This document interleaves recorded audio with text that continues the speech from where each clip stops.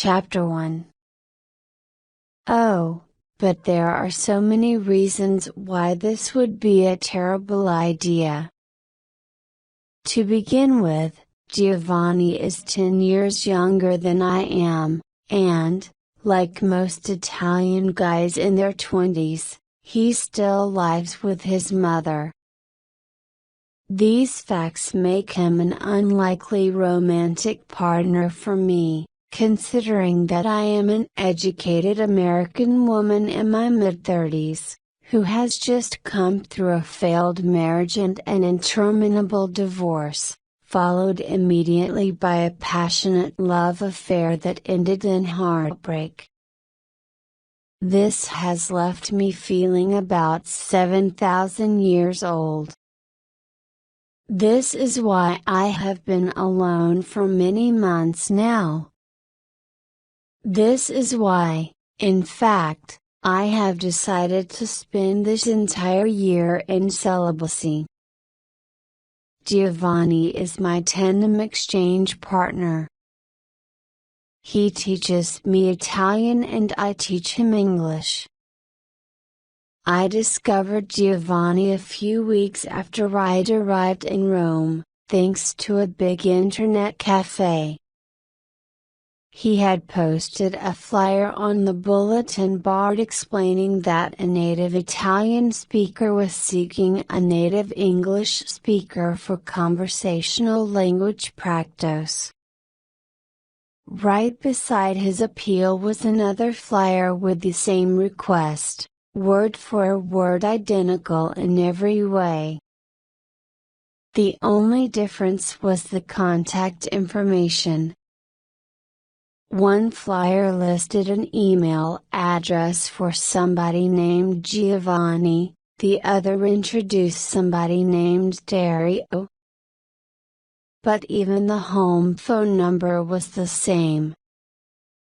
Using my keen intuitive powers, I emailed both men at the same time, asking in Italian, "Are you perhaps brothers?" Giovanni wrote back, "Even better. Twins." After meeting the boys, I began to wonder if perhaps I should change my rule a bit about remaining celibate this year.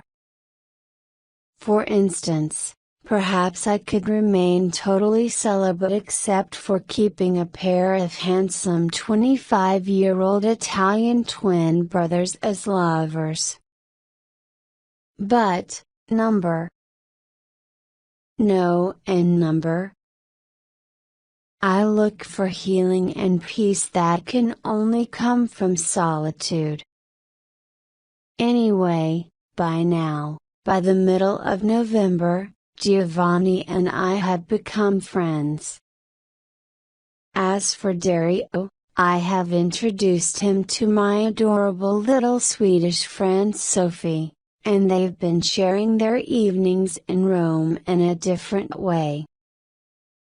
But Giovanni and I, we only talk. Well, we eat and we talk.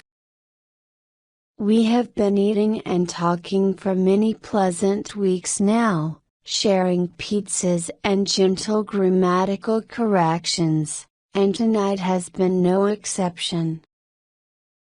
Now it is midnight and foggy, and Giovanni is walking me home to my apartment through these back streets of Rome. We are at my door. We face each other. He gives me a warm hug. "Good night, my dear Liz," he says. I reply. I walk up the stairs to my 4th-floor apartment, all alone. Another solitary bedtime in Rome. Another long night's sleep ahead of me. I am alone, I am all alone, I am completely alone. Grasping this reality, I drop to my knees and press my forehead against the floor. There, I offer up to the universal prayer of thanks. Chapter 2. And since I am already down there in prayer on the floor, let me hold that position as I reach back in time 3 years earlier to the moment when this story began, a moment which also found me in this exact same posture, on my knees, on a floor, praying. Everything else about that scene was different, though.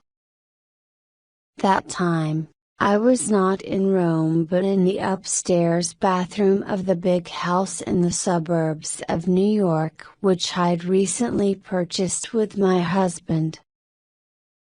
It was in November, at around 3 o'clock in the morning. My husband was sleeping in our bed. I was hiding in the bathroom sobbing.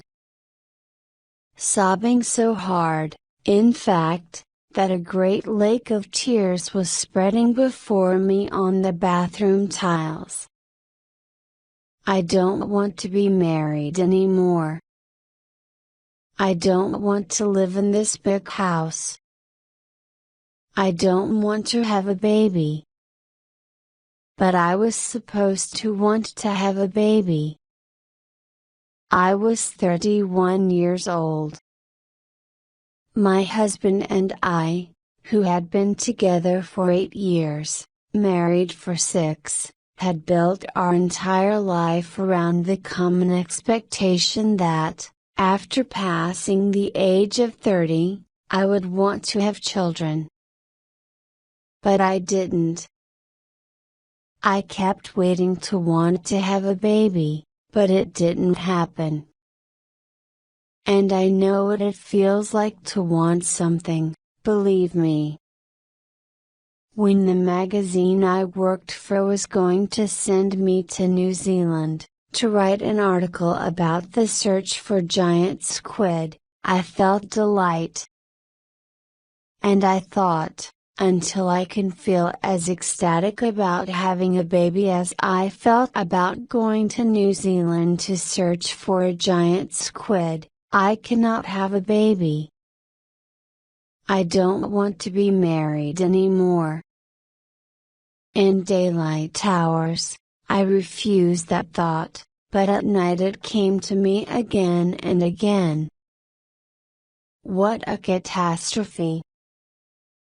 I had actively participated in every moment of the creation of this life, so why did I feel so overwhelmed with duty, tired of being the breadwinner and the housekeeper and the social coordinator and the dog walker and the wife and the soon-to-be mother, and, somewhere in my stolen moments, a writer? I don't want to be married anymore. My husband was sleeping in the other room, in our bed. I equal parts loved him and could not stand him. I couldn't wake him to share in my distress, what would be the point? We both knew there was something wrong with me, and he'd been losing patience with it. We'd been fighting and crying, and we were tired in that way that only a couple whose marriage is collapsing can be tired. The many reasons I didn't want to be this man's wife anymore are too personal and too sad to share here. The chronicle of our marriage's failure will remain untold here. I also will not discuss here all the reasons why I did still want to be his wife, or all his wonderfulness, or why I loved him and why I had married him and why I was unable to imagine life without him. I won't open any of that. I can only say that, on this night, he was still my lighthouse and my albatross in equal measure. The only thing more unthinkable than leaving was staying. The only thing more impossible than staying was leaving. I didn't want to destroy anything or anybody. I just wanted to slip quietly out the back door, without causing any consequences, and then not stop running until I reached Greenland. This part of my story is not a happy one, I know. But I share it here because something occurred on that bathroom floor that changed forever my life. What happened was that I started to pray. You know, like, to God. Chapter 3. Now, this was a first for me. And since this is the first time I have introduced that word, God, into my book, and since this is a word which will appear many times again throughout these pages, it seems only fair that I pause here for a moment to explain exactly what I mean when I say that word. Let me first explain why I use the word God, when I could just as easily use the words Jehovah, Allah, Shiva, Brahma, Vishnu or Zeus.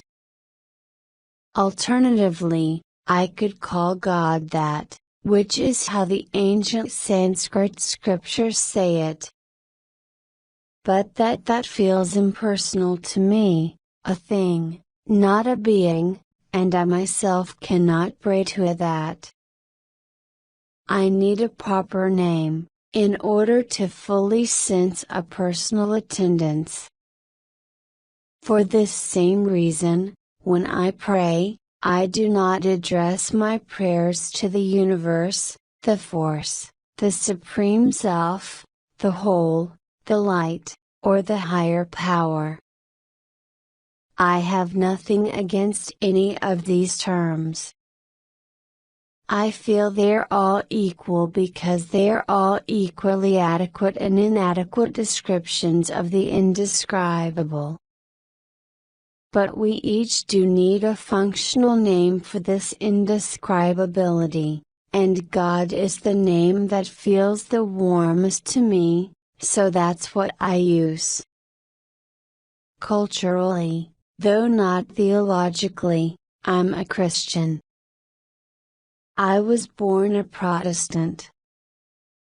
And while I really love that great teacher of peace who is called Jesus, I can't swallow that one fixed rule of Christianity insisting that Christ is the only path to God.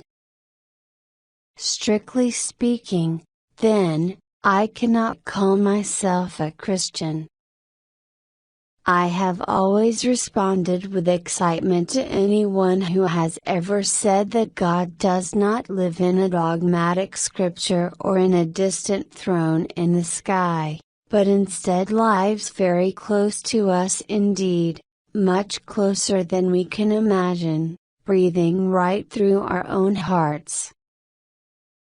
I respond with gratitude to anyone who has ever voyaged to the center of that heart, and who has then returned to the world with a report for the rest of us that God is an experience of supreme love.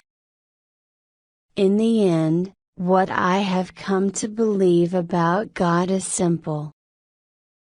When the question is raised, what kind of God do you believe in? My answer is easy, I believe in a magnificent God. Chapter 4.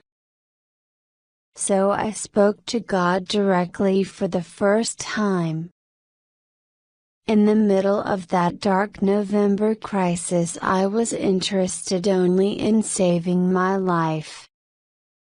What I said to God through my sobs was something like this: "Hello, God. How are you? I'm Liz. It's nice to meet you. That's right, I was speaking to the creator of the universe as though we'd just been introduced at a cocktail party. But we work with what we know in this life, and these are the words I always use at the beginning of a relationship. I'm sorry to bother you so late at night, I continued. But I'm in serious trouble. And I'm sorry I haven't ever spoken directly to you before, but I hope I have always expressed my gratitude for all the blessings that you've given me in my life. This thought caused me to sob even harder. God waited. I pulled myself together enough to go on. I am not an expert at praying, as you know. But can you please help me? I am in desperate need of help. I don't know what to do. I need an answer. Please tell me what to do. Please tell me what to do. Please tell me what to do. And so the prayer was please tell me what to do repeated again and again. I don't know how many times I begged. I only know that I begged like someone who was pleading for her life. And the crying went on forever. Until, quite abruptly, it stopped. Quite abruptly, I found that I was not crying anymore. I lifted my forehead off the floor and sat up in surprise, wondering if I would see now some great being who had taken my weeping away. But nobody was there. I was just alone. But not really alone, either. I was surrounded by something like a little pocket of silence. I was totally still. I don't know when I'd ever felt such stillness. Then I heard a voice. This was my voice as I had never heard it before. This was my voice, but perfectly wise, calm and compassionate. How can I describe the warmth of affection in that voice, as it gave me the answer that would forever open my faith in the divine? The voice said, "Go back to bed, Liz." I exhaled. It was so immediately clear that this was the only thing to do. Any other answer, "You must divorce your husband," or "You must not divorce your husband!" would not be true wisdom.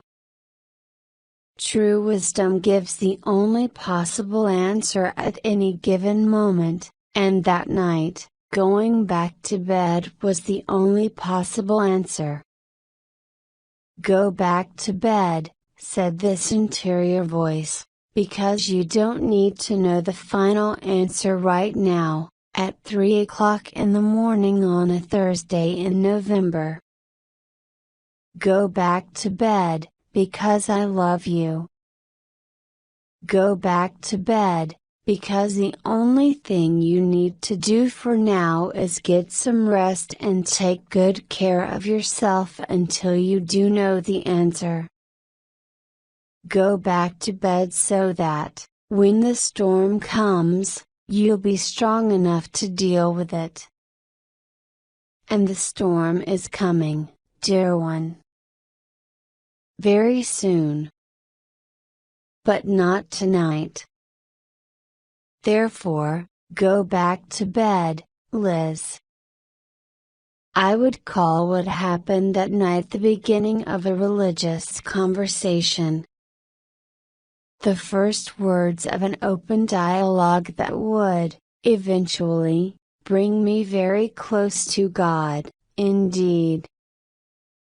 Chapter 5. 7 very difficult months later, I left my husband. When I finally made that decision, I thought the worst of it was over.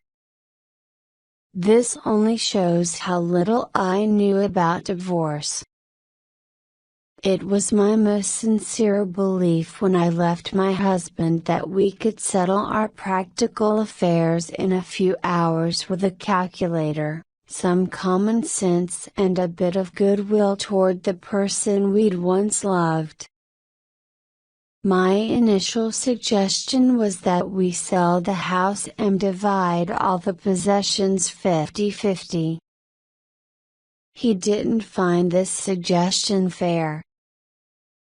So I changed my offer. What if he took all the possessions and I took all the blame? But not even that offer brought a settlement. Now I was at a loss. I could do nothing now but wait for his counter-proposal. My newfound spirituality made it essential to me that we not battle. So this was my position: I would neither defend myself from him, nor would I fight him. Months passed. My life got stuck at the midpoint as I waited to be released, waited to see what the terms would be. We were living separately. He had moved into our Manhattan apartment, but nothing was resolved. And then there was David. All the complications and traumas of those ugly divorce years were multiplied by the drama of David, the guy I fell in love with as I was taking leave of my marriage. I clung to David for escape from marriage. I inflicted upon him my every hope for my salvation and happiness. I moved right in with David after I left my husband. He was, and he is, a gorgeous young man. A born New Yorker, an actor and writer. Independent, vegetarian, spiritual, seductive. Bigger than life. Bigger than big. Or at least he was to me. David and I met because he was performing in a play based on short stories I'd written. He was playing a character I had invented. In desperate love, it's always like this, isn't it? In desperate love, we always invent the characters of our partners, demanding that they be what we need of them, and then feeling shocked when they refuse to perform the role we created in the first place. But, oh, we had such a great time together during those early months when he was still my romantic hero and I was still his living dream. It was excitement and compatibility like I'd never imagined. We invented our own language. We made goals, vows, promises and dinner together. The first summer of Liz and David looked like any romantic movie you've ever seen. At this time I was still thinking my divorce might proceed gracefully, though I was giving my husband the summer off from talking about it so we could both cool down. Anyway, it was so easy not to think about all that loss in the midst of such happiness. Then that summer ended.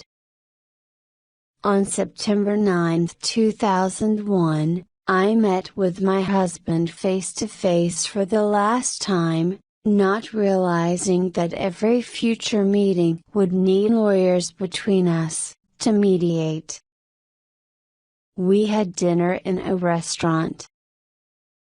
I tried to talk about our separation, but all we did was fight. He let me know that I was a liar and a traitor and that he hated me and would never speak to me again.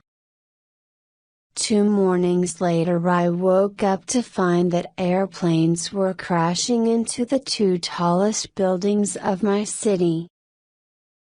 I called my husband to make sure he was safe and we wept together over this disaster, but I did not go to him. Which is how we both knew it was over. It's not much of an exaggeration to say that I did not sleep again for the next 4 months. I shudder now to think of what I imposed on David during those months we lived together, right after 9/11 and my separation from my husband. Imagine his surprise to discover that the happiest, most confident woman he'd ever met was actually a dark hole of bottomless grief. Once again, I could not stop crying. This is when he started to move away, and that's when I saw the other side of my passionate romantic hero, the David who was cool to the touch, in need of more personal space than a herd of American bison. To be losing David right after the failure of my marriage, and right after the terrorizing of my city, and right during the worst ugliness of divorce. Well, this was simply too much.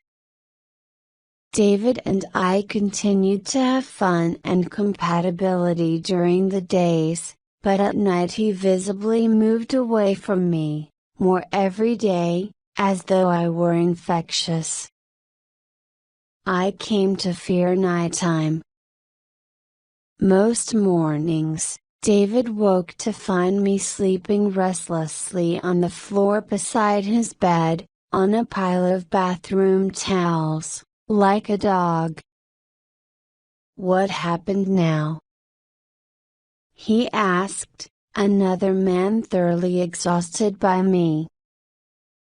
I think I lost something like 15 kilos during that time. Chapter 6. Oh, but it wasn't all bad, those few years. Because God never slams a door in your face without opening a window, some wonderful things happened to me in the shadow of all that sorrow. For one thing, I finally started learning Italian. Also, I found an Indian guru. Lastly, I was invited by an elderly medicine man to come and live with him in Indonesia. I'll explain in sequence. To begin with, things started to look better when I moved out of David's place in early 2002 and found an apartment of my own for the first time in my life. I saw the apartment almost as a sanatorium for my own recovery. I painted the walls in the warmest colors I could find and bought myself flowers every week, as if I were visiting myself in the hospital. My sister gave me a hot water bottle as a housewarming gift and I slept with the thing laid against my heart every night. David and I had broken up for good. Or maybe we hadn't. It's hard to remember now how many times we broke up and joined up over those months. But during those periods when we were separated, I was practicing living alone. And this experience was bringing a hopeful interior change. When I wasn't feeling suicidal about my divorce, or suicidal about my drama with David. I was actually feeling delighted about my free time, during which I could ask myself the radical new question, what do you want to do, Liz? And when I finally started to answer, I did so cautiously. I would only allow myself to express little baby step once. Like, I want to go to a yoga class. I want to leave this party early, so I can go home and read a novel.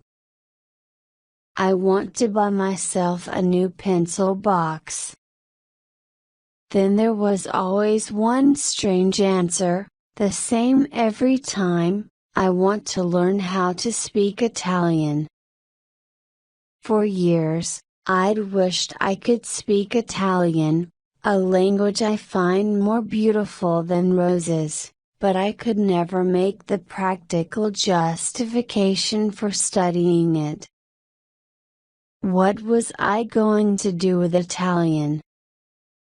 I wasn't going to move there. It would be more practical to learn how to play the accordion.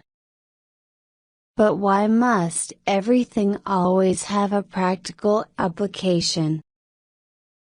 In this dark period of loss, did I need any justification for learning Italian other than that it was the only thing I could imagine bringing me any pleasure right now? And I loved it. Every word was a singing bird, a magic trick for me. I came home through the rain after class, filled a bath with hot water, and lay there in the bubbles reading the Italian dictionary aloud to myself, taking my mind off my divorce pressures and my heartache. The words made me laugh in delight. Maybe I would move to Italy, after all. Chapter 7. The other important thing that was happening during that time was the newfound adventure of spiritual discipline. An actual living Indian guru came into my life. I'd been introduced to my guru the first night I went to David's apartment. I fell in love with them both at the same time. I walked into David's apartment and saw this picture on his dresser of a radiantly beautiful Indian woman and I asked, "Who's that?" He said, "That is my spiritual teacher." My heart took a deep breath and announced, "I want a spiritual teacher." I literally mean that it was my heart who said this, speaking through my mouth. I felt this weird division in myself, and my mind stepped out of my body for a moment, turned to face my heart in astonishment and silently asked, "You do?" "Yes," replied my heart. "I do."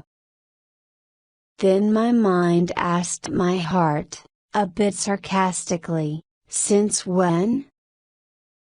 But I already knew the answer, since that night on the bathroom floor.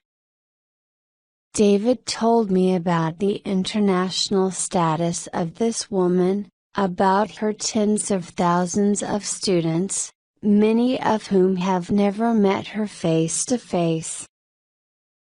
Still, he said, there was a gathering here in New York City every Tuesday night of the Guru's devotees who came together as a group to meditate and chant. I joined David the following Tuesday night.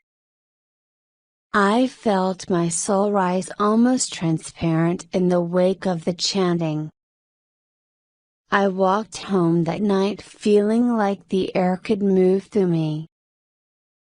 I started going to the chants every Tuesday. Then I started meditating every morning on the ancient Sanskrit mantra the Guru gives to all her students. Then I listened to the Guru speak in person for the first time, and her words gave me chill bumps over my whole body, even across the skin of my face. And when I heard she had an ashram in India, I knew I must take myself there as quickly as possible. Chapter 8. In the meantime, though, I had to go on a business trip to Indonesia. An editor from a women's magazine asked if I could go to Bali to write a story about yoga vacations.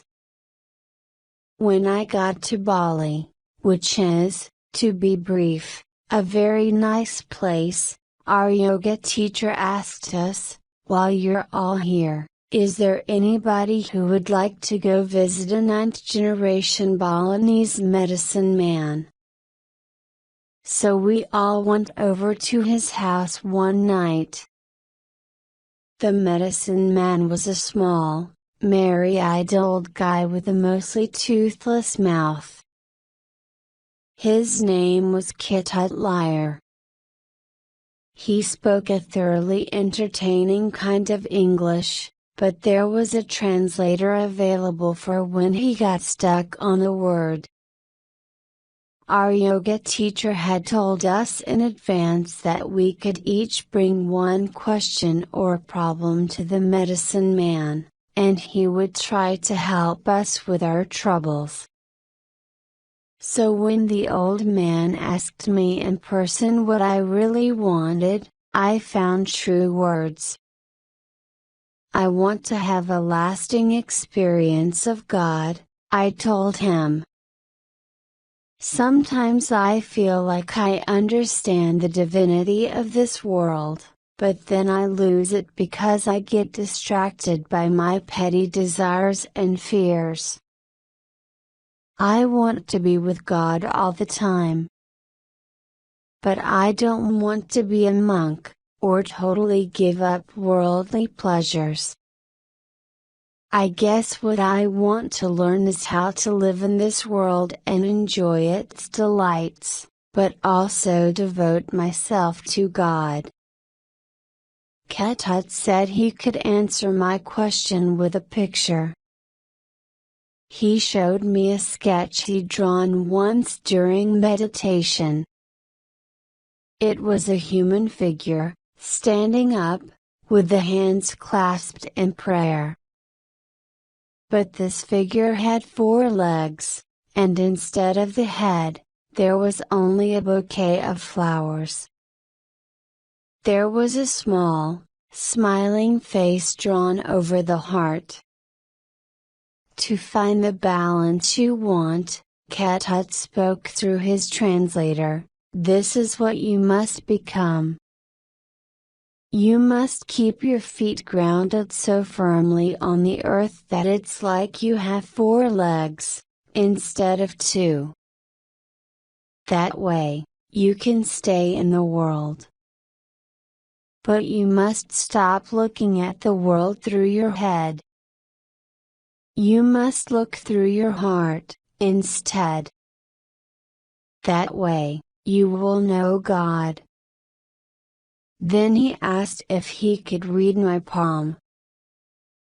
I gave him my left hand. "You have more good luck than anyone I've ever met," he said. "You will live a long time, have many friends, many experiences. You will see the whole world. You only have one problem in your life. You worry too much. Always you get too emotional, too nervous. If I promise you that you will never have any reason in your life to ever worry about anything, will you believe me?" Nervously I nodded, not believing him. For work, you do something creative, and you get paid good money for it. Always you will get paid good money for this thing you do. You are generous with money, maybe too generous. Also one problem. You will lose all your money once in your life. I think maybe it will happen soon. I think maybe it will happen in the next 6 to 10 months, I said, thinking about my divorce. Ketut nodded. But don't worry, he said. After you lose all your money, you will get it all right back again. Right away you'll be fine. You will have 2 marriages in your life. One short, one long. And you will have 1 child. Late in life, a daughter. Maybe. If you decide. But there is something else. He frowned, then looked up, suddenly absolutely confident. Someday soon you will come back here to Bali. You must. You will stay here in Bali for 3, maybe 4 months. You will be my friend. Maybe you will live here with my family. I can practice English with you. I never had anybody to practice English with. I think you are good with words. I think this creative work you do is something about words, yes? Yes. I said. I'm a writer. I'm a book writer. You are a book writer from New York, he said, in confirmation. So you will come back here to Bali and live here and teach me English. And I will teach you everything I know. Then he stood up. I said, if you're serious, mister, I'm serious. He beamed at me toothlessly and said, see you later, alligator. Chapter 9. Now, I'm the kind of person who, when a 9th-generation Indonesian medicine man tells you that you're destined to move to Bali and live with him for 4 months, thinks you should make every effort to do that. And this, finally, was how my whole idea about this year of traveling was born. I absolutely needed to get myself back to Indonesia. Problem was, I also wanted to go to India, to visit my guru's ashram. To make matters even more confusing, I'd also been dying lately to get over to Italy, so I could practice speaking Italian, but also because I was drawn to the idea of living for a while in a culture where pleasure and beauty are valued. I wanted worldly enjoyment and divine transcendence, the dual glories of a human life. I wanted what the Greeks called kalos kai agathos, the unique balance of the good and the beautiful. As for how to balance the urge for pleasure against the longing for devotion, well, surely there was a way to learn that trick. And it seemed to me that I maybe could learn this from the Balinese. Maybe even from the medicine man himself. 4 feet on the ground, a head full of flowers, looking at the world through the heart. so I stopped trying to choose Italy, India, or Indonesia, and eventually just admitted that I wanted to travel to all of them. 4 months in each place. A year in total. Of course, this was a slightly more ambitious dream than I want to buy myself a new pencil box. But this is what I wanted. And I knew that I wanted to write about it. I wanted to explore the art of pleasure in Italy, the art of devotion in India, and, in Indonesia, the art of balancing the two. It was only later, after admitting this dream, that I noticed the happy coincidence that all these countries begin with the letter I. A fairly fortunate sign, it seemed, on a voyage of self-discovery. The spring of 2003 brought things to a boiling point. A year and a half after I'd left, my husband was finally ready to discuss terms of a settlement. He wanted everything I'd been offering all the time. But he was also asking for things I'd never even considered: a stake in the royalties of books I'd written during the marriage, a cut of possible future movie rights to my work, a share of my retirement accounts, etc. I protested. Finally, our lawyers came to a compromise, and it was starting to look like my husband might actually accept a modified deal. It would cost me dearly, but a fight in the courts would be infinitely more expensive and time-consuming. If he signed the agreement, all I had to do was pay and walk away. Which would be fine with me at this point. The question was, would he sign? More weeks passed as he contested more details. If he didn't agree to this settlement, we'd have to go to trial. A trial would mean another year, at least, of all this mess. So whatever my husband decided, and he still was my husband, after all, it was going to determine yet another year of my life. The nervousness I felt during this time was something like anticipating the results of a biopsy. Meanwhile, David and I had broken up again.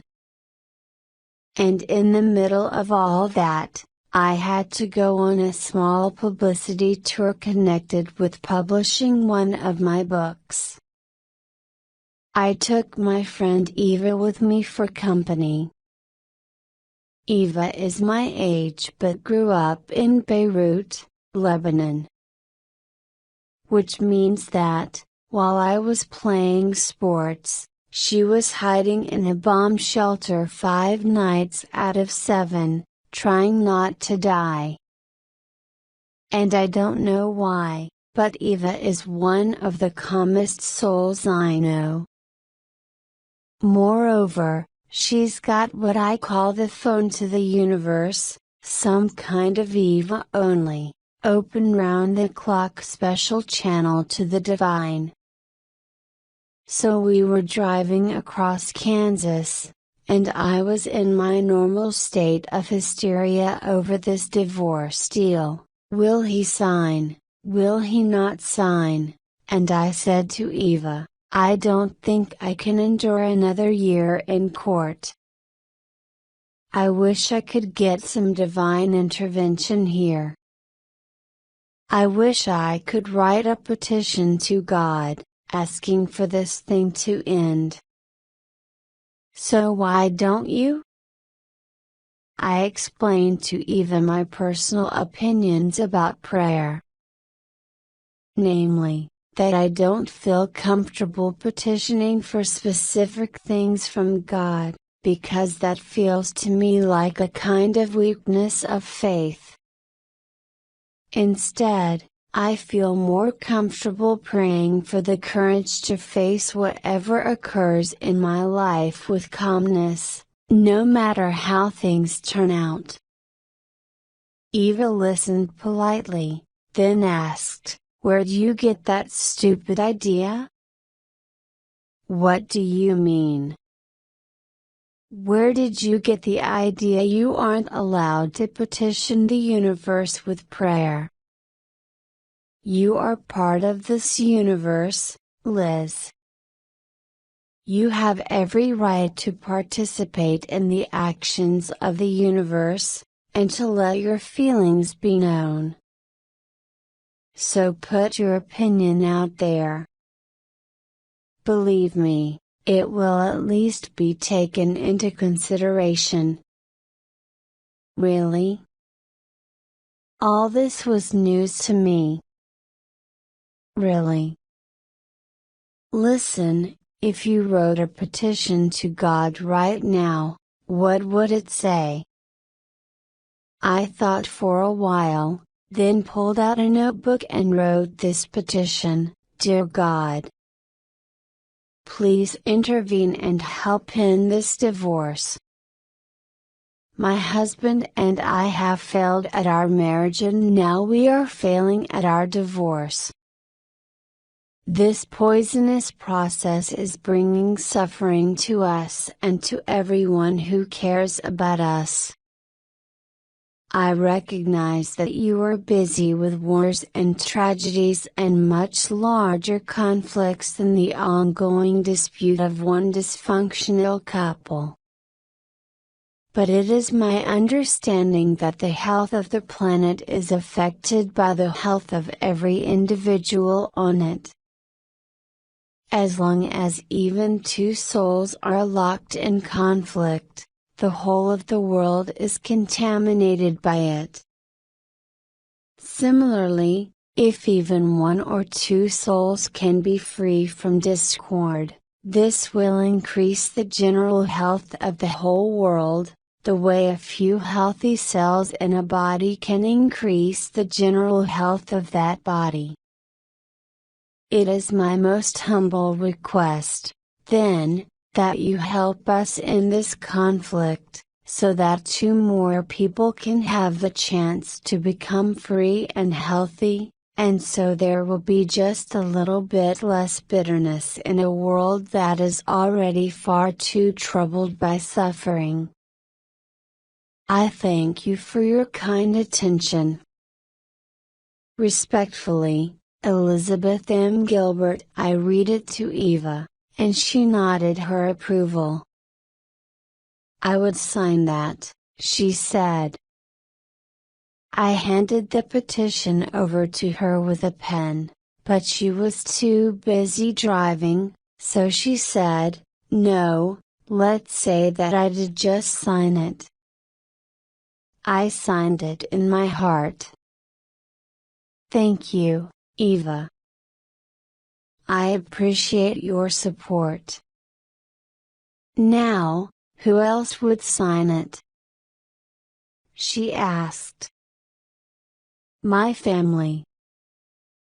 My mother and father. My sister.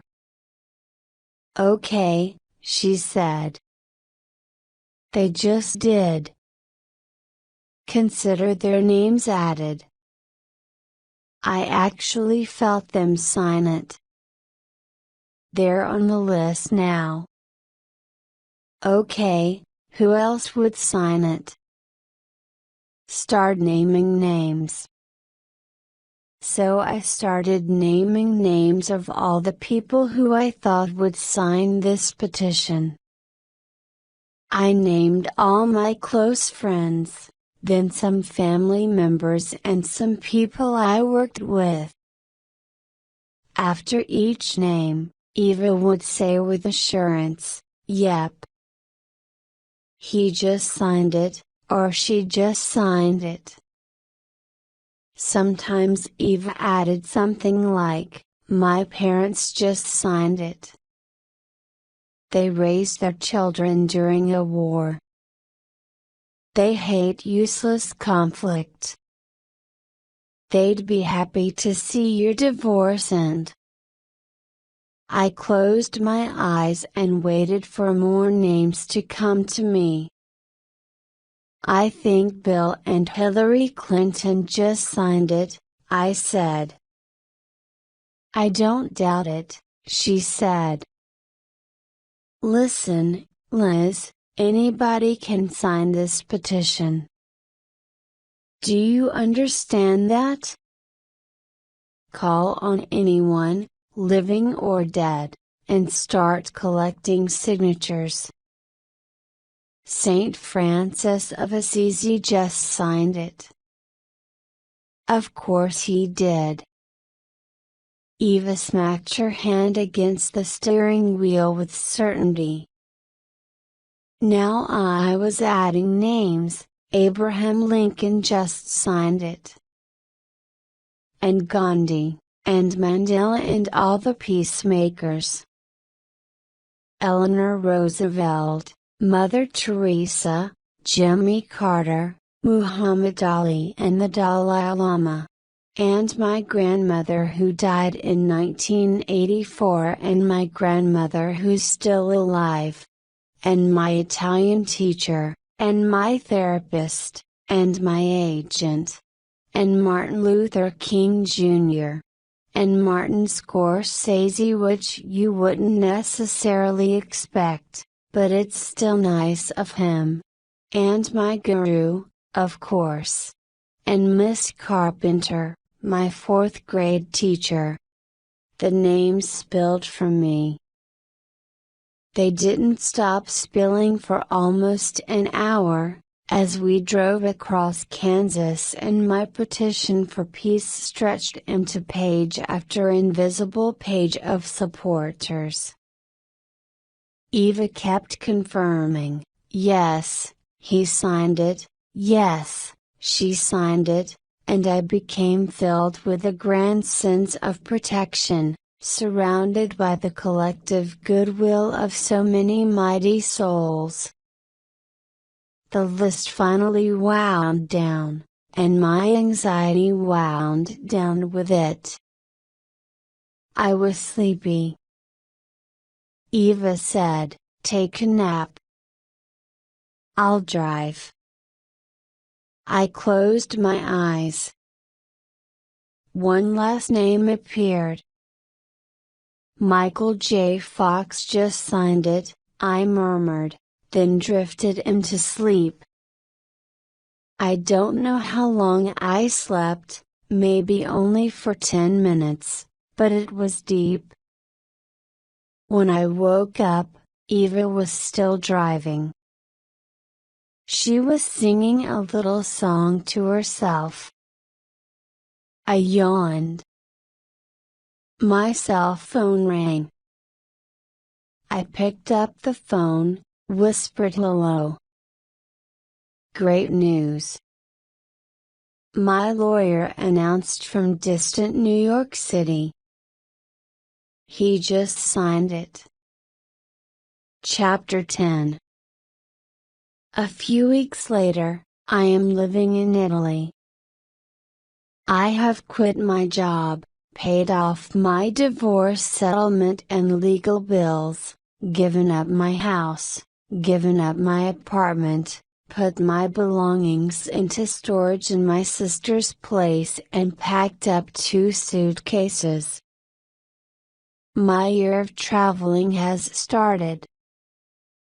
And I can actually afford to do this because of a miracle. In advance, my publisher has purchased the book I should write about my travels.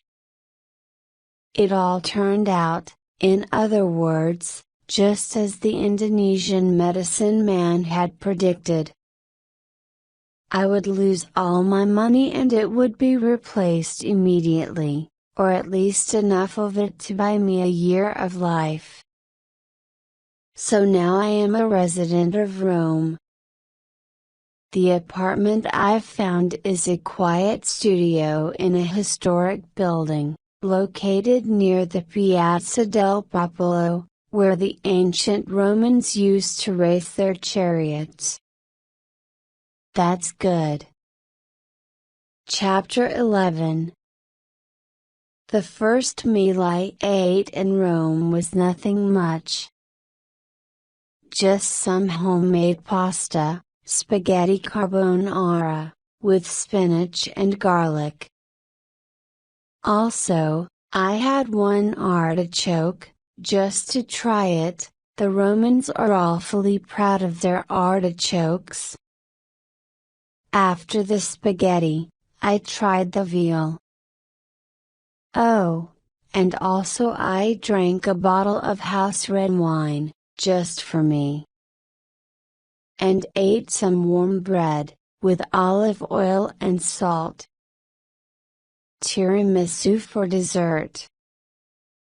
I came home after that meal at around 11 p.m. I climbed the stairs to my apartment, lay down in my new bed and turned off the light. I waited to start crying or worrying, since that's what usually happened to me with the lights off, but I actually felt okay. I felt fine. I felt the early symptoms of contentment. My weary body asked my weary mind, was this all you needed, then? There was no response. I was already fast asleep. Chapter 12. It is early September, 2003. The weather is warm and lazy. By this, my fourth day in Rome, I have still not been to a museum, nor have I even looked at a guidebook. But I have been walking endlessly and aimlessly, and I finally found a little place that a friendly bus driver informed me sells the best gelato in Rome. I tried a combination of the honey and the hazelnut ice cream. I came back later that same day for the grapefruit and the melon. Then, after dinner that same night, I walked all the way back over there one last time, just to sample a cup of the cinnamon ginger. I've been trying to read through one newspaper article every day, no matter how long it takes. I look up approximately every third word in my dictionary. It's also important to read the newspaper every day to see how the Pope is doing. Here in Rome, the Pope's health is recorded daily in the newspaper, very much like weather, or the TV schedule. Today the Pope is tired. Yesterday, the Pope was less tired than he is today. Tomorrow, we expect that the Pope will not be quite as tired as he was today. It's kind of a fairyland of language for me here. I went to a bookstore yesterday morning and felt I'd entered an enchanted palace. Everything was in Italian. I found some works by American poets in that bookstore, with the original English version printed on one side of the page and the Italian translation on the other. I bought a volume by Robert Lowell, another by Louise Gluck. Today I found a library. This library is a beautiful old thing, and within it there is a courtyard garden. The garden is a perfect square, dotted with orange trees and, in the center, a fountain. I sat down on a bench under an orange tree and opened one of the poetry books I'd purchased yesterday. Louise Gluck. I read the first poem in Italian, then in English, and stop suddenly at this line: "From the center of my life, there came a great fountain." I set the book down in my lap, shaking with relief. Chapter 13. Traveling is the great true love of my life. I have always felt, ever since I was 16 years old and first went to Russia with my saved up babysitting money, that to travel is worth any cost or sacrifice. I am loyal and constant in my love for travel, as I have not always been loyal and constant in my other loves. I feel about travel the way a happy new mother feels about her impossible, restless newborn baby. I just don't care what it puts me through. Because I adore it. Because it's mine. I have my own set of survival techniques. I am patient. I know how to pack light. I'm a fearless eater. But my one mighty travel talent is that I can make friends with anybody. People asked me before I left for Italy, "Do you have friends in Rome?" And I said, "No," thinking to myself, "but I will." There is the grand old system of the letter of introduction, today more likely to be an email, presenting you formally to the acquaintance of an acquaintance. This is a great way to meet people. So before I left for Italy, I asked everyone I knew in America if they had any friends in Rome, and I'm happy to report that I have been sent abroad with a substantial list of Italian contacts. Among all the nominees on my potential new Italian friends list, I am most intrigued to meet a fellow named Luca Spaghetti. Luca Spaghetti is a good friend of my college friend. And that is honestly his name, I'm not making it up. It's too crazy.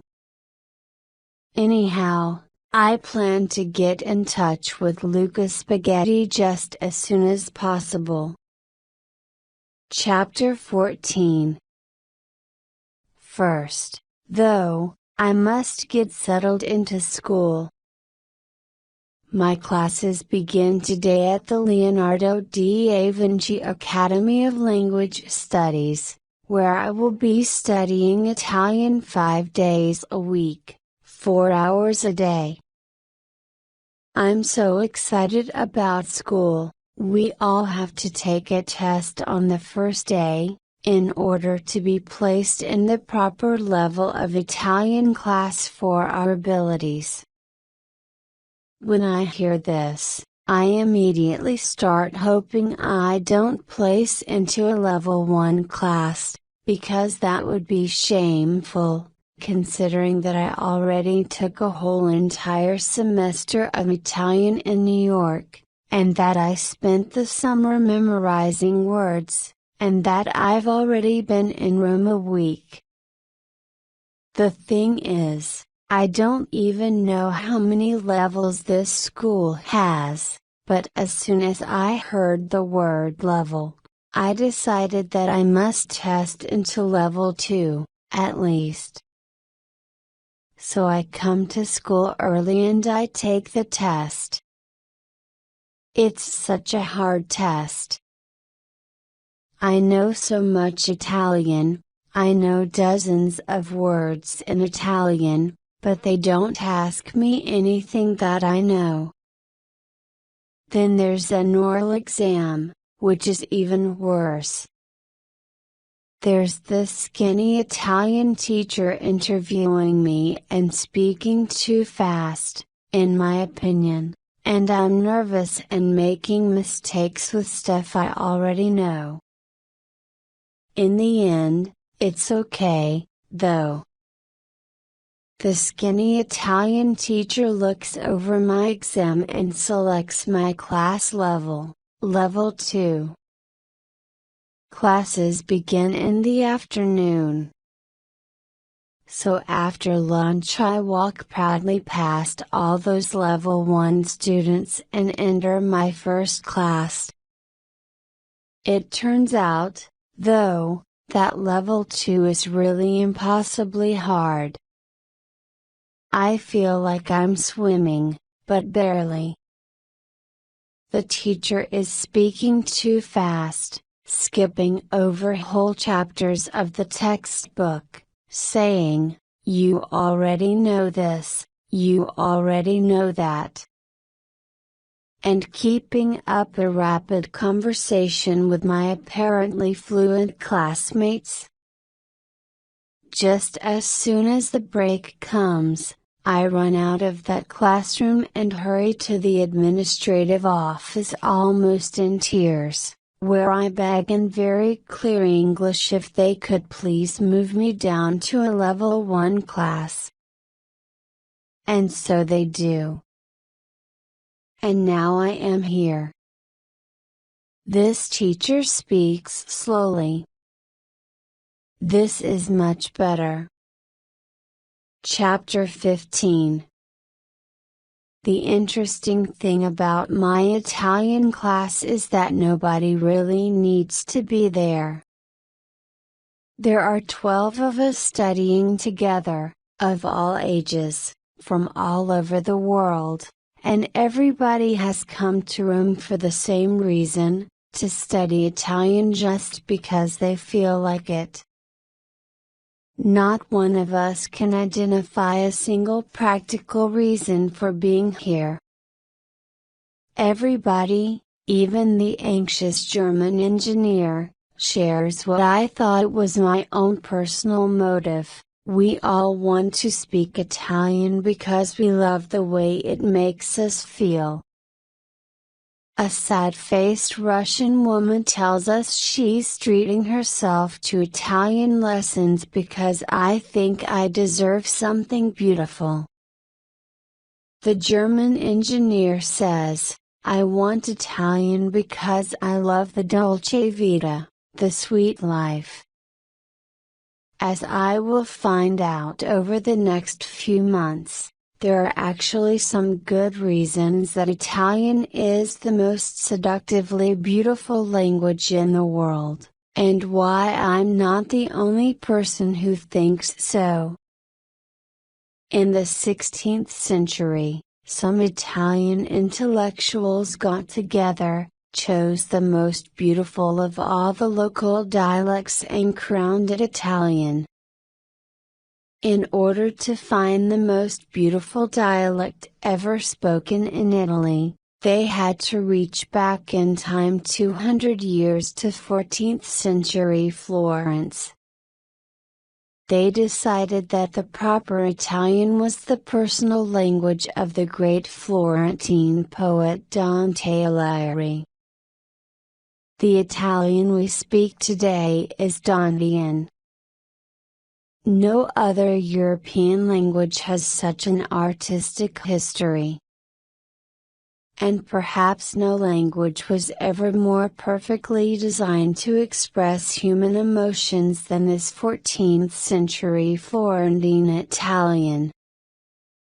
The last line of the Divine Comedy, in which Dante is faced with the vision of God himself, is a sentiment that is still easily understandable by anyone familiar with so-called modern Italian. Dante writes that God is not merely a blinding vision of glorious light, but that He is, most of all, the love that moves the sun and the other stars. So, it's really no wonder that I want so desperately to learn this language. Chapter 16. Depression and loneliness track me down after about 10 days in Italy. I am walking through the Villa Borghese one evening after a happy day spent in school, and the sun is setting gold over St. Peter's Basilica.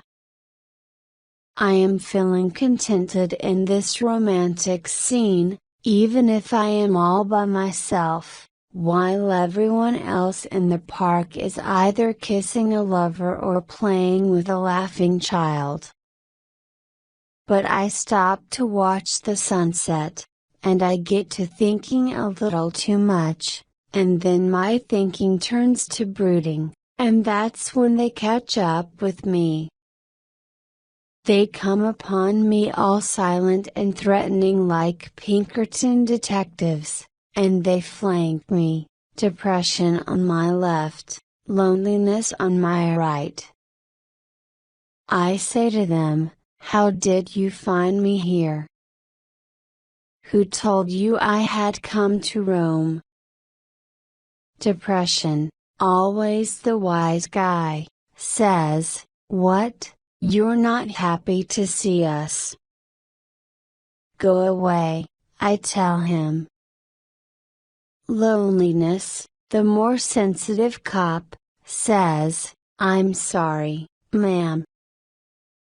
But I have to accompany you the whole time you're traveling. It's my assignment." I walk back home, hoping to shake them, but they keep following me, these two goons. I don't want to let them up the stairs to my apartment, but I know depression, and he's got a stick, so there's no stopping him from coming in if he decides that he wants to. "It's not fair for you to come here," I tell depression. But he just gives me that dark smile, settles into my favorite chair, puts his feet on my table and lights a cigar, filling the place with his awful smoke. Loneliness watches and sighs, then climbs into my bed, fully dressed. He's going to make me sleep with him again tonight, I just know it. Chapter 17. I'd stopped taking my medication only a few days earlier. It had just seemed crazy to be taking antidepressants in Italy. How could I be depressed here? I'd never wanted to be on the medication in the first place.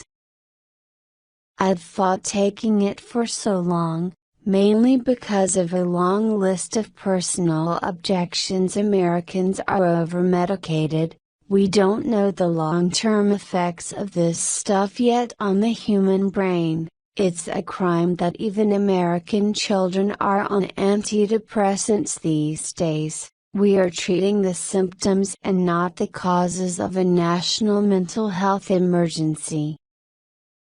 Still, during the last few years of my life, it was clear that I was in trouble. As my marriage dissolved and my drama with David evolved, I'd come to have all the symptoms of a major depression: loss of sleep and appetite, uncontrollable weeping, chronic backaches and stomach aches, despair, inability to concentrate on work. It went on and on. I took on my depression like it was the fight of my life, which, of course, it was. I became a student of my own depressed experience, trying to find its causes. What was the root of all this despair? Was it psychological? Was it just temporal, a bad time in my life? When the divorce ends, will the depression end with it? Was it genetic? Was it cultural? Was it astrological? Was it karmic? Was it hormonal? Dietary? Philosophical? Seasonal? Environmental? Did I have a chemical imbalance? What a large number of factors constitute a single human being. How very many layers we operate on, and how very many influences we receive from our minds, our bodies, our histories, our families, our cities, our souls and our lunches. So, I faced the fight at every level. I bought all those self-help books. I prayed like a novice nun. I stopped eating meat, for a short time, anyway, after someone told me that I was eating the fear of the animal at the moment of its death. I exercised. I carefully protected myself from sad movies, books and songs. I tried so hard to fight the endless sobbing. The last thing I tried, after about 2 years of fighting this sorrow, was medication. If I may impose my opinions here, I think it should always be the last thing you try.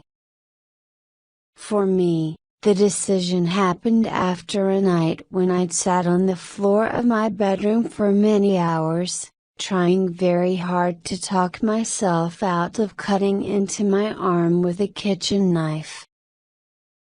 I had some other good ideas around that time, about how jumping off a building or blowing my brains out with a gun might stop the suffering. But something about spending a night with a knife in my hand did it. The next morning I called my friend Susan, begged her to help me. Susan made the phone calls and found me a psychiatrist who would give me a consultation that very day, to discuss the possibility of prescribing antidepressants. I listened to Susan's conversation with the doctor, listened to her say, "I'm afraid my friend is going to seriously hurt herself." I was afraid, too. When I went to see the psychiatrist that afternoon, he asked me what had taken me so long to get help. I told him my objections and reservations about antidepressants. I laid copies of the 3 books I'd already published on his desk, and I said, "I'm a writer. Please don't do anything to harm my brain." He said, "If you had a kidney disease, you wouldn't hesitate to take medication for it. Why are you hesitating with this?" But, see, that only shows how ignorant he was about my family. We're a family who regard any sickness as a sign of personal, ethical, moral failure. He put me on a few different drugs until we found the best combination. Quickly, in less than a week, I could feel an extra inch of daylight opening in my mind. Also, I could finally sleep. And this was the real gift, because when you cannot sleep, you cannot get yourself out of the ditch, there's not a chance. The pills gave me those recovery night hours back, and also stopped my hands from shaking and released the panic alert button from inside my heart. Still, I never relaxed into taking those drugs, though they helped immediately. I always felt conflicted about it. Those drugs were part of my bridge to the other side, there's no question about it, but I wanted to be off them as soon as possible. I'd started taking the medication in January of 2003. By May, I was already diminishing my dosage significantly. Those had been the toughest months, anyhow, the last months of the divorce, the last months with David. I know these drugs made my misery feel less catastrophic. So I'm grateful for that. But I'm still deeply ambivalent about mood-altering medications. Medicating the symptom of any illness without exploring its root cause is just a classically crazy Western way to think that anyone could ever get truly better. Though one doctor suggested that I might have to go on and off antidepressants many times in my life because of my tendency toward melancholy, I hope he's wrong. I intend to do everything I can to prove him wrong, or at least to fight that melancholic tendency. Whether this makes me self-deflatingly stubborn, or self-preserving stubborn, I cannot say. Chapter 18. I am in Rome, and I am in trouble. The goons of depression and loneliness have come into my life again. There are more pills in my bottom drawer, but I don't want them. I want to be free of them forever. But I don't want depression or loneliness around, either, so I don't know what to do, and I'm spiraling in panic, like I always spiral when I don't know what to do. So what I do for tonight is reach for my most private notebook, which I keep next to my bed in case I'm ever in emergency trouble. I open it up. I find the first blank page. I write, I need your help. Then I wait. After a little while, a response comes, in my own handwriting, I'm right here. What can I do for you? Here, in this most private notebook, is where I talk to myself. I talk to that same voice I met that night on my bathroom floor when I first prayed to God in tears for help, when something, or somebody, had said, "Go back to bed, Liz." In the years since then, I've found that voice again in times of distress, and have learned that the best way for me to reach it is written conversation. I've been surprised to find that I can almost always access that voice. Even during the worst of suffering, that calm, compassionate, affectionate and infinitely wise voice, who is maybe me, or maybe not exactly me, is always available for a conversation on paper at any time of day or night. So tonight I reach for that voice again. This is the first time I've done this since I came to Italy. What I write in my journal tonight is that I am weak and full of fear. I explain that depression and loneliness have shown up, and I'm scared they will never leave. I say that I don't want to take the drugs anymore, but I'm frightened I will have to.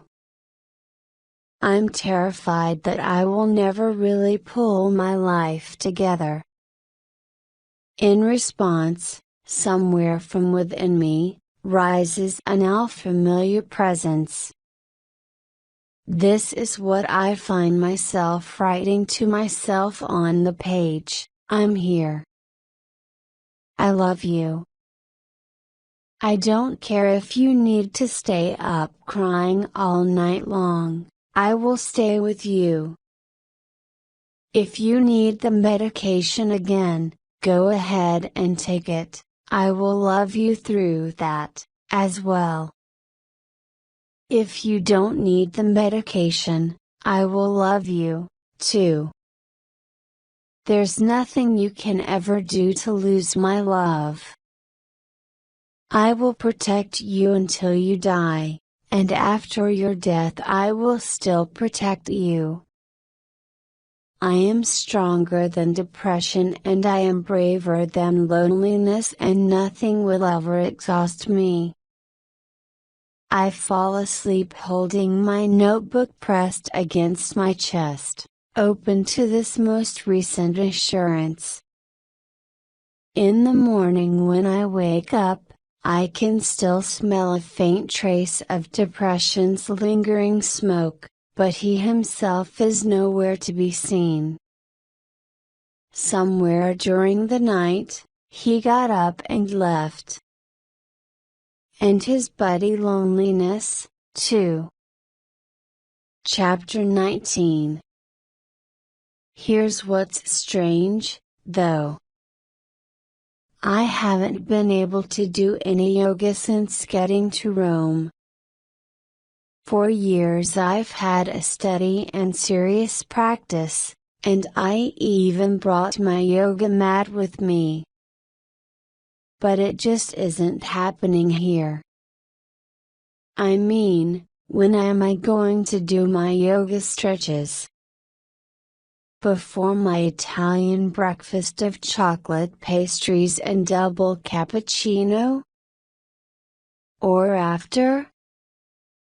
The first few days I was here, I readily rolled out my yoga mat every morning, but found I could only look at it and laugh. The culture of Rome just doesn't match the culture of yoga, not as far as I can see. In fact, I've decided that Rome and yoga don't have anything in common at all.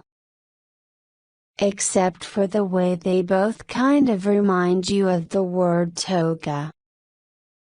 Chapter 20. I needed to make some friends. So I got busy with it, and now it is October and I have a nice assortment of them. I know 2 Elizabeths in Rome now, besides myself.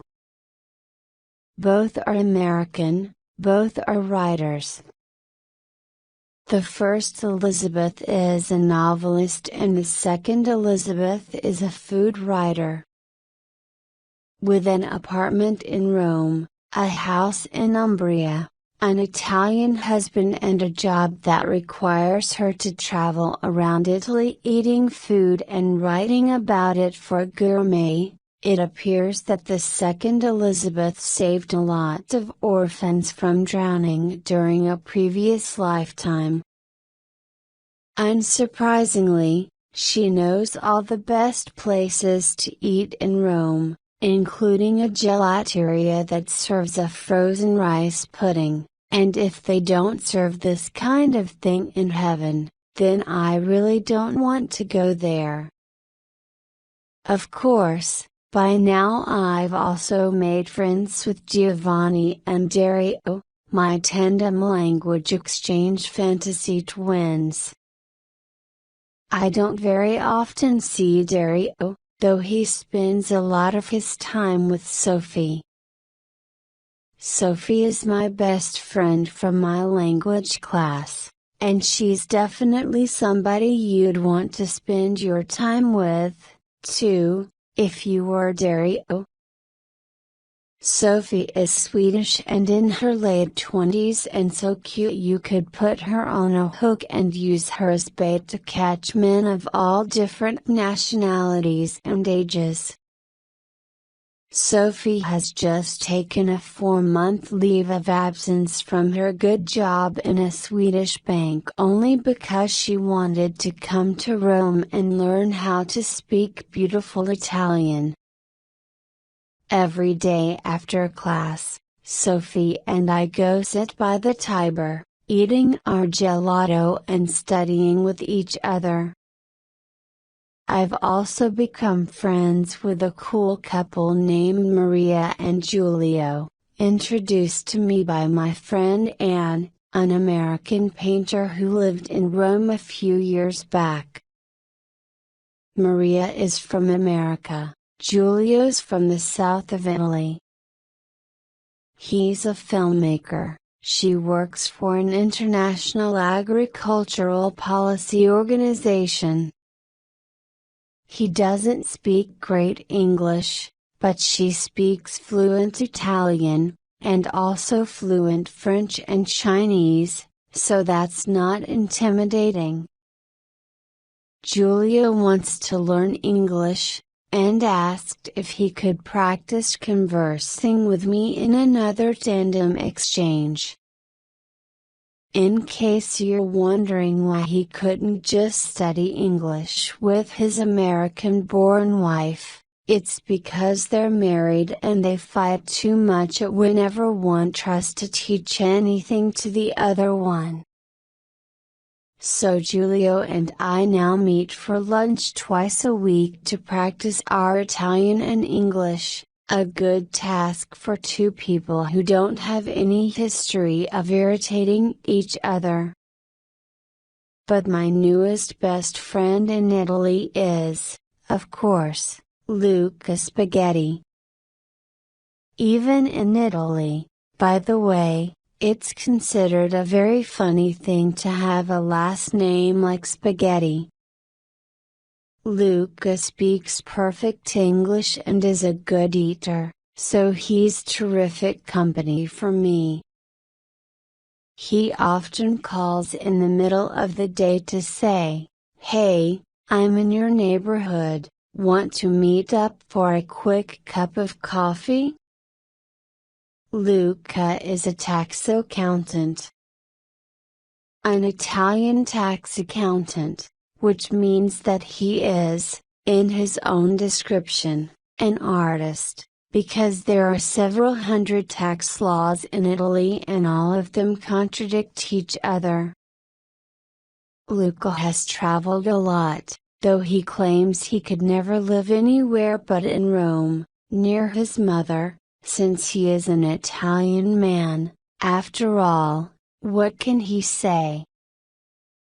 But it's not just his mama who keeps him around. He's in his early 30s, and has had the same girlfriend since he was a teenager. All his friends are the same friends he's had since childhood, and all from the same neighborhood. They watch the soccer matches together every Sunday, either at the stadium or in a bar, if the Roman teams are playing away, and then they all return separately to the homes where they grew up, in order to eat the big Sunday afternoon meals cooked by their mothers and grandmothers. I wouldn't move from Rome, either, if I were Luca Spaghetti. Chapter 21. Sometimes I wonder what I'm doing here, I admit it. While I have come to Italy in order to experience pleasure, during the first few weeks I was here, I felt a bit of panic as to how I should do that. Frankly, pure pleasure is not my cultural model. I come from a long line of super hard-working people. My mother's family were Swedish immigrant farmers. My father's side of the family were English Puritans. Generally speaking, though, Americans have an inability to relax into sheer pleasure. Ours is an entertainment-seeking nation, but not necessarily a pleasure-seeking one. Americans work harder and longer and more stressful hours than anyone in the world today. But as Lucas Spaghetti pointed out, we seem to like it. Many Americans feel happier and more fulfilled in their offices than they do in their own homes. Americans don't really know how to do nothing. This is the cause of that great South American stereotype, the overstressed executive who goes on vacation, but who cannot relax. I once asked Lucas Spaghetti if Italians on vacation have that same problem. He laughed so hard he almost drove his motorbike into a fountain. "Oh, no," he said. "We are the masters of il bel farniente." This is a sweet expression. Il bel farniente means the beauty of doing nothing. Now listen, Italians have traditionally always been hard workers. But even against that hard work, il bel farniente has always been a cherished Italian ideal. The beauty of doing nothing is the goal of all your work, the final accomplishment for which you are most highly congratulated. The more exquisitely and delightfully you can do nothing, the higher your life's achievement. You don't necessarily need to be rich in order to experience this, either. Anyone with a talent for happiness can do this, not only the rich. For me, though, a major obstacle in my pursuit of pleasure was my ingrained sense of Puritan guilt. Do I really deserve this pleasure? This is very American, too, the insecurity about whether we have earned our happiness. Planet advertising in America orbits completely around the need to convince the uncertain consumer that yes, you have actually warranted a special treat. You deserve a break today. Because you're worth it. You've come a long way, baby. And the insecure consumer thinks, yeah. Thanks. Such advertising campaigns would probably not be as effective in the Italian culture, where people already know that they are entitled to enjoyment in this life. Which is probably why, when I told my Italian friends that I'd come to their country in order to experience 4 months of pure pleasure, they didn't reproach me. Nobody once said, "How completely irresponsible of you." But while the Italians have given me full permission to enjoy myself, I still can't quite let go. During my first few weeks in Italy, I was looking for a task. I wanted to take on pleasure like a homework assignment, or a giant science fair project. When I realized that the only question was, how do I define pleasure? And that I was truly in a country where people would permit me to explore that question freely, everything changed. Everything became delicious. All I had to do was ask myself every day, for the first time in my life, what would you enjoy doing today, Liz? What would bring you pleasure right now?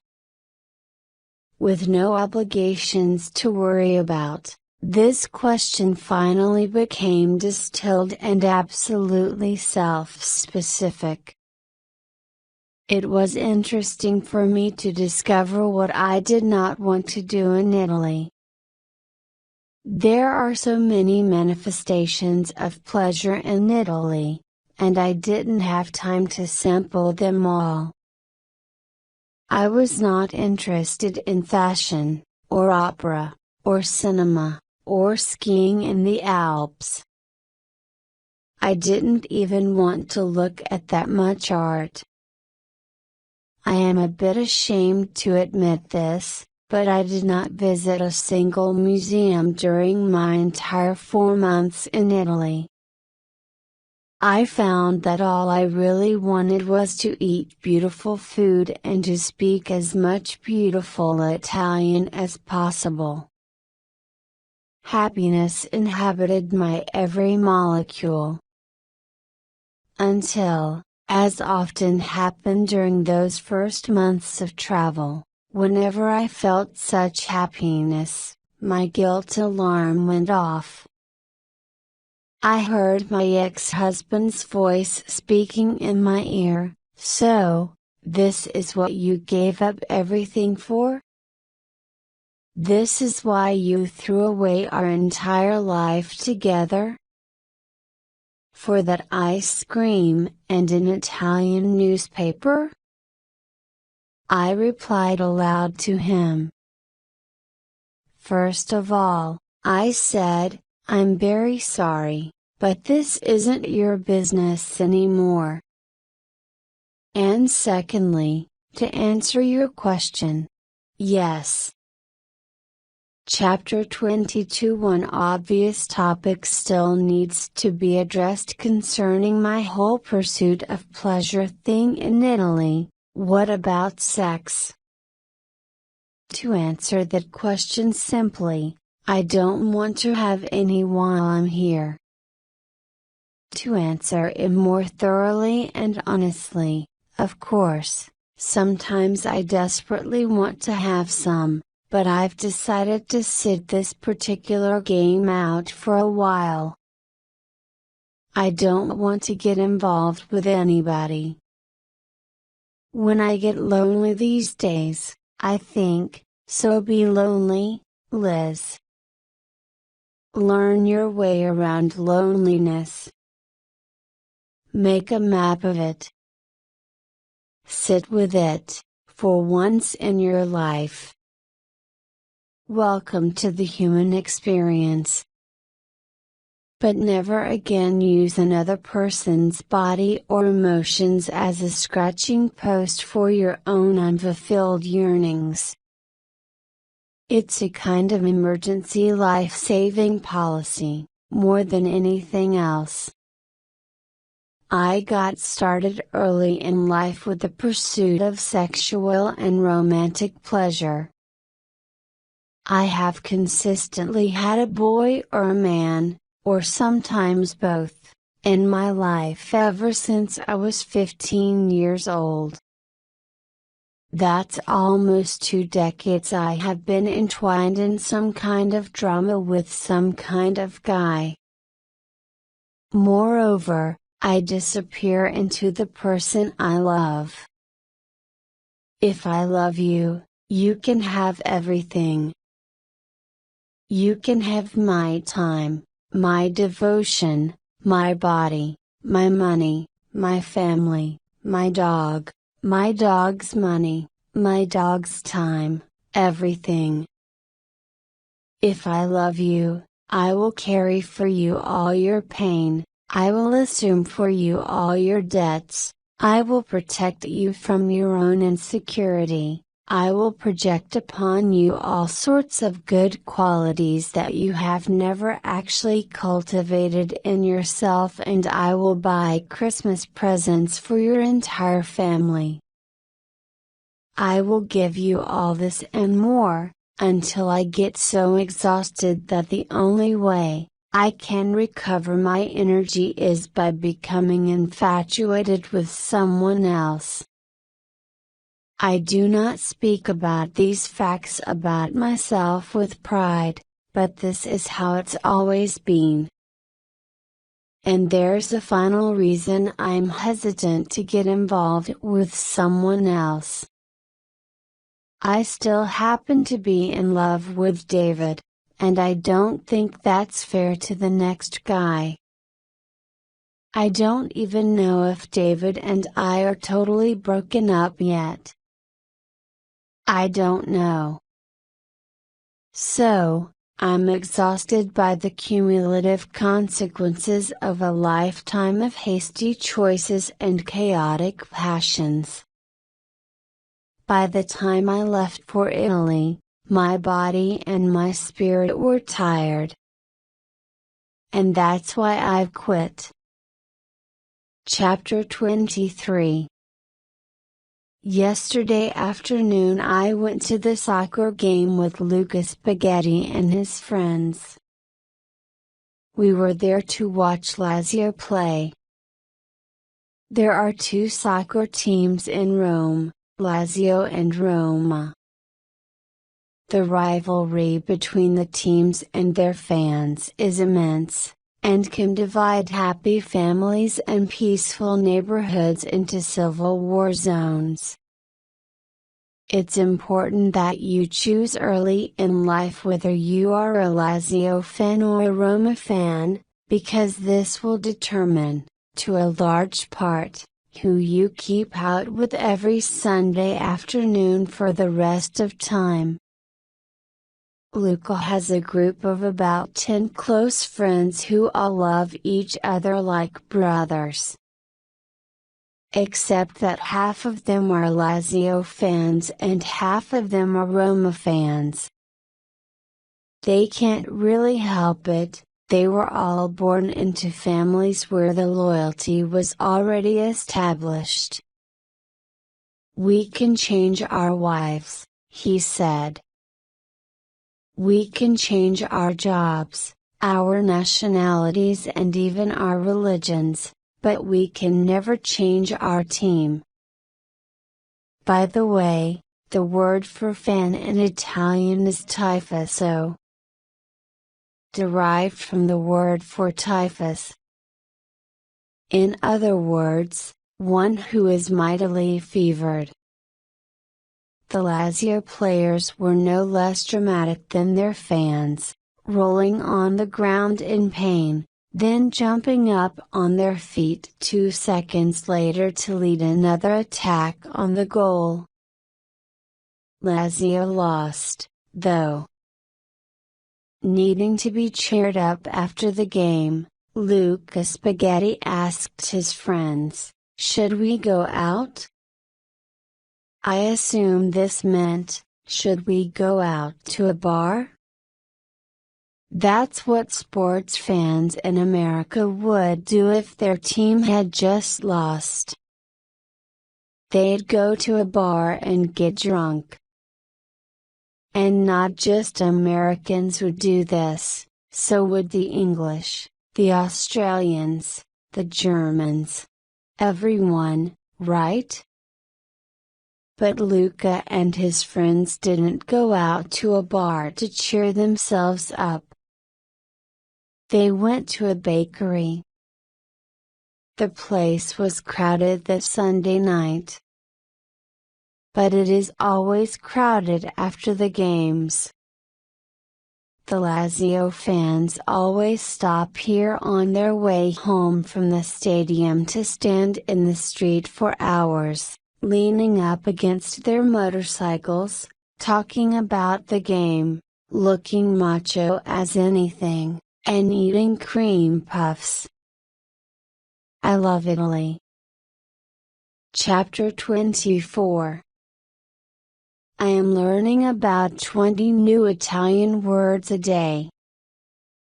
I'm always studying, flipping through my index cards while I walk around the city. Where am I getting the brain space to store these words?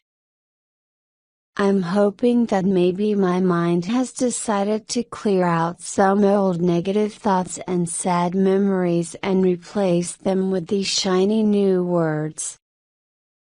My favorite thing to say in all of Italian is a simple, common word, attraversiamo. It means, let's cross over. Friends say it to each other constantly when they're walking down the sidewalk and have decided it's time to switch to the other side of the street. The first time Giovanni said it to me, we were walking near the Colosseum. I suddenly heard him speak that beautiful word, and I stopped dead, demanding, "What does that mean? What did you just say?" Attraversiamo. He couldn't understand why I liked it so much. Let's cross the street? But to my ear, it's the perfect combination of Italian sounds. I love this word. I say it all the time now. Giovanni's favorite word in English is half-assed. Luca Spaghetti's is surrender. Chapter 25. I take myself on a 6-hour walk through town today. This is easy to do, especially if you stop frequently to have espresso and pastries. I start at my apartment door, then wander through the cosmopolitan shopping center that is my neighborhood. I pass the Palazzo Borghese, a building that has known many famous tenants. Then I stroll along the banks of the great, swampy Tiber, all the way down to the Tiber Island, which is one of my favorite quiet places in Rome. I cross over the river to Trastevere, the neighborhood that claims to be inhabited by the truest Romans, the workers, the guys who have, over the centuries, built all the monuments on the other side of the Tiber. I have lunch in a quiet trattoria here, and I eat my food and drink wine slowly and with great pleasure. Then I go have a look at the Pantheon. I try to look at the Pantheon every chance I get, since I am here in Rome after all, and an old proverb says that anyone who goes to Rome without seeing the Pantheon goes and comes back an ass. On my way back home, I stop at the address in Rome I find most strangely affecting, the Augustum.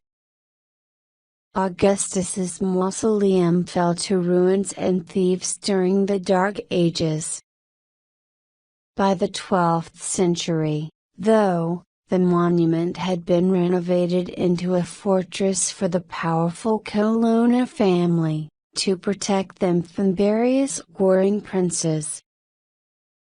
Then the Augustum was transformed somehow into a vineyard, then a Renaissance garden, then a bullring, then a fireworks depository, then a concert hall. In the 1930s, Mussolini seized the property and restored it, so that it could someday be the final resting place for his remains. But it never happened. Today the Augustum is one of the quietest and loneliest places in Rome, buried deep in the ground. The city has grown up around it over the centuries. I find the endurance of the Augustum so reassuring, that this structure has had such an unpredictable career, yet always adjusted to the particular wildness of the times. To me, the Augustum is like a person who's led a totally crazy life. I look at the Augustum, and I think that perhaps my life has not actually been so chaotic, after all. It is merely this world that is chaotic, bringing changes to us all that nobody could have anticipated. The Augustum warns me not to get attached to any ideas about who I am, what I represent, whom I belong to, or what function I may once have intended to serve. Yesterday I might have been a glorious monument to somebody, true enough, but tomorrow I could be a fireworks depository. Even in the eternal city, says the silent Augustum, one must always be prepared for endless waves of transformation. Chapter 26. I had shipped ahead a box of books to myself, right before I left New York to move to Italy. The box was guaranteed to arrive at my Roman apartment within 4 to 6 days, but 2 months have passed now, and I have seen no sign of my box. My Italian friends tell me to put the box out of my mind completely. They say that the box may arrive or it may not arrive, but such things are out of our hands. The mystery of my missing box started a long discussion one night between me, my American friend Maria and her husband, Giulio. Maria thinks that in a civilized society one should be able to rely on such things as the post office delivering one's mail at the appointed time, but Giulio argues. He submits that the post office belongs not to man, but to the fates, and that delivery of mail is not something anybody can guarantee. Maria, annoyed, says this is only further evidence of the Protestant-Catholic divide. This divide is best proven, she says, by the fact that Italians, including her own husband, can never make plans for the future, not even a week in advance. If you ask a Protestant from the American Midwest to commit to a dinner date the next week, that Protestant, believing that she is the captain of her own destiny, will say, "Thursday night is fine for me." But if you ask a Catholic from Calabria to make the same commitment, he will only shrug, turn his eyes to God, and ask, "How can any of us know whether we will be free for dinner next Thursday night, given that everything is in God's hands and none of us can know our fate?" Chapter 27. I called my friend Sophie and said, "Let's go down to Naples for the day and eat some pizza." Immediately, just a few hours later, we are on the train, and then, like magic, we are there. I instantly love Naples. Wild, noisy, dirty Naples. The city is all decorated with a laundry that hangs from every window and dangles across every street, everybody's fresh washed undershirts and brassieres flapping in the wind like flags. The people here are so insanely proud to be from Naples, and why shouldn't they be? This is a city that gave the world pizza and ice cream. They still have their own dialect here, and a never-changing local slang, but somehow, I find that the Neapolitans are the easiest people for me to understand in Italy. Why? Because they want you to understand. They talk loud and emphatically, and if you can't understand what they're actually saying out of their mouths, you can usually pick up the meaning from the gesture. Giovanni and Dario, my tandem exchange twins, are originally from Naples. Before I left Rome, Giovanni gave me the name of a pizzeria in Naples that I had to try, because, Giovanni informed me, it sold the best pizza in Naples. I found this a wildly exciting prospect, considering that the best pizza in Italy is from Naples, and the best pizza in the world is from Italy, which means that this pizzeria must offer the best pizza in the world? So Sophie and I have come to Pizzeria da Michele, and these pies we have just ordered, one for each of us, are making us lose our minds. Then Sophie and I order another pie, another whole pizza each, a word about my body. I am gaining weight every day, of course. I am doing rude things to my body here in Italy, taking in such terrible amounts of cheese and pasta and bread and wine and chocolate. But my body is so patient. It says, "Okay, kid, live it up, I recognize that this is just temporary. Let me know when your little experiment with pure pleasure is over, and I'll see what I can do about damage control." Still, when I look at myself in the mirror of the best pizzeria in Naples, I see a bright-eyed, clear-skinned, happy and healthy face. I haven't seen a face like that on me for a long time. "Thank you," I whisper. Then Sophie and I run out in the rain to look for pastries. Chapter 28. It is this happiness, I suppose, which is really a few months old by now, that gets me to thinking upon my return to Rome that I need to do something about David. That maybe it's time for us to end our story forever. We were already separated, that was official, but there was still a window of hope left open that perhaps someday we could give things another try. We loved each other.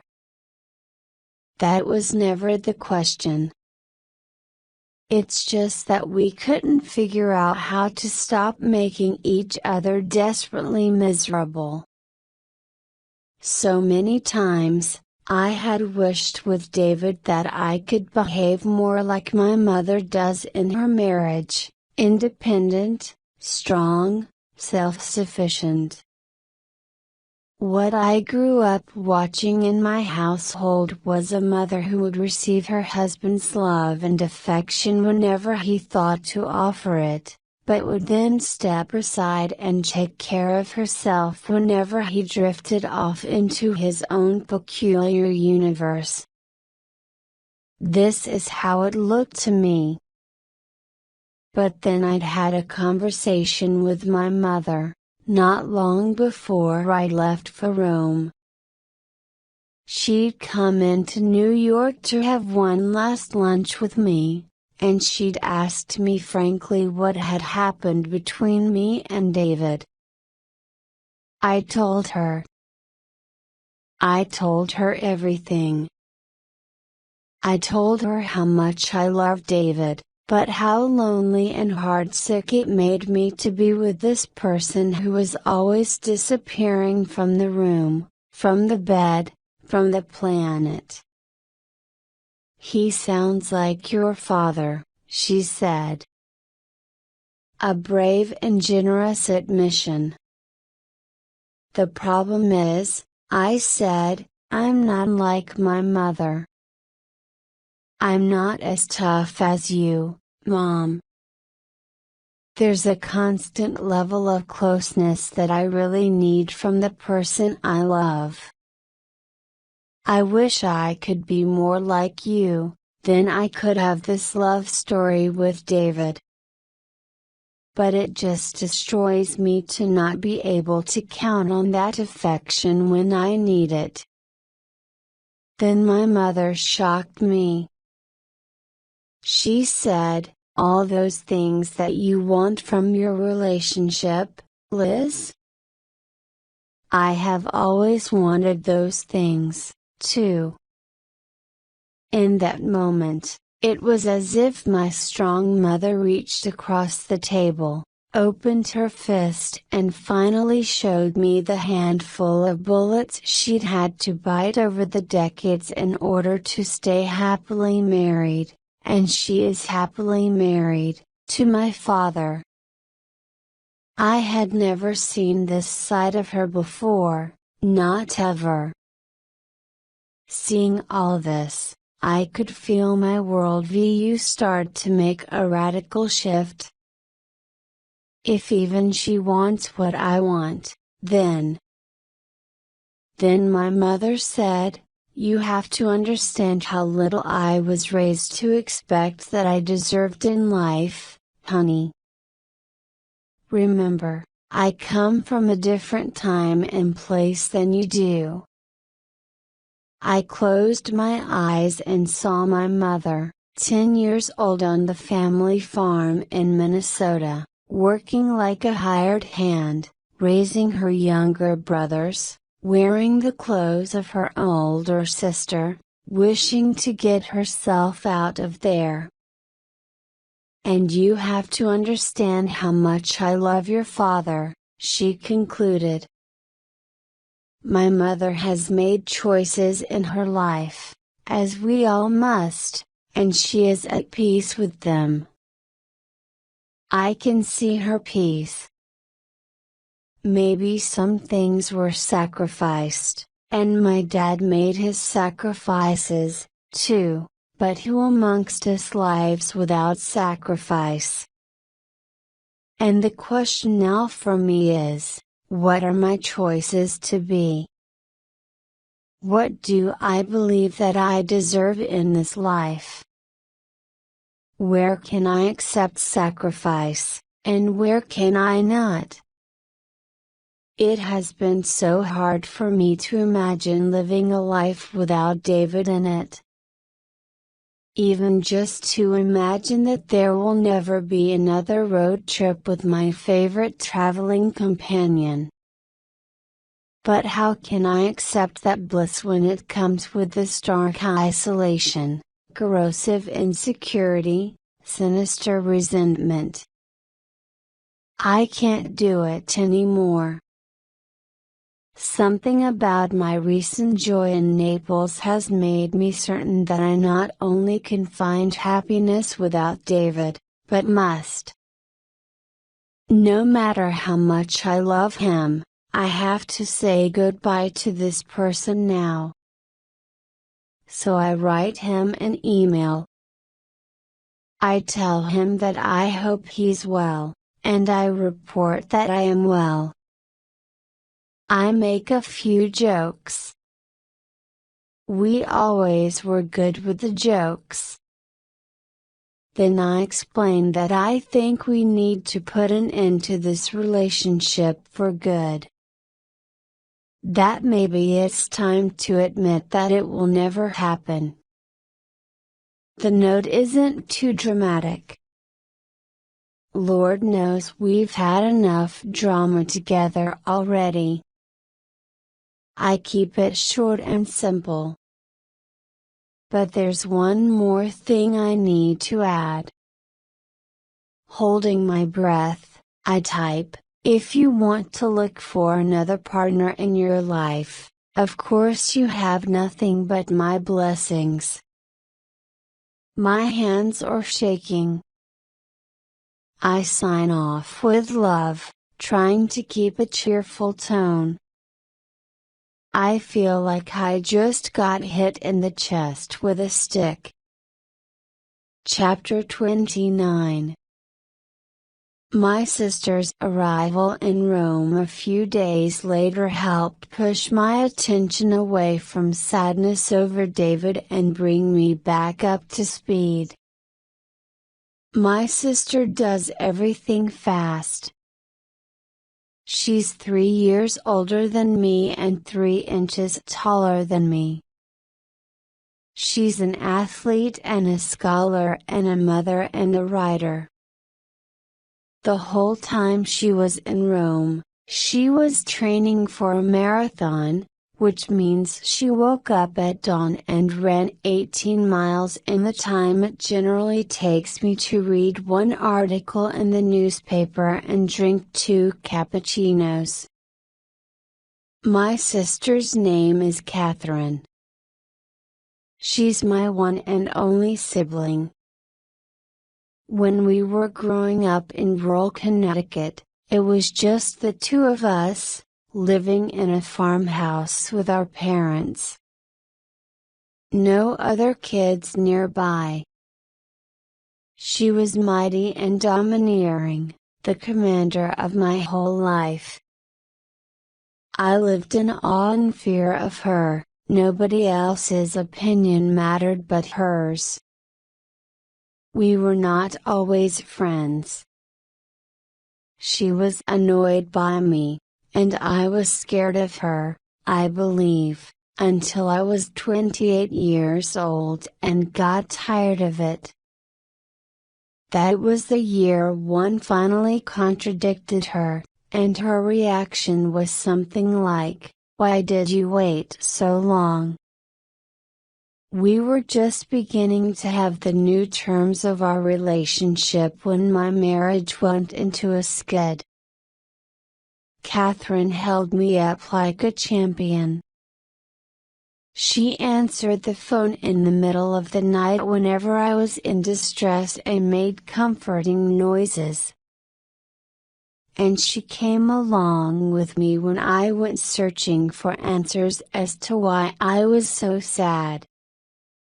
Now we speak to each other on the phone almost every day, or at least we did, before I moved to Rome. Before either of us gets on an airplane now, the one always calls the other and says, "I know this is gloomy, but I just wanted to tell you that I love you. You know. Just in case." And the other one always says, "I know. Just in case." She arrives in Rome prepared, as ever. She brings 5 guidebooks, all of which she has read already, and she has the city pre-mapped in her head. She was completely oriented before she even left Philadelphia. So, my sister comes to visit me in Rome, in my new city, and then shows it to me. This is Rome, Catherine's style. Full of facts and dates and architecture that I do not see because my mind does not work in that way. The only thing I ever want to know about any place or any person is the story. This is the only thing I watch for, never for aesthetic details. Catherine takes me into dozens of churches in Rome, and I confuse them, street this and street that. But I love to be inside these places with my sister, whose cobalt eyes miss nothing. My sister's faith is in learning. Her sacred text is the Oxford English Dictionary. As she bows her head in study, she is with her God. I see my sister in prayer again later that same day, when she drops to her knees in the middle of the Roman Forum, clears away some litter off the soil, then takes up a small stone and draws for me in the dirt a plan of a classic Romanesque basilica. She points from her drawing to the ruin before her, leading me to understand what that building looked like 18 centuries earlier. In Italian there is a seldom used tense called the passato remoto, the remote past. You use this tense when you are discussing things in the far, far distant past, for example, ancient history. But my sister, if she spoke Italian, would not use this tense to discuss ancient history. In her world, the Roman Forum is not remote, it is not past. It is exactly as present and close to her as I am. She leaves the next day. Listen, I say, be sure to call me when your plane lands safely, okay? Not to be gloomy, but. I know, sweetie, she says. I love you, too. Chapter 30. I am so surprised sometimes to notice that my sister is a wife and a mother, and I am not. Somehow, I always thought it would be the opposite. I thought it would be me who would end up with a house full of muddy boots and crying kids, while Catherine would be living by herself, reading alone at night in her bed. We grew up into different adults. It's better this way, though, I think. Against all predictions, we've each created lives that agree with us. Her solitary nature means she needs a family to keep her from loneliness. My gregarious nature means I will never have to worry about being alone, even when I am single. I'm happy that she's going back home to her family and also happy that I have another 9 months of traveling ahead of me, where all I have to do is eat and read and pray and write. I still can't say whether I will ever want children. I was so astonished to find that I did not want them at 30. I can only say how I feel now, grateful to be on my own. I also know that I won't have children just in case I might regret missing it later in life. I don't think this is a strong enough motivation to bring more babies onto the earth. Though I suppose people reproduce sometimes for that reason, for insurance against later regret. I'm lucky that at least I have my writing. This is something people can understand. Ah, she left her marriage in order to preserve her art. That's sort of true, though not completely so. A lot of writers have families. Toni Morrison, just to name an example, didn't let the raising of her son stop her from winning the Nobel Prize.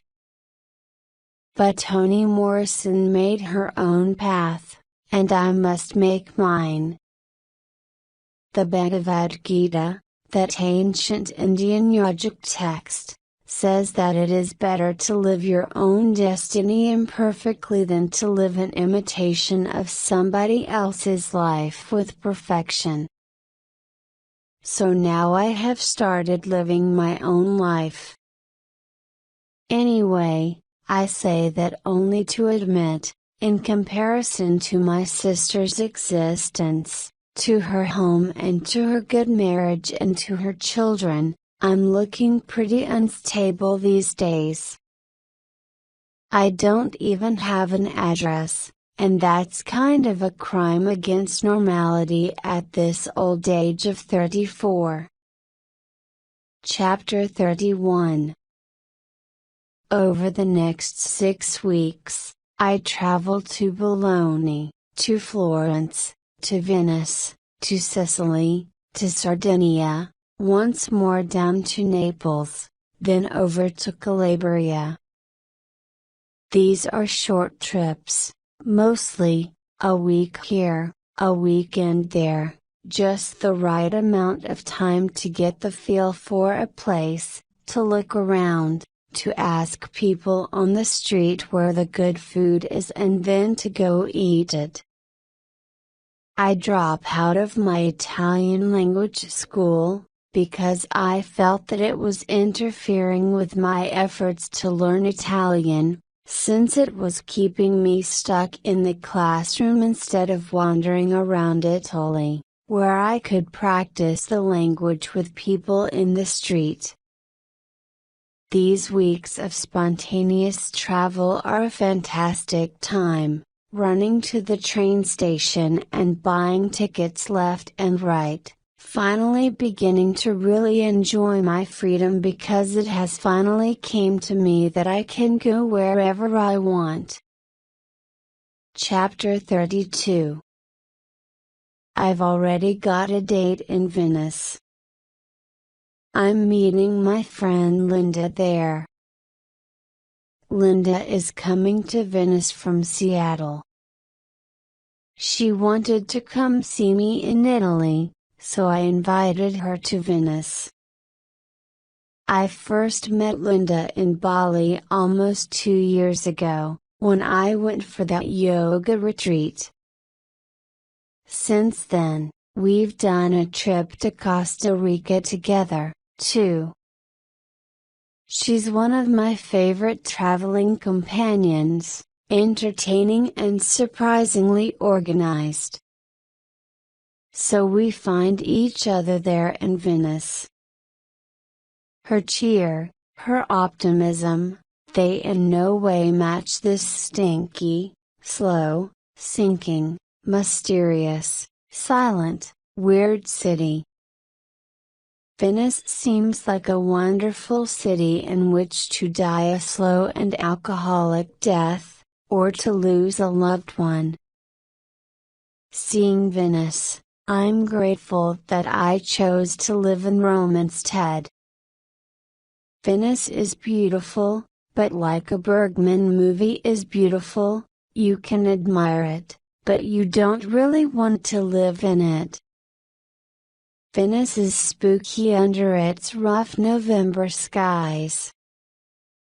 The city creaks and sways like a fishing pier.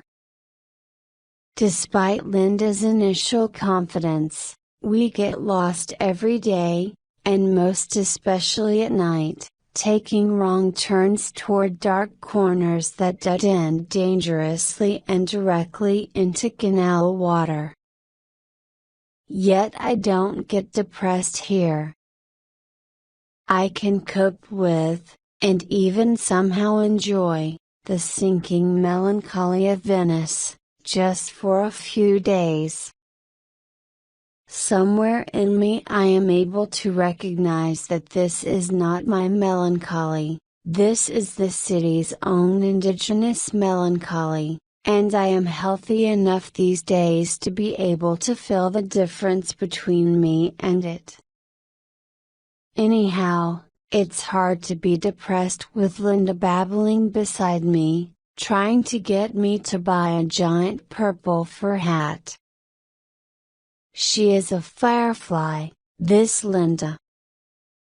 In Venice in the Middle Ages there was once a profession for a man called a codiga, a fellow you hired to walk in front of you at night with a lit lantern, showing you the way, scaring off thieves and demons, bringing you confidence and protection through the dark streets.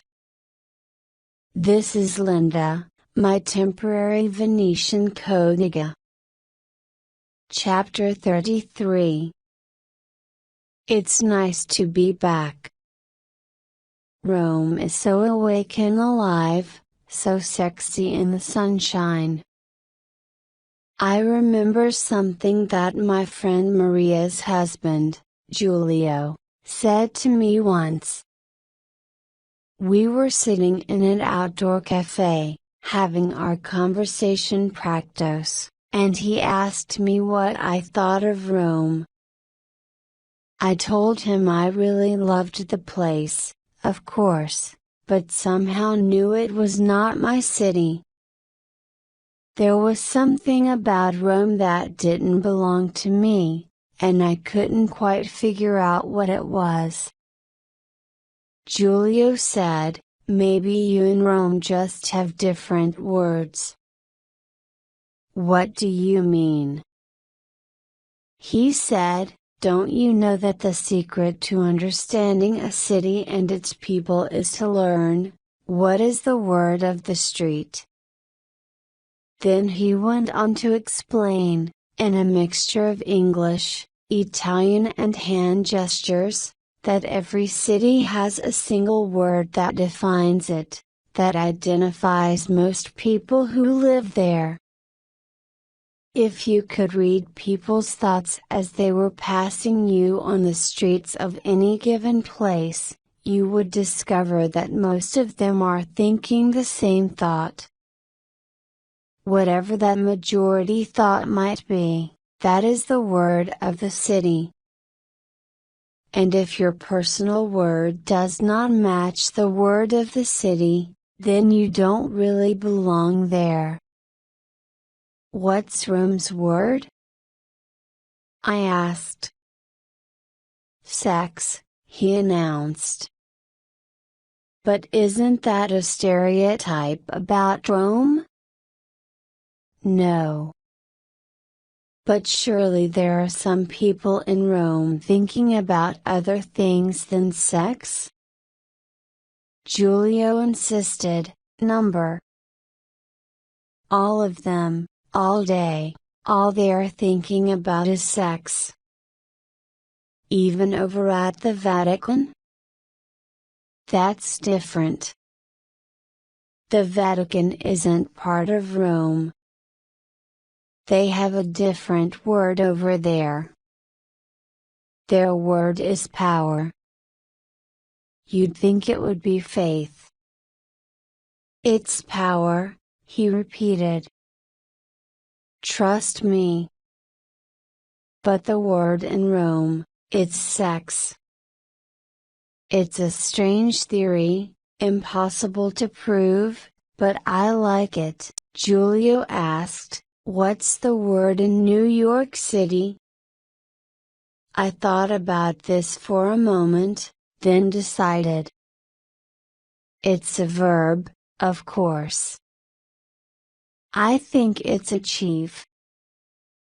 What's the word in Naples? I asked Giulio. He knows the south of Italy well. Fight, he decides. What's your word? Giulio asks me then. Now that, I definitely could not answer.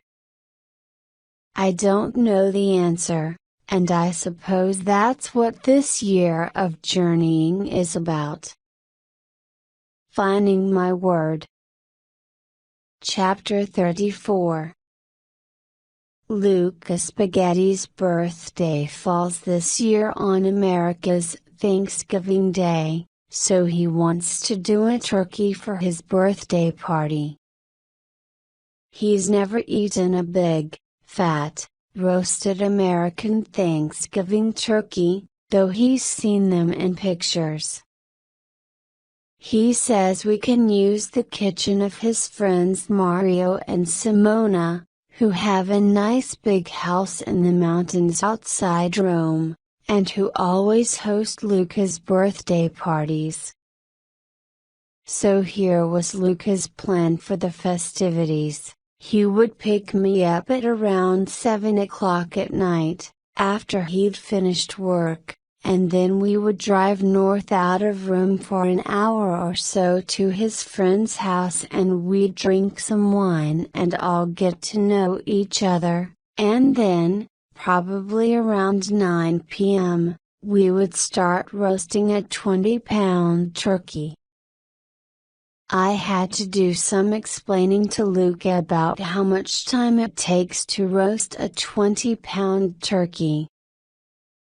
I told him his birthday feast would probably be ready to eat around dawn the next day. He was destroyed. My friend Deborah has come to Rome from Philadelphia for the weekend, to celebrate the holiday with me. Deborah's an internationally respected psychologist, a writer and a feminist theorist, but I still think of her as my favorite regular customer, back from the days when I was a diner waitress and she came in for lunch and said clever things to me over the counter. Sophie will be coming to Luca's party, too. Sophie and I have been friends for about 15 weeks. Everybody is always welcome on Thanksgiving. Especially when it also happens to be Luca Spaghetti's birthday. We drive out of tired Rome late in the evening, up into the mountains. We arrive at the house of Luca's old friends Mario and Simona, parents of the twin 12-year-old girls Giulia and Sara. Paolo, a friend of Luca's whom I'd met before at soccer games, is there, too, along with his girlfriend. Of course, Luca's own girlfriend, Juliana, is there, as well. The fireplace is lit. The olive oil is homemade.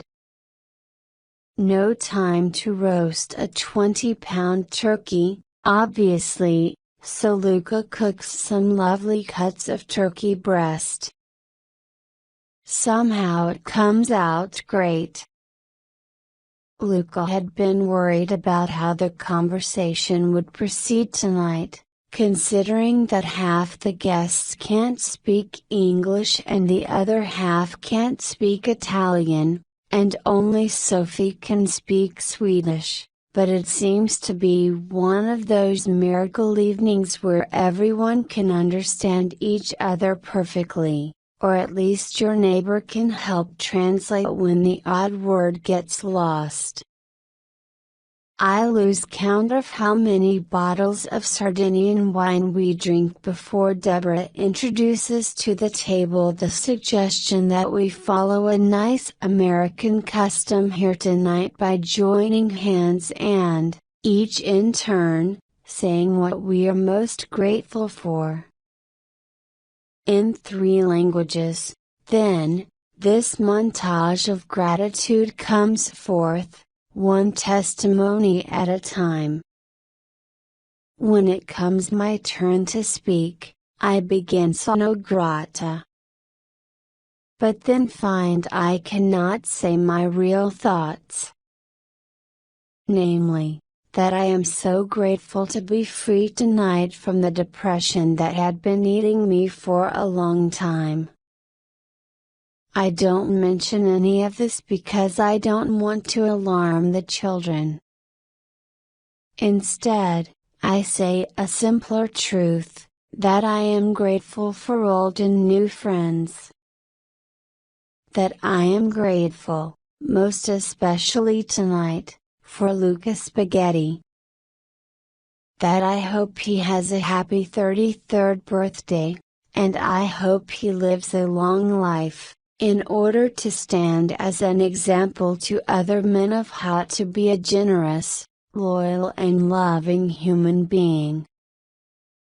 While I am saying all this, I am crying, and each one is crying, too.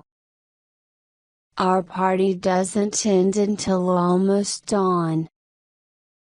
Luca Spaghetti drives me and Deborah and Sophie all the way back home. We try to help him stay awake as the sun comes up by singing Silent Night, Sainted Night, Holy Night.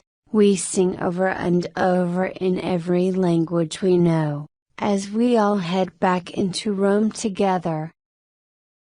Chapter 35. None of my pants, after almost 4 months in Italy, fit me anymore. Not even the new clothes I just bought last month, when I'd already outgrown my second month in Italy pants, fit me anymore.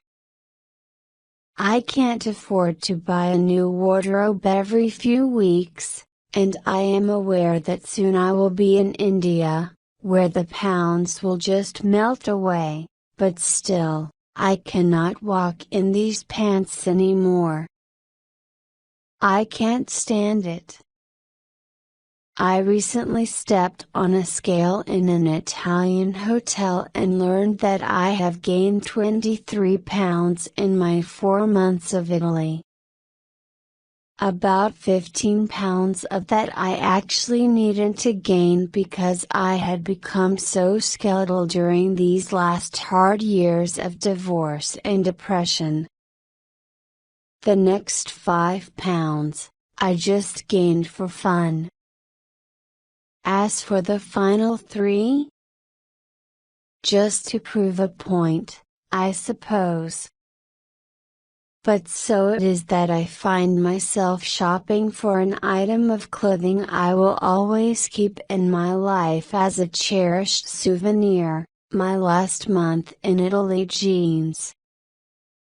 The young lady in this shop is nice enough to keep bringing me bigger and bigger sizes, handing them through the curtain one after another without commentary, only asking with concern each time if this is closer to a fit.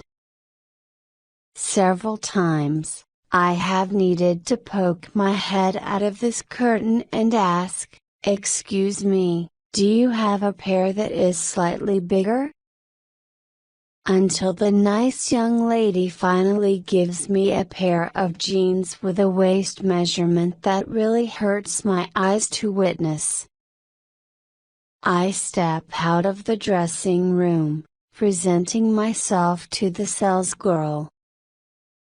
She doesn't blink. She looks at me like an art curator trying to assess the value of a vase. A rather large vase.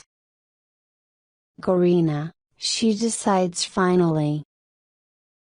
Cute. Chapter 36.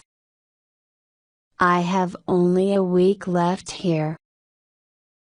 I'm planning to go back to America for Christmas before flying to India, not only because I can't stand the thought of spending Christmas without my family, but also because the next 8 months of my journey, India and Indonesia, require a complete repacking of things. Very little of the stuff you need when you are living in Rome is the same stuff you need when you are wandering around India. And maybe it's in preparation for my trip to India that I decide to spend this last week traveling through Sicily. Or maybe I only want to go to Sicily because of what Goethe said, without seeing Sicily one cannot get a clear idea of what Italy is. When I got to Taormina, I had to find the right person of whom to ask my favorite question in Italian, Where is the best food in this town? In Taormina, that person turns out to be a sleepy policeman. He gives me one of the greatest things anyone can ever give me in life, a tiny piece of paper with the name of a restaurant written on it, a hand-drawn map of how to find the place. There I say that I don't need to see the menu but want to taste the best food possible because this is my first night in Sicily. Within the space of 20 minutes, I am busily eating the most amazing meal I've eaten yet in all of Italy. It's pasta, but stuffed with a hot, aromatic puree of seafood, served with vegetables. Followed by the rabbit, stewed in thyme. But Syracuse, the next day, is even better. I ask a fisherman where I should eat tonight, and I leave our conversation clutching yet another little piece of paper, directing me to a little restaurant with no name, where, as soon as I sit down that night, the waiter brings me airy clouds of ricotta sprinkled with pistachio. This is before I even hear about the house specialty. No town can live peacefully, whatever its laws, Plato wrote, when its citizens do nothing but feast and drink and tire themselves out in the cares of love. But is it such a bad thing to live like this for just a little while? Just for a few months of one's life, is it so awful to travel through time with no greater ambition than to find the next lovely meal? Or to learn how to speak a language for no higher purpose than that it pleases your ear to hear it? Or to nap in a garden, in a patch of sunlight, in the middle of the day, right next to your favorite fountain? And then to do it again the next day? I came to Italy exhausted and thin. I did not know yet what I deserved. I still maybe don't fully know what I deserve. But I know that I have collected myself, through the enjoyment of harmless pleasures, into somebody much more intact. The easiest, most fundamentally human way to say it is that I have put on weight.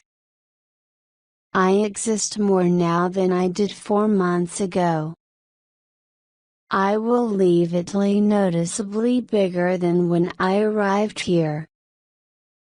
And I will leave with the hope that the expansion of one person, the magnification of one life, is indeed an act of worth in this world.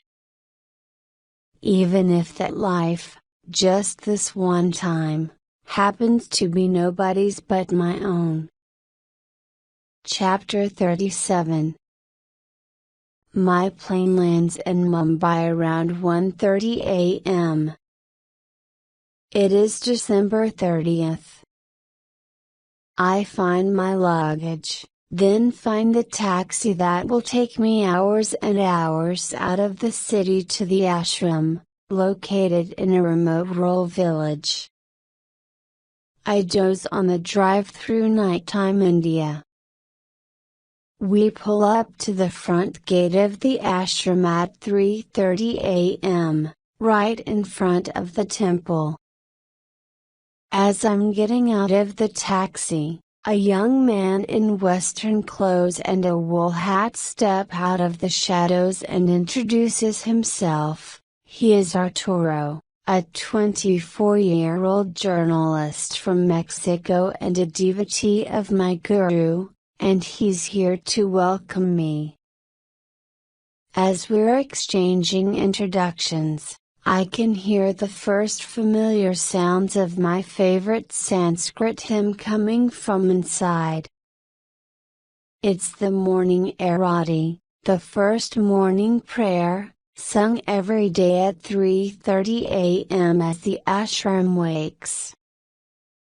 I point to the temple, asking Arturo, "May I?" And he nods. So I pay my taxi driver, leave my backpack behind a tree, slip off my shoes, kneel and touch my forehead to the temple step and then walk inside, joining the small gathering of mostly Indian women who are singing this beautiful hymn. This is the hymn I call the amazing grace of Sanskrit, filled with devotional longing.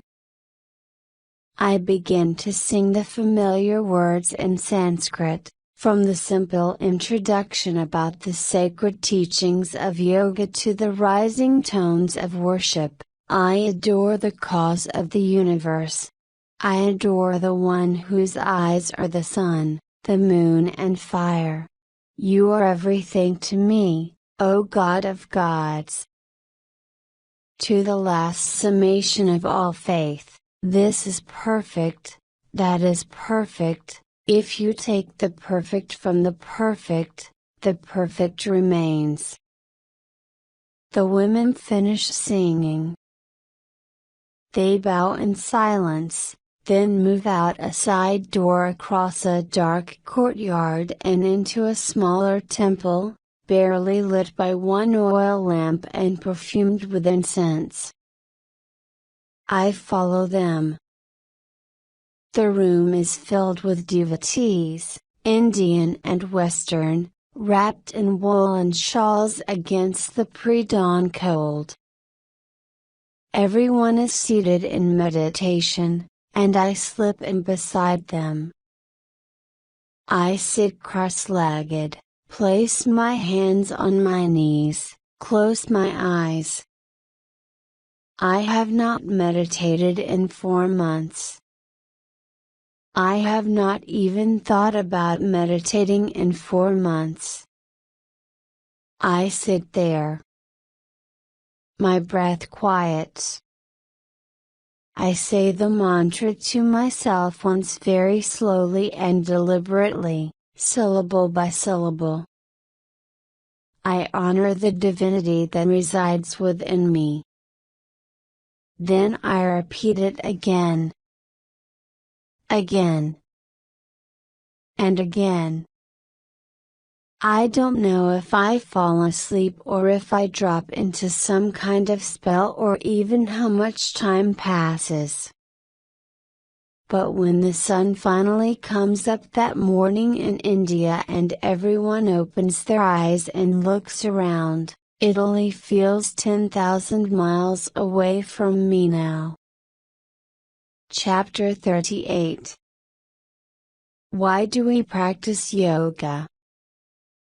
I had a teacher once ask that question during a yoga class, back in New York. Yoga, in Sanskrit, can be translated as union. It originally comes from the root word yuj, which means to yoke, to attach yourself to a task with a strict discipline. And the task in yoga is to find union, between mind and body, between the individual and her God, between our thoughts and the source of our thoughts, between teacher and student.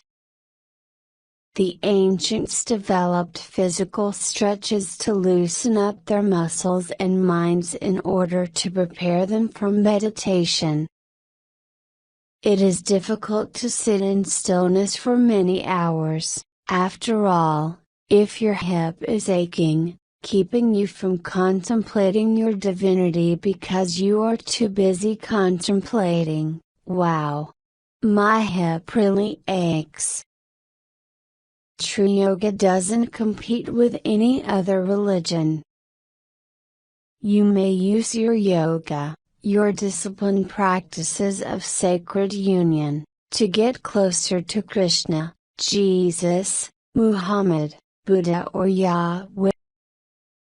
During my time at the ashram, I met devotees who identified themselves as practicing Christians, Jews, Buddhists, Hindus and even Muslims. The yogic path is about removing the built-in glitches of the human condition, which I'm going to define here as the heartbreaking inability to sustain contentment. The yogis say that human discontentment is a simple case of mistaken identity.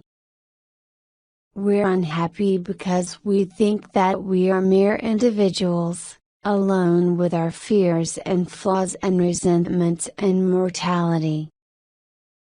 We wrongly believe that our limited little egos constitute our whole entire nature. We have failed to recognize our deeper divine character. We don't realize that, somewhere within us all, there does exist a Supreme Self who is eternally at peace. That Supreme Self is our true identity, universal and divine. Before you realize this truth, say the yogis, you will always be in despair. Yoga is the effort to experience one's divinity personally and then to hold on to that experience forever. Yoga is about the dedicated effort to pull your attention away from your endless brooding over the past and your non-stop worrying about the future so that you can seek, instead, a place of eternal presence from which you may regard yourself and your surroundings with poise. Only from that point of even-mindedness will the true nature of the world, and yourself, be revealed to you. In India it is considered that you need a teacher for your yoga. The word guru is composed of two Sanskrit syllables. The first means darkness, the second means light. Out of the darkness and into the light. What passes from the master into the disciple is something called mantra virya, the potency of the enlightened consciousness. You come to your guru, then, not only to receive lessons, as from any teacher, but to actually receive the guru's state of grace. There is a theory that if you yearn sincerely enough for a guru, you will find one.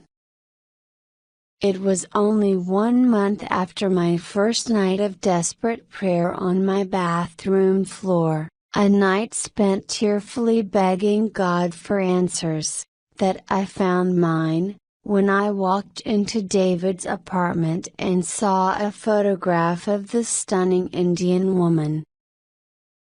And the first time I saw her, it was as though she looked at me through her photograph and said, "You called for me and now I'm here. So do you want to do this thing, or not?" Setting aside all nervous jokes, I must always remember what I replied that night, a straightforward and bottomless yes. Chapter 39. This ashram is not a place you can casually drop by and visit.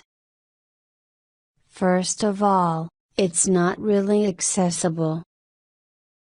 It's located far away from Mumbai, on a dirt road in a rural river valley near a pretty little village composed of one street, one temple, a handful of shops and a population of cows who wander about freely, sometimes walking into the tailor's shop and lying down there.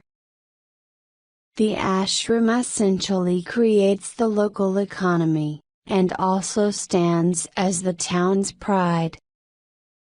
Outside the walls of the ashram, it is all dust and poverty.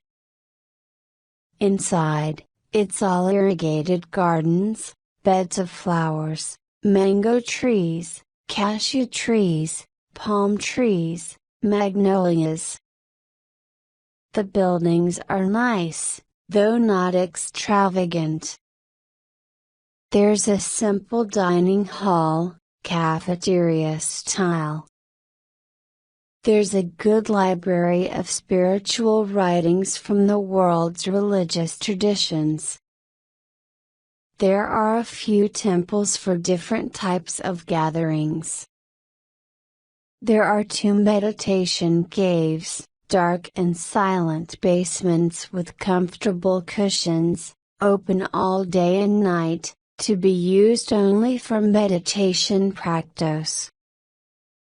There's a covered outdoor pavilion, where yoga classes are held in the morning, and there's a kind of a park with an oval walking path around it, where students can jog for exercise. I'm sleeping in a concrete dormitory. There are some long-term paid staffers at the ashram, but most of the work here is done by the students themselves. Some of the local villagers also work here on salary. Other locals are devotees of the Guru and live here as students. There is one temple in the ashram that is open to the general public, where many Indians come throughout the day to pay tribute to a statue of the Siddha Yogi, or perfected master, who established this line of teaching back in the 1920s and who is considered a great saint. But the rest of the ashram is for students only. It's not a hotel or tourist location. It's more like a university. You must apply to come here, and in order to be accepted for a residency, you must show that you've been studying this yoga seriously for a long time. A minimum stay of 1 month is required. I've decided to stay here for 6 weeks, and then to travel around India on my own, exploring other temples, ashrams and devotional sites. The students here are about equally divided between Indians and Westerners, and the Westerners are about evenly divided between Americans and Europeans. Courses are taught in both Hindi and English. On your application, you must write an essay, gather references, and answer questions about your mental and physical health and also about your financial stability. The Guru doesn't want people to use her ashram as an escape from whatever bedlam they have created in their real lives. This will not benefit anyone. She also has a general policy that if your family and loved ones for some reason deeply object to the idea of your following a guru and living in an ashram, then you shouldn't do it. It's not worth it. Just stay home in your normal life and be a good person. There's no reason to make a big dramatic production over this. The level of this woman's practical sensibilities is always comforting to me. They want you to come here strong because ashram life is not easy. Not just physically, with days that begin at 3 o'clock a.m. and end at 9 p.m., but also psychologically. You're going to be spending hours and hours a day in silent meditation and contemplation, with little distraction or relief from the apparatus of your own mind. You will be living in close quarters with strangers, in rural India. There are bugs and snakes and rodents. The weather can be extreme, sometimes torrents of rain for weeks, sometimes 100 degrees in the shade before breakfast. Things can get deeply real around here, very fast. My guru always says that only one thing will happen when you come to the ashram, that you will discover who you really are. Chapter 40. My arrival coincides nicely with the arrival of a new year. I have barely one day to get myself oriented to the ashram, and then it is already New Year's Eve. After dinner, the small courtyard starts to fill with people.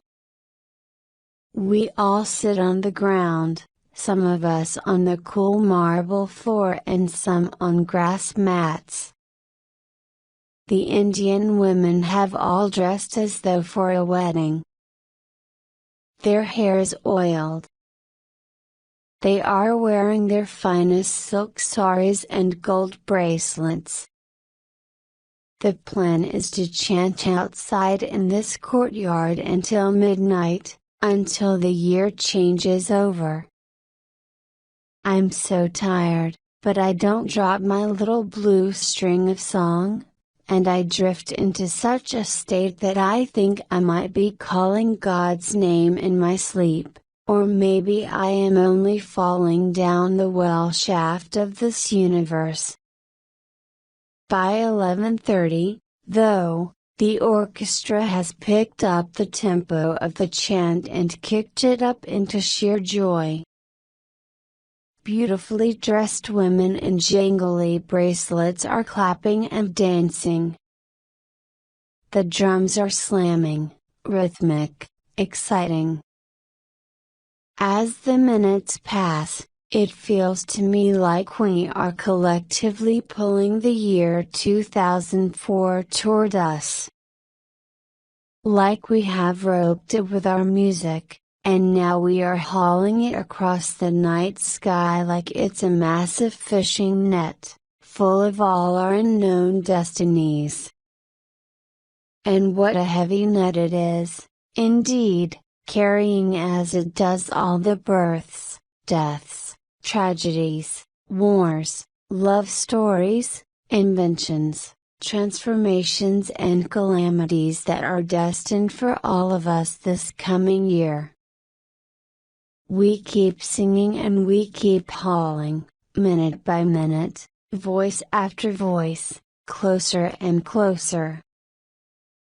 The seconds drop down to midnight and we sing with our biggest effort yet, and in this last brave exertion we finally pull the net of the new year over us, covering both the sky and ourselves with it. God only knows what the year might contain, but now it is here, and we are all beneath it. This is the first New Year's Eve I can ever remember in my life where I haven't known any of the people I was celebrating with. In all this dancing and singing, there is nobody for me to embrace at midnight. But I wouldn't say that anything about this night has been lonely. No, I would definitely not say that. Chapter 41. We were all given work here, and it turns out that my work assignment is to scrub the temple floors. So that's where you can find me for several hours a day now, down on my knees on the cold marble with a brush and a bucket. It's tiring physical labor, but my daily hours of work are considerably easier than my daily hours of meditation. The truth is, I don't think I'm good at meditation. I know I might have practiced with it, but honestly, I was never good at it. I can't seem to get my mind to hold still. I mentioned this once to an Indian monk, and he said, "It's a pity you're the only person in the history of the world who ever had this problem." Then the monk quoted to me from the Bhagavad Gita, the most sacred ancient text of yoga, "O Krishna, the mind is restless, turbulent, strong and unyielding. I consider it as difficult to subdue as the wind." Meditation is both the anchor and the wings of yoga. Meditation is the way. There's a difference between meditation and prayer, though both practices seek communion with the divine.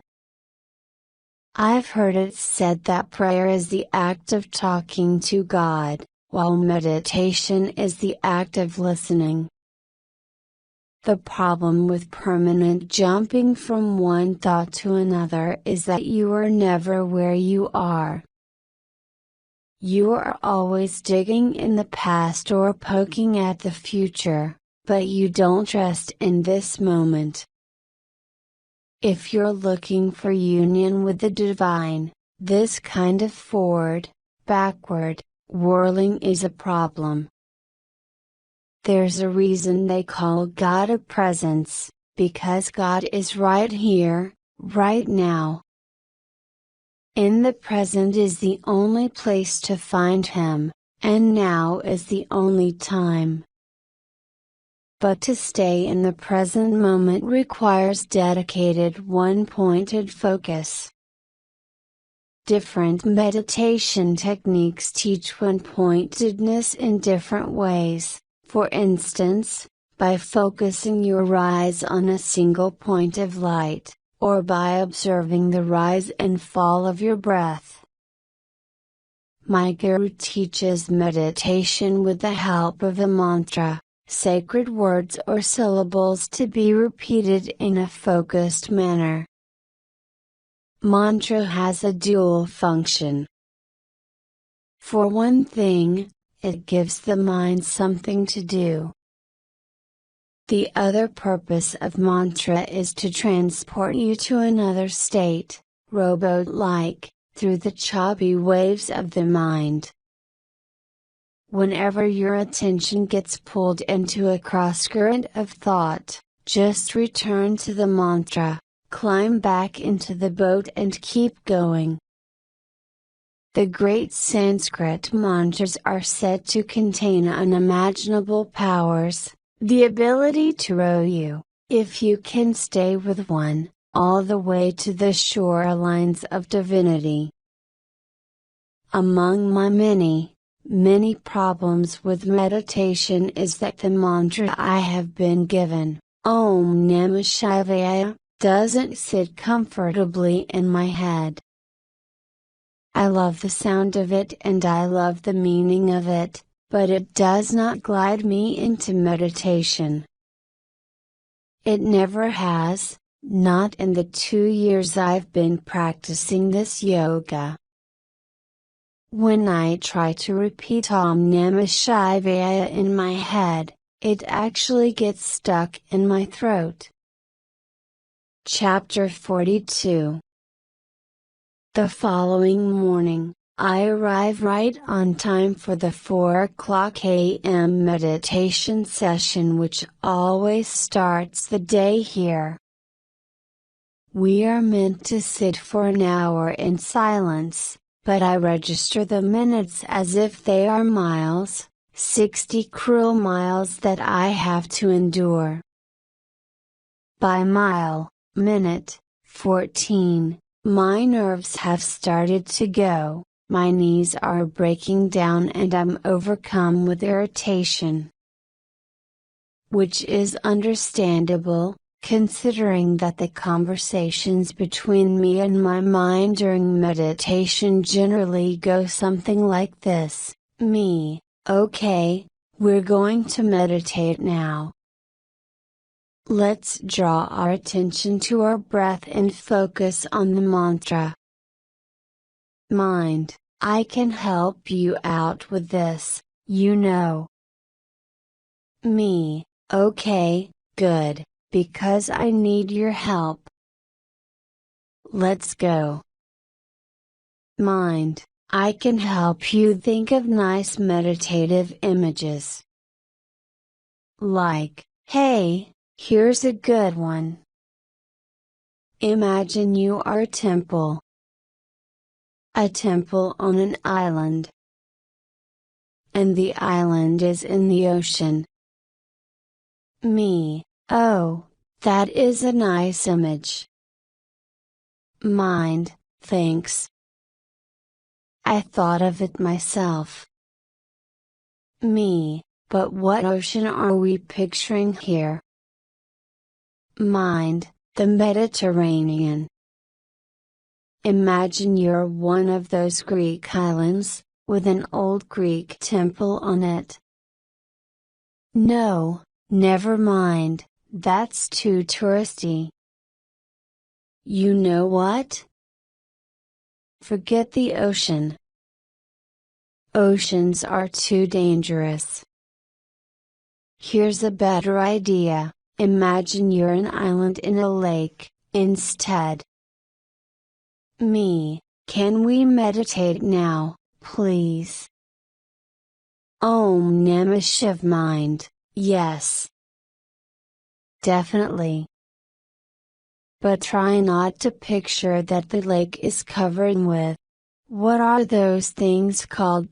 Me, jet skis.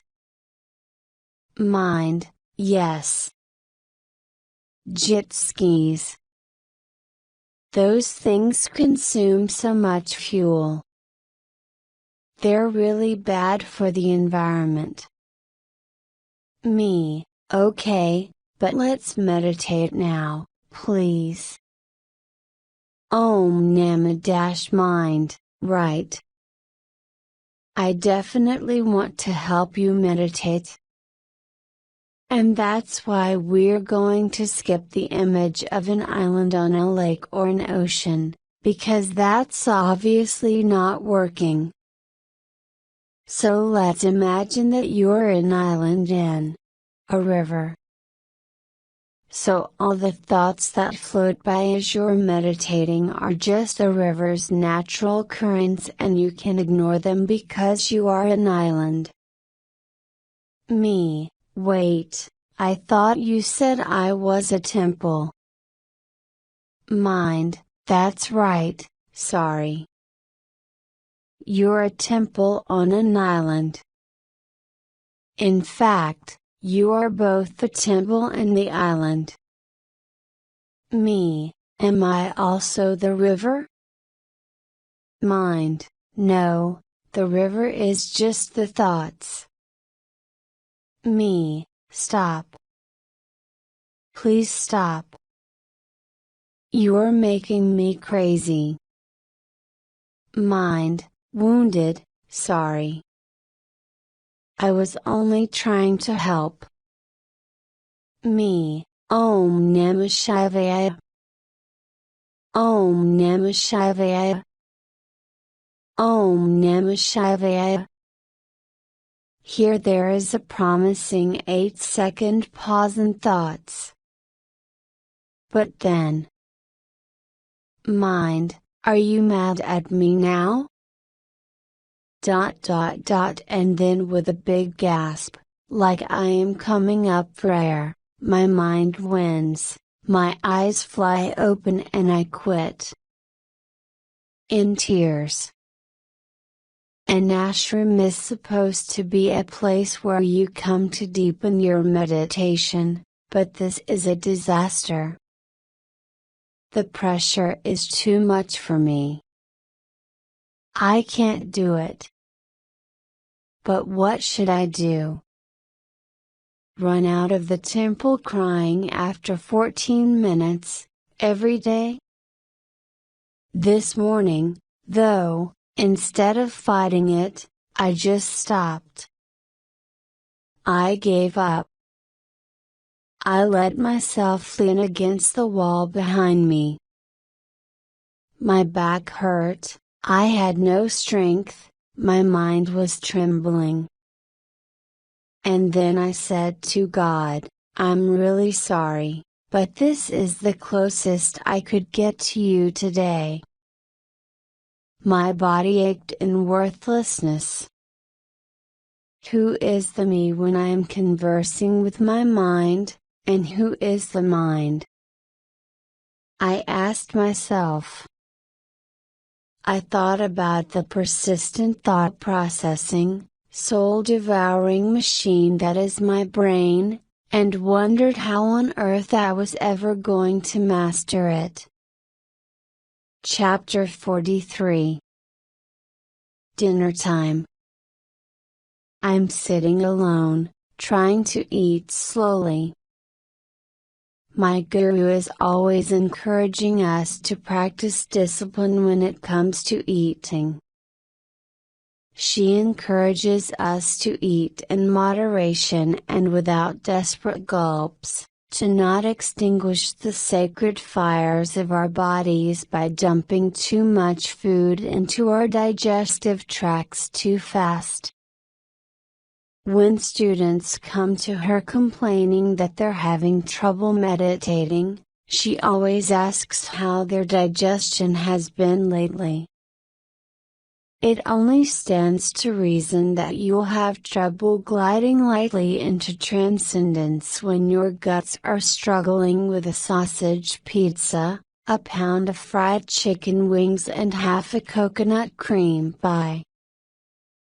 Which is why they don't serve that kind of stuff here. The food at the ashram is vegetarian, light and healthy. But still delicious. Which is why it's difficult for me not to wolf it down like a starving orphan. Plus, meals are served buffet style, and I can't resist taking a second or third portion when beautiful food is just lying out there in the open, smelling good and costing nothing. So I'm sitting at the dinner table all by myself, making an effort to restrain my fork, when I see a man walk over with his dinner tray, looking for an open chair. I nod to him that he is welcome to join me. I haven't seen this guy around here yet. He must be a new arrival. The stranger moves with the authority of a border town sheriff. He looks like he's in his 50s, but walks like he's lived a few centuries longer than that. He's got white hair and a white beard and a checkered flannel shirt.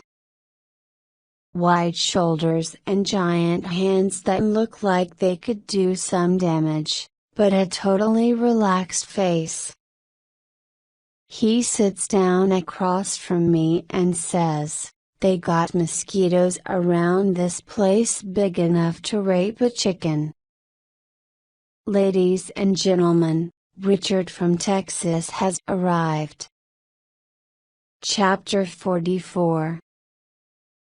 Among the many jobs that Richard from Texas has held in his life are oil field worker, truck driver, highway construction worker, used car salesman, soldier in Vietnam, commodities broker, that commodity generally being Mexican narcotics, junkie and alcoholic, if you can call this a profession, then former junkie and alcoholic, a much more respectable profession, radio announcer, and, finally, successful dealer in medical equipment, until his marriage fell apart and he gave the whole business to his ex.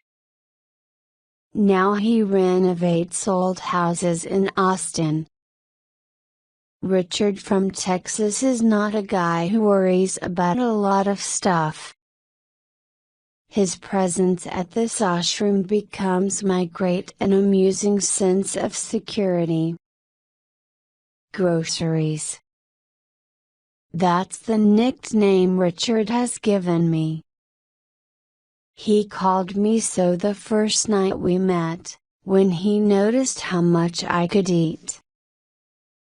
I tried to defend myself. I was purposefully eating with discipline and intention.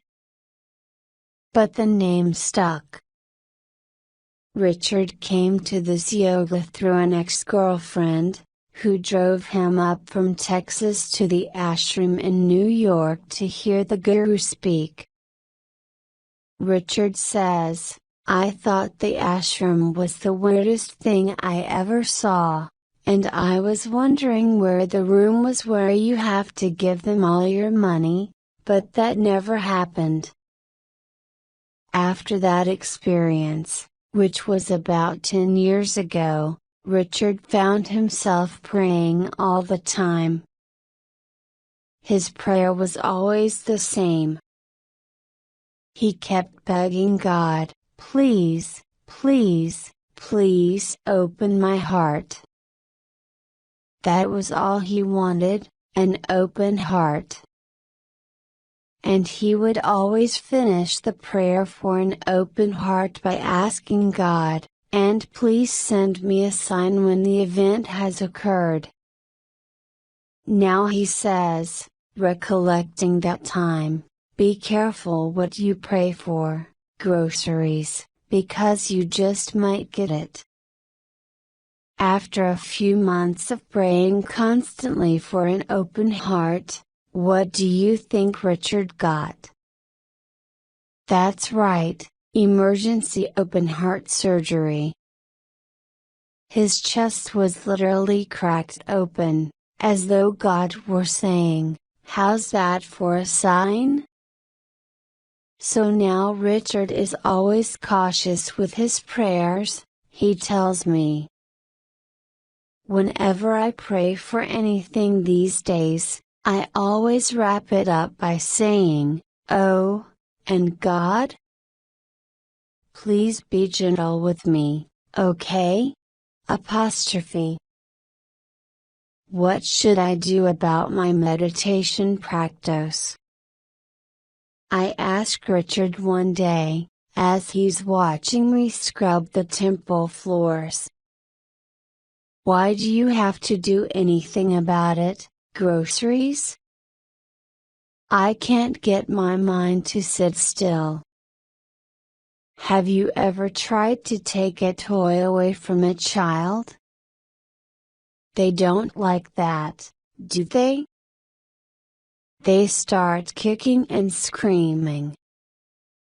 The best way to take a toy away from a child is distract the kid, give him something else to play with. Divert his attention. Instead of trying to forcefully take thoughts out of your mind, give your mind something better to play with. Something healthier. Like what? Like love, groceries. Like pure divine love. Chapter 45. After my last conversation with Richard from Texas, I'm trying a new approach this morning. I sit down to meditate and I say to my mind, "Listen, I understand you're a little frightened. But I promise, I'm not trying to destroy you. I'm just trying to give you a place to rest. I love you." I'm trying a different mantra, too. It's one I've had luck with in the past. It's simple, just 2 syllables. In Sanskrit it means "I am that." The yogis say that Hamsa is the most natural mantra, the one we are all given by God before birth. It is the sound of our own breath. Ham on the inhale, sa on the exhale. As long as we live, every time we breathe in or out, we are repeating this mantra. I am that. I am divine, I am with God, I am an expression of God, I am not separate, I am not alone, I am not this limited illusion of an individual. I've always found Hamsa easy and relaxing. So I'll sit with it here today. I am that. Thoughts come, but I don't pay much attention to them, other than to say to them in an almost motherly manner, "Oh, I know you jokers. Go outside and play now. Mommy's listening to God." I am that. I fall asleep for a while. Or maybe not. In meditation, you can never really be sure if what you think is actually sleep. Sometimes it's just another level of consciousness. When I awake, I can feel this soft blue electrical energy pulsing through my body, in waves. It's a little alarming, but also amazing. I don't know what to do, so I just speak internally to this energy. I say to it, "I believe in you," and it magnifies in response. It's frighteningly powerful now, like a kidnapping of the senses. The pounding blue energy keeps pitching through my body, and I can hear a sort of rhythmic humming sound in my ears, and it's so mighty now that I actually can't deal with it anymore. It scares me so much that I say to it, "I'm not ready yet," and open my eyes. It all goes away. I'm back in a room again. I look at my watch. I've been here, or somewhere, for almost an hour. I am panting, literally panting. Chapter 46. To understand what that experience was, what happened in there, by which I mean both in the meditation cave and in me, brings up a topic rather esoteric, the subject of Kundalini Shakti. Every religion in the world has had a number of devotees who seek a direct, transcendent experience with God. The interesting thing about these mystics is that, when they describe their experiences, they all end up describing exactly the same occurrence. Generally, their union with God occurs in a meditative state, and is delivered through an energy source that fills the entire body with euphoric, electric light. In Indian yogic tradition, Kundalini Shakti is depicted as a snake who lies coiled at the base of the spine until it is released by a master's touch or by a miracle, and which then ascends up through 7 chakras, or wheels, and finally through the head, exploding into union with God. These chakras did not exist in the physical body, say the yogis, so don't look for them there. They exist only in the subtle body, in the body that the Buddhist teachers are referring to when they encourage their students to pull forth a new self from the physical body the way you pull a sword from its sheath. In mystical India, as in many shamanistic traditions, Kundalini Shakti is considered a dangerous force to play around with if you are unsupervised. The inexperienced yogi could quite literally blow his mind with it. You need a teacher, a guru, to guide you on this path, and ideally a safe place, an ashram, from which to practice. It is said to be the guru's touch, either literally in person, or through a more supernatural encounter, like a dream, which releases the bound Kundalini energy from its coil at the base of the spine and allows it to begin journeying upward toward God. This moment of release is called Shaktipat, divine initiation, and it is the greatest gift of an enlightened master. After that touch, the student might still labor for years toward enlightenment, but the journey has at least begun. The energy has been freed. I received Shaktipat initiation 2 years ago, when I met my guru for the first time, back in New York. To be honest, I felt nothing special afterward. The next day, though, something interesting really happened.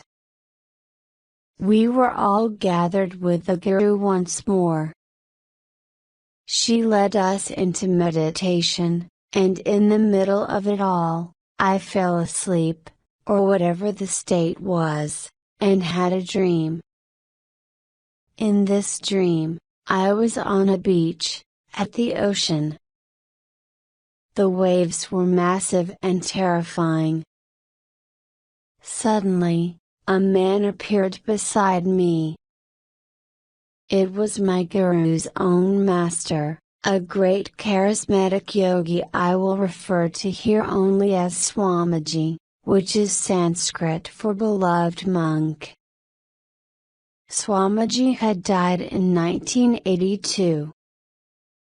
I knew him only from photographs around the ashram. Even through these photographs, I must admit, I'd always found the guy to be a little too scary, a little too powerful. I'd been avoiding his gaze as it stared down at me from the walls. He seemed overwhelming. He wasn't my kind of guru. I'd always preferred my lovely, compassionate, feminine living master to this deceased, but still fierce, character. But now Swamiji was in my dream, standing beside me on the beach in all his power. I was terrified. He pointed to the approaching waves and said strictly, "I want you to figure out a way to stop that from happening." Panicked, I took out a notebook and tried to draw inventions that would stop the ocean waves from advancing. I drew massive seawalls and canals and dams. All my designs were so stupid and pointless, though. I could feel Swamiji watching me, impatient and judgmental. Finally I gave up. None of my inventions were clever or strong enough to keep those waves from breaking. That's when I heard Swamiji laugh. I looked up at this tiny Indian man in his orange robes, and he was laughing, bent over double in delight, wiping joyful tears from his eyes. "Tell me, dear one," he said, and he pointed out toward the colossal, powerful, endless, rocking ocean. "Tell me, if you would be so kind, how exactly were you planning on stopping that?" Chapter 47. 2 nights in a row now I've had dreams of a snake entering my room. I've been waking up sweating.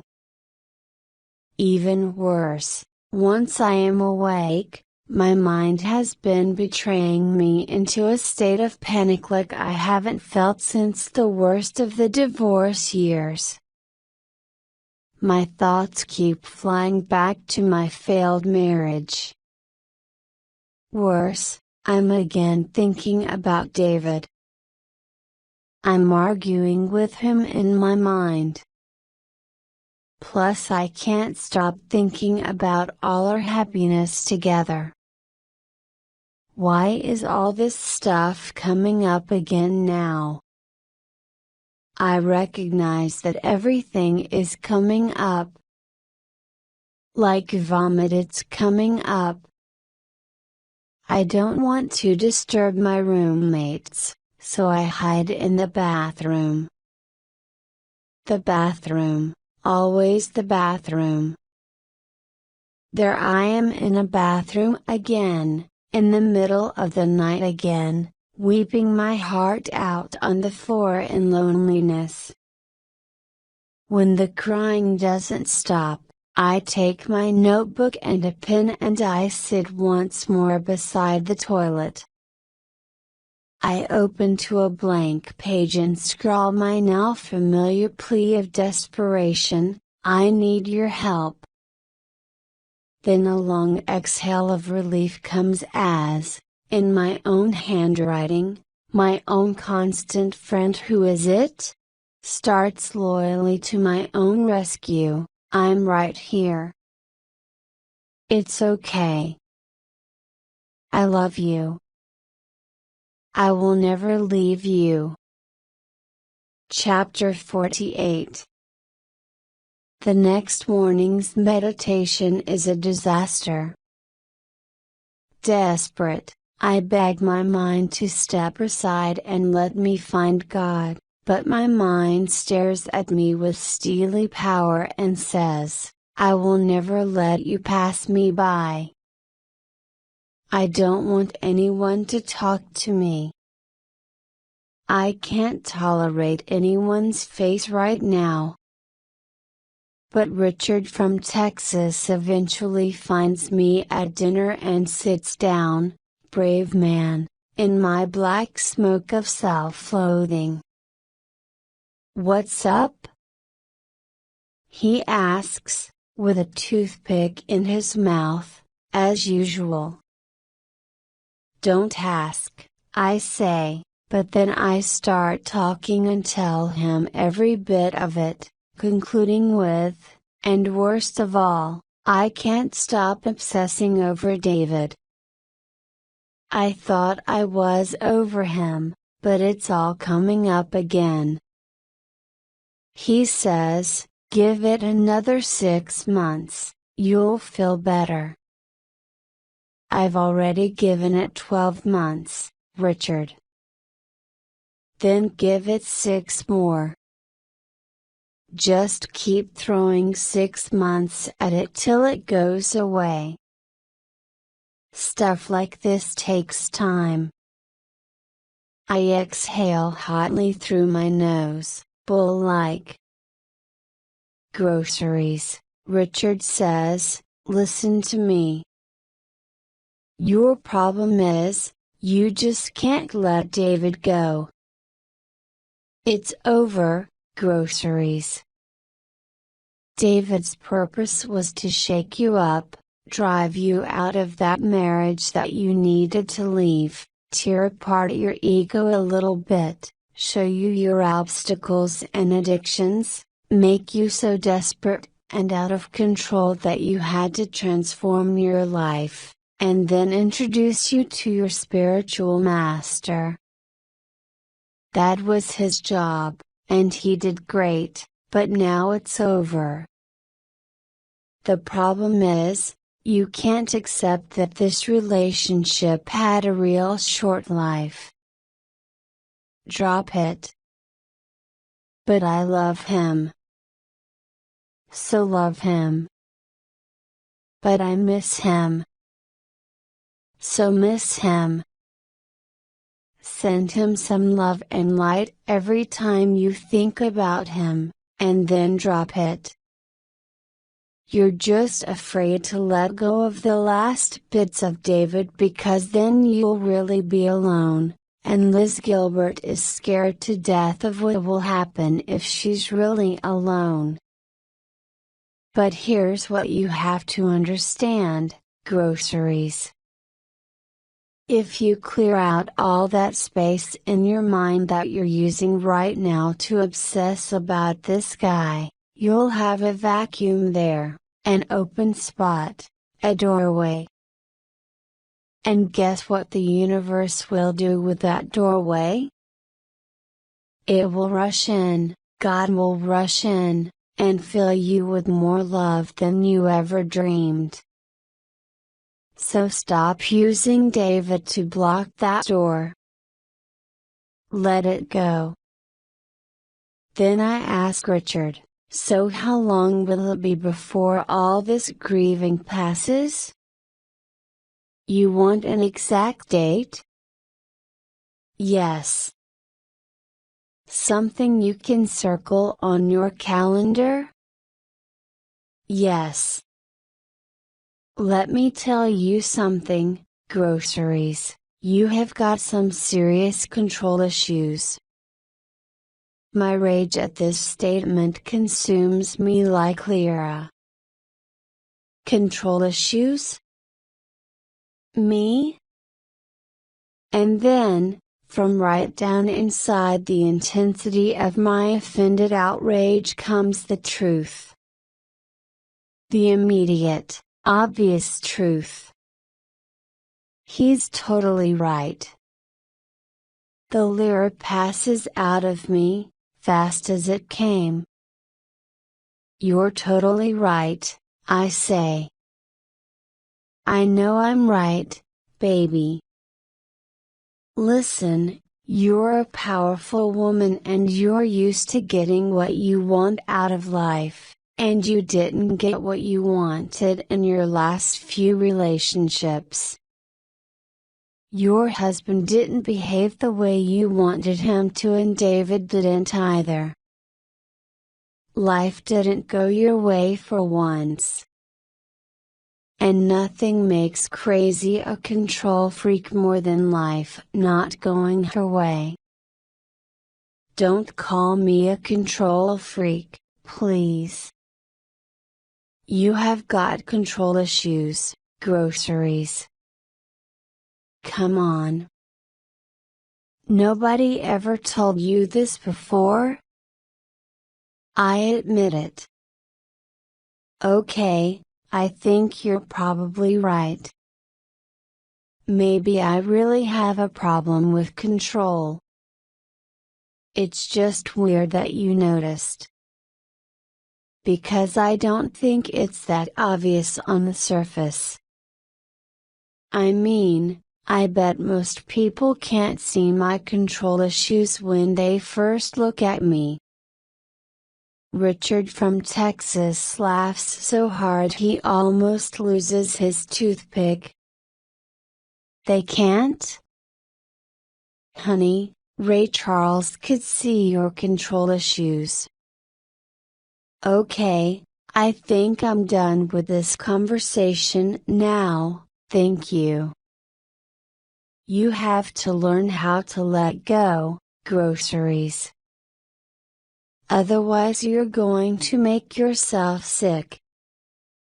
You'll just toss and turn forever at nights, beating on yourself for being such a fiasco in life. What's wrong with me? Why am I such a failure? Let me guess, that's probably what you were doing to yourself again last night. All right, Richard, that's enough, I say. I don't want you walking around inside my head anymore. Shut the door, then, says my big Texas yogi. Chapter 49. When I was 9 years old, going on 10, I experienced a true metaphysical crisis. Maybe this seems young for such a thing, but I was always an intelligent child. It all happened over the summer between 4th and 5th grade. I was going to be turning 10 years old in July, and there was something about the transition from 9 to 10, from single digit to double digits, that shocked me into a genuine existential panic, usually reserved for people turning 50. I remember thinking that life was passing me by so fast. It seemed like only yesterday I was in kindergarten, and here I was, about to turn 10. Soon I would be a teenager, then middle-aged, then elderly, then dead. And everyone else was aging in hyperspeed, too. Everybody was going to be dead soon. My parents would die. My friends would die. My cat would die. What was the point of all this? This panic I was feeling at age 10 was nothing less than a spontaneous realization of mortality's inevitable march. My sense of helplessness was overwhelming. What I wanted to do was pull some massive emergency brake on the universe, like the brakes I'd seen on the subways during our school trip to New York City. I wanted to call a timeout, to demand that everybody just stop until I could understand everything. I suppose this was the beginning of what my dear friend Richard from Texas calls my control issues. Of course, my efforts and worry were useless. The closer I watched time, the faster it spun, and that summer went by so quickly that it made my head hurt, and at the end of every day I remember thinking, another one gone, and bursting into tears. I have searched for contentment for so many years in so many ways, and all these acquisitions and accomplishments, they exhaust you in the end. Life, if you keep chasing it so hard, will drive you to death. At some point you have to stop. You have to admit that you can't catch time. At some point, as Richard keeps telling me, you have to let go and sit still and allow contentment to come to you. Letting go, of course, is a scary enterprise for those of us who believe that the world revolves only because it has a handle on the top of it which we personally turn, and that if we were to drop this handle for even a moment, well, that would be the end of the universe. But try dropping it, groceries. This is the message I'm getting. Sit quietly for now and cease your relentless participation. Watch what happens. The birds do not crash dead out of the sky in mid-flight, after all. The trees did not die, the rivers do not run red with blood. Life continues to go on. Why are you so sure that your micromanagement of every moment in this whole world is so essential? Why don't you let it be? I hear this argument and it appeals to me. I believe in it, intellectually. But then I wonder, with this stupidly hungry nature of mine, What should I do with my energy, instead? That answer arrives, too. Look for God, suggests my guru. Look for God like a man with his head on fire looks for water. Chapter 50. When I tried this morning, after an hour or so of unhappy thinking, to dip back into my meditation, I took a new idea with me: compassion. Instead of thinking that I was a failure, could I perhaps accept that I am only a human being, and a normal one, at that? The thoughts came up as usual: okay, so it will be, and then the emotions rose, too. I began feeling frustrated and judgmental about myself, lonely and angry. But then a fierce response boiled up from somewhere in the deepest caverns of my heart, and I told myself, I will not judge you for these thoughts. My mind tried to protest, said, yeah, but you are such a failure, you're such a loser, but suddenly it was like a lion was roaring from within my chest. A voice roared in me like nothing I had ever heard before. It was so eternally loud that I actually clamped my hand over my mouth because I was afraid that if I opened my mouth and let this sound out, it would shake the foundations of buildings as far away as Detroit. And this is what it roared: you have no idea how strong my love is. The chattering, negative thoughts in my mind scattered in the wind of this statement like birds. They ran away, terrified. Silence followed. An intense, vibrating silence. The lion in the giant savanna of my heart surveyed his newly quiet kingdom with satisfaction. He closed his yellow eyes and went back to sleep. And then, in that regal silence, finally, I began to meditate on, and with, God. Chapter 51.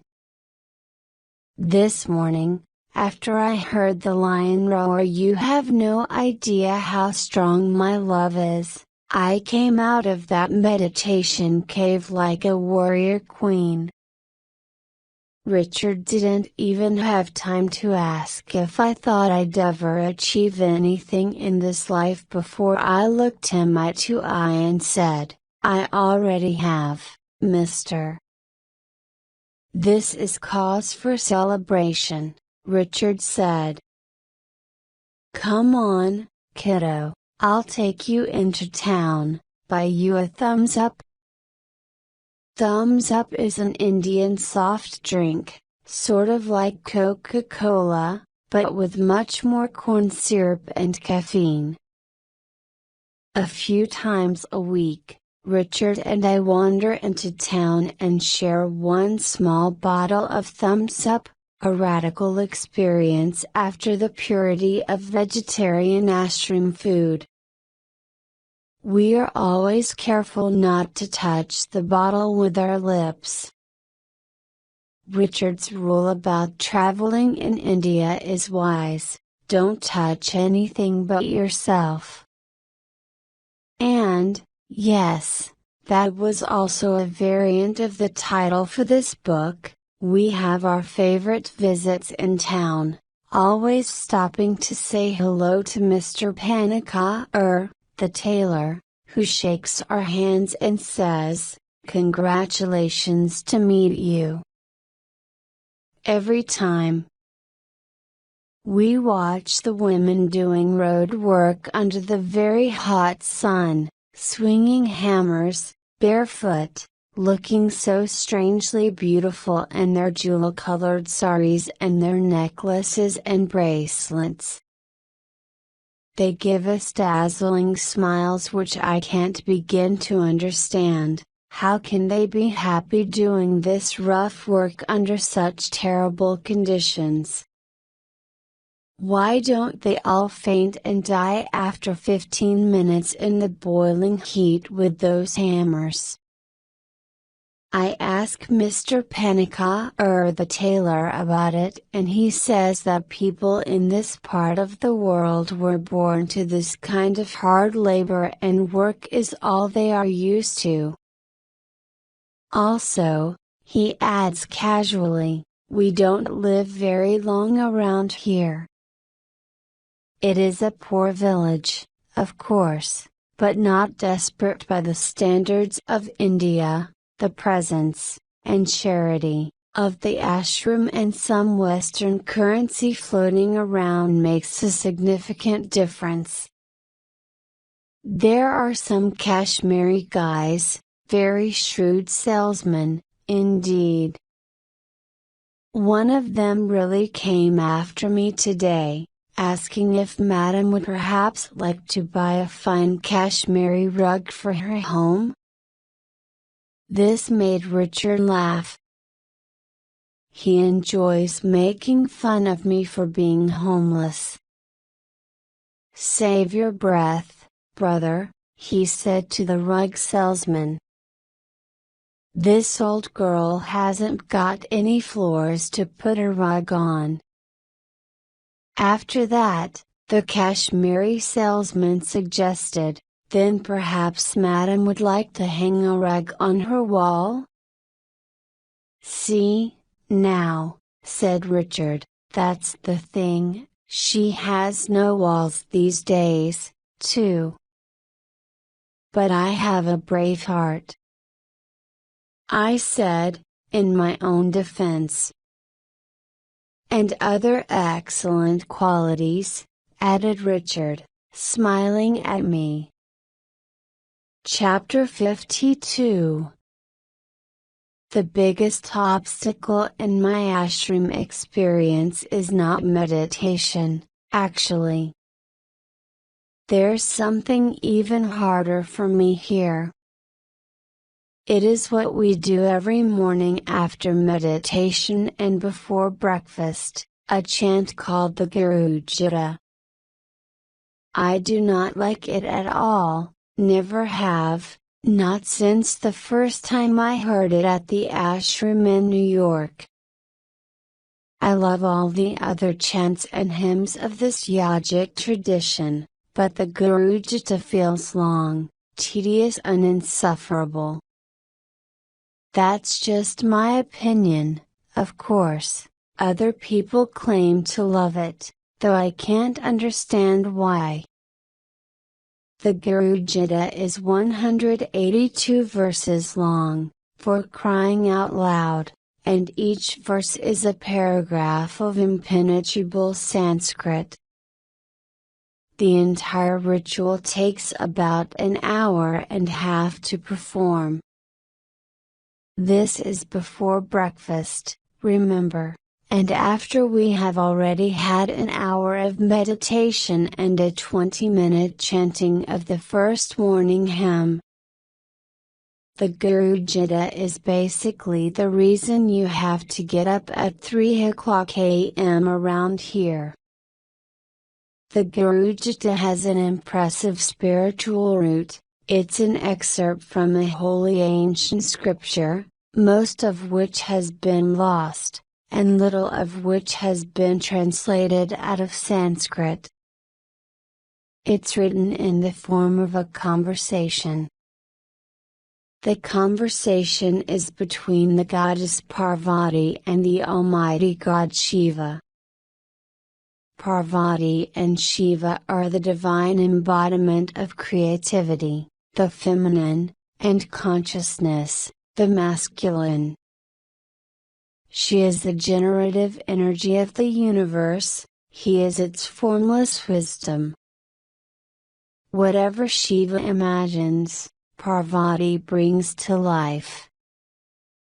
He dreams it, she materializes it.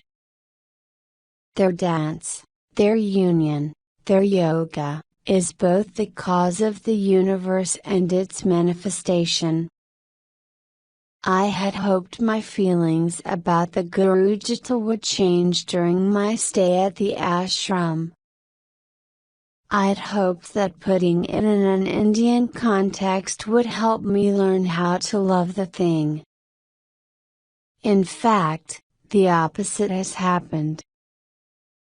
Over the few weeks that I've been here, my feelings about the Guru Jita have shifted from simple dislike to solid dread. I've started skipping it and doing other things with my morning that I think are much better for my spiritual growth, like writing in my journal, or taking a shower, or calling my sister. But when I try to go to the chant, all it does is agitate me. I mean, physically. It makes me sweat. I come out of the temple after the Guru Jita and the sweat rises off my skin in the cold morning air.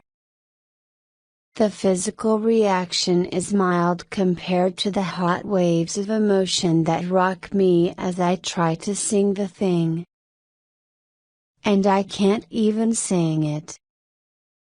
I can only croak it. Resentfully. Did I mention that it has 182 verses? So a few days ago, I decided to seek advice from my favorite teacher around here, a monk with a wonderfully long Sanskrit name which translates as he who dwells in the heart of the Lord who dwells within his own heart.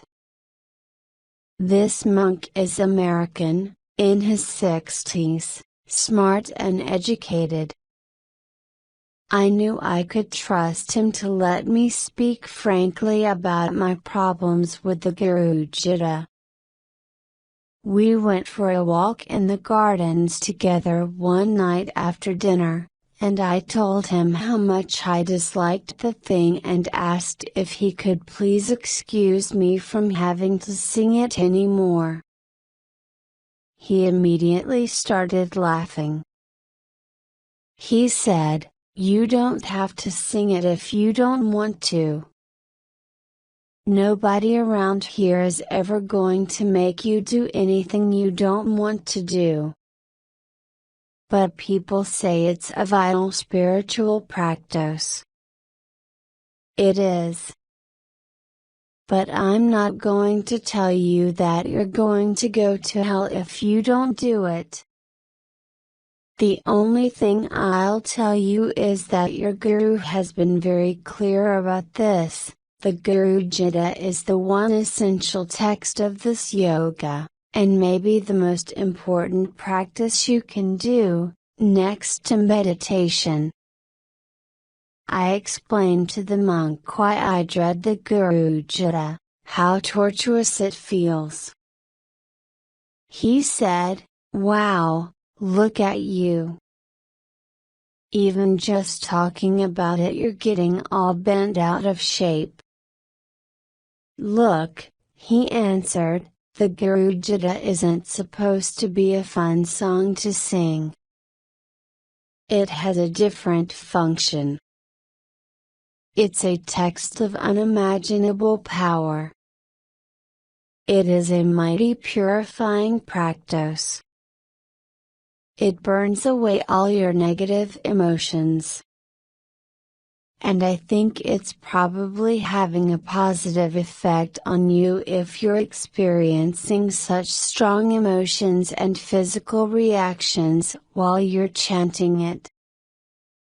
This stuff can be painful, but it's awfully beneficial. How do you keep the motivation to stay with it? What's the alternative? To quit whenever something gets challenging? What should I do?" You have to decide for yourself. But my advice, since you asked, is that you stick to chanting the Guru Jita while you're here, especially because you're having such an extreme reaction to it. If something is rubbing so hard against you, you can be sure it's working on you. This is what the Guru Jita does. It burns away the ego. It's supposed to be hard, Liz. It has power beyond what can be rationally understood. You're only staying at the ashram another week, right?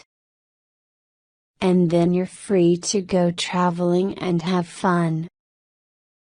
So just chant the thing 7 more times, then you never have to do it again. Remember what our Guru says, be a scientist of your own spiritual experience. You're not here as a tourist or a journalist, you're here as a seeker. So explore it. So you're not letting me off the hook? You can let yourself off the hook anytime you want, Liz. That's the divine contract of a little something we call free will. Chapter 53. So I went to the chant the next morning, all full of resolve, and the Guru Jita made me feel awful. The following day it was even worse. I woke up in a fury, and before I even got to the temple I was already sweating, boiling. My anger was giant. It took in everyone in this world, but it was most specifically directed at Swamiji, my Guru's master, who had instituted this ritual chanting of the Guru Jita in the first place. He was the one who had come to me in my dream on the beach, demanding to know how I intended to stop the tide, and I always felt like he was writing me. Swamiji had been born into a wealthy family and has been expected to enter the family business. But when he was just a young boy, he met a holy man in a small village near his, and had been deeply touched by the experience. Still in his teens, Swamiji left home and spent years going to every holy spot in India, searching for a true spiritual master. He met over 60 saints and gurus, never finding the teacher he wanted.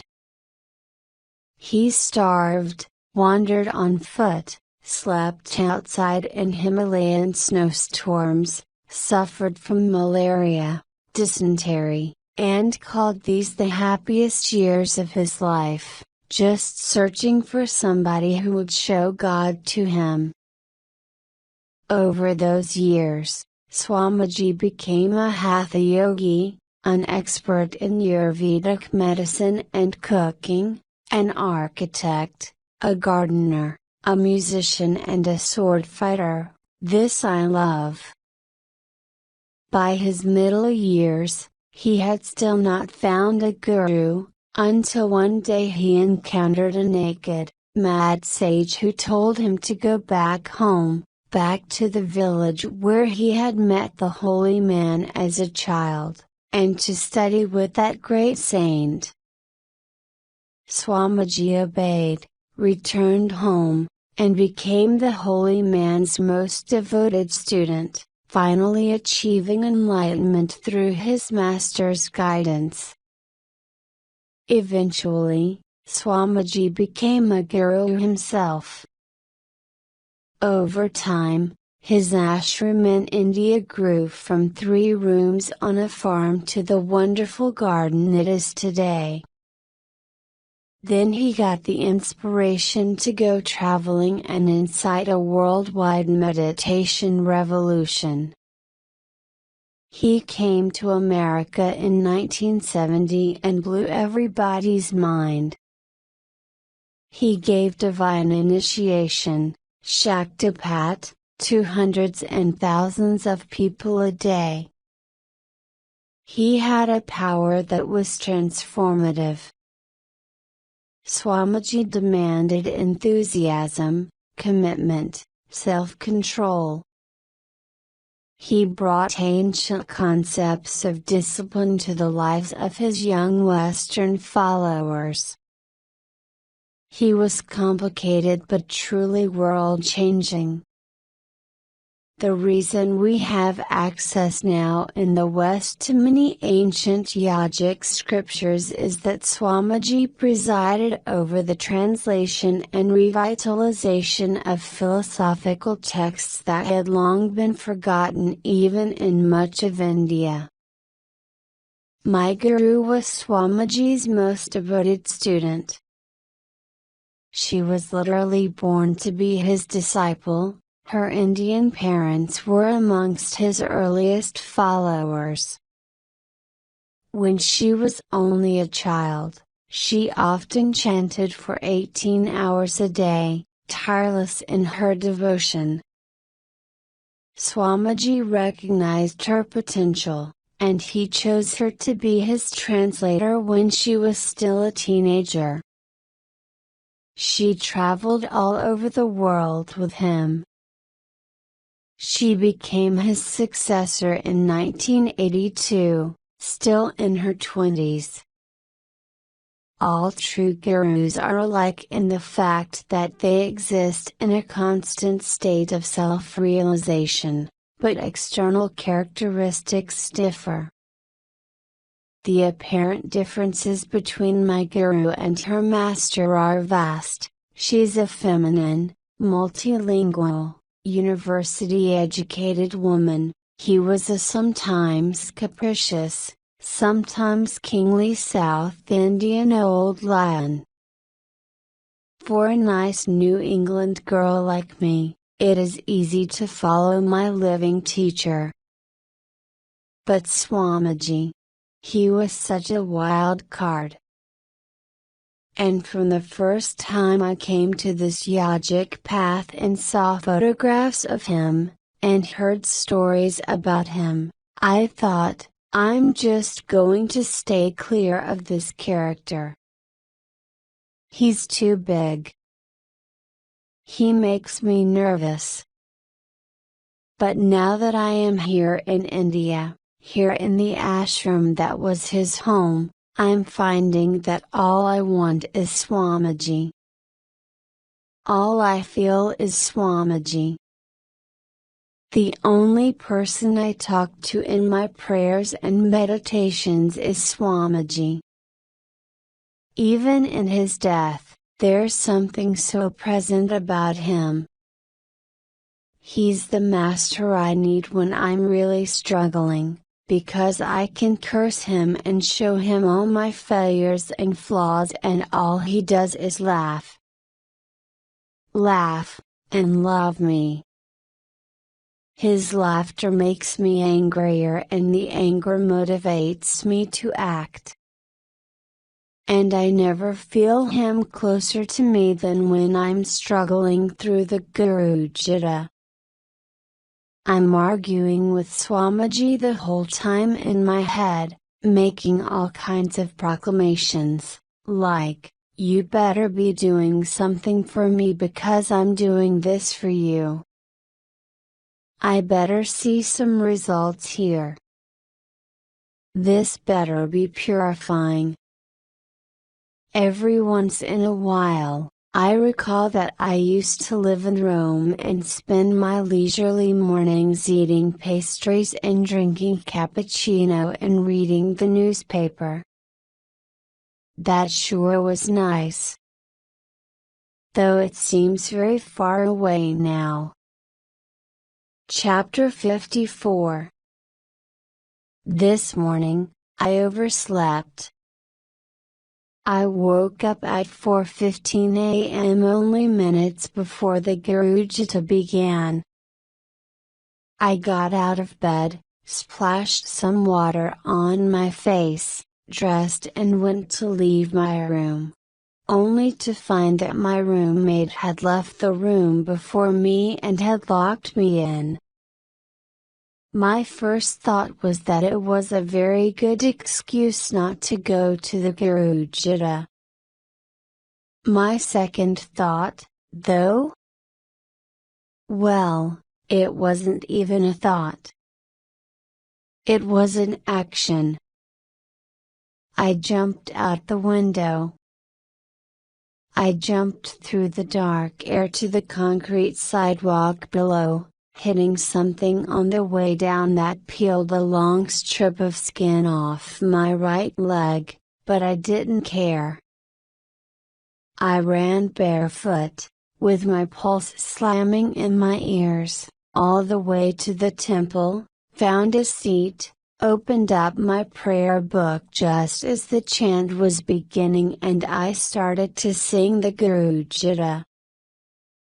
I sat there, singing and bleeding and thinking that it was maybe time for me to change my relationship with this particular spiritual practice. The Garujita is a hymn of pure love, but something had been stopping me from offering up that love in sincerity. So as I chanted each verse I realized that I needed to find something, or somebody, to whom I could devote this hymn, in order to find a place of pure love within me. By verse 20, I had it, Nick. Nick, my nephew, is an 8-year-old boy, skinny for his age, very smart, sensitive and complex. This is a child for whom life is never simple, a child who hears and sees and feels everything intensely. I love this boy so deeply and protectively. I realized, doing the math on the time difference between India and Pennsylvania, that it was his bedtime back home. So I sang the Garujita to my nephew Nick, to help him sleep. Sometimes he has trouble sleeping because he cannot still his mind.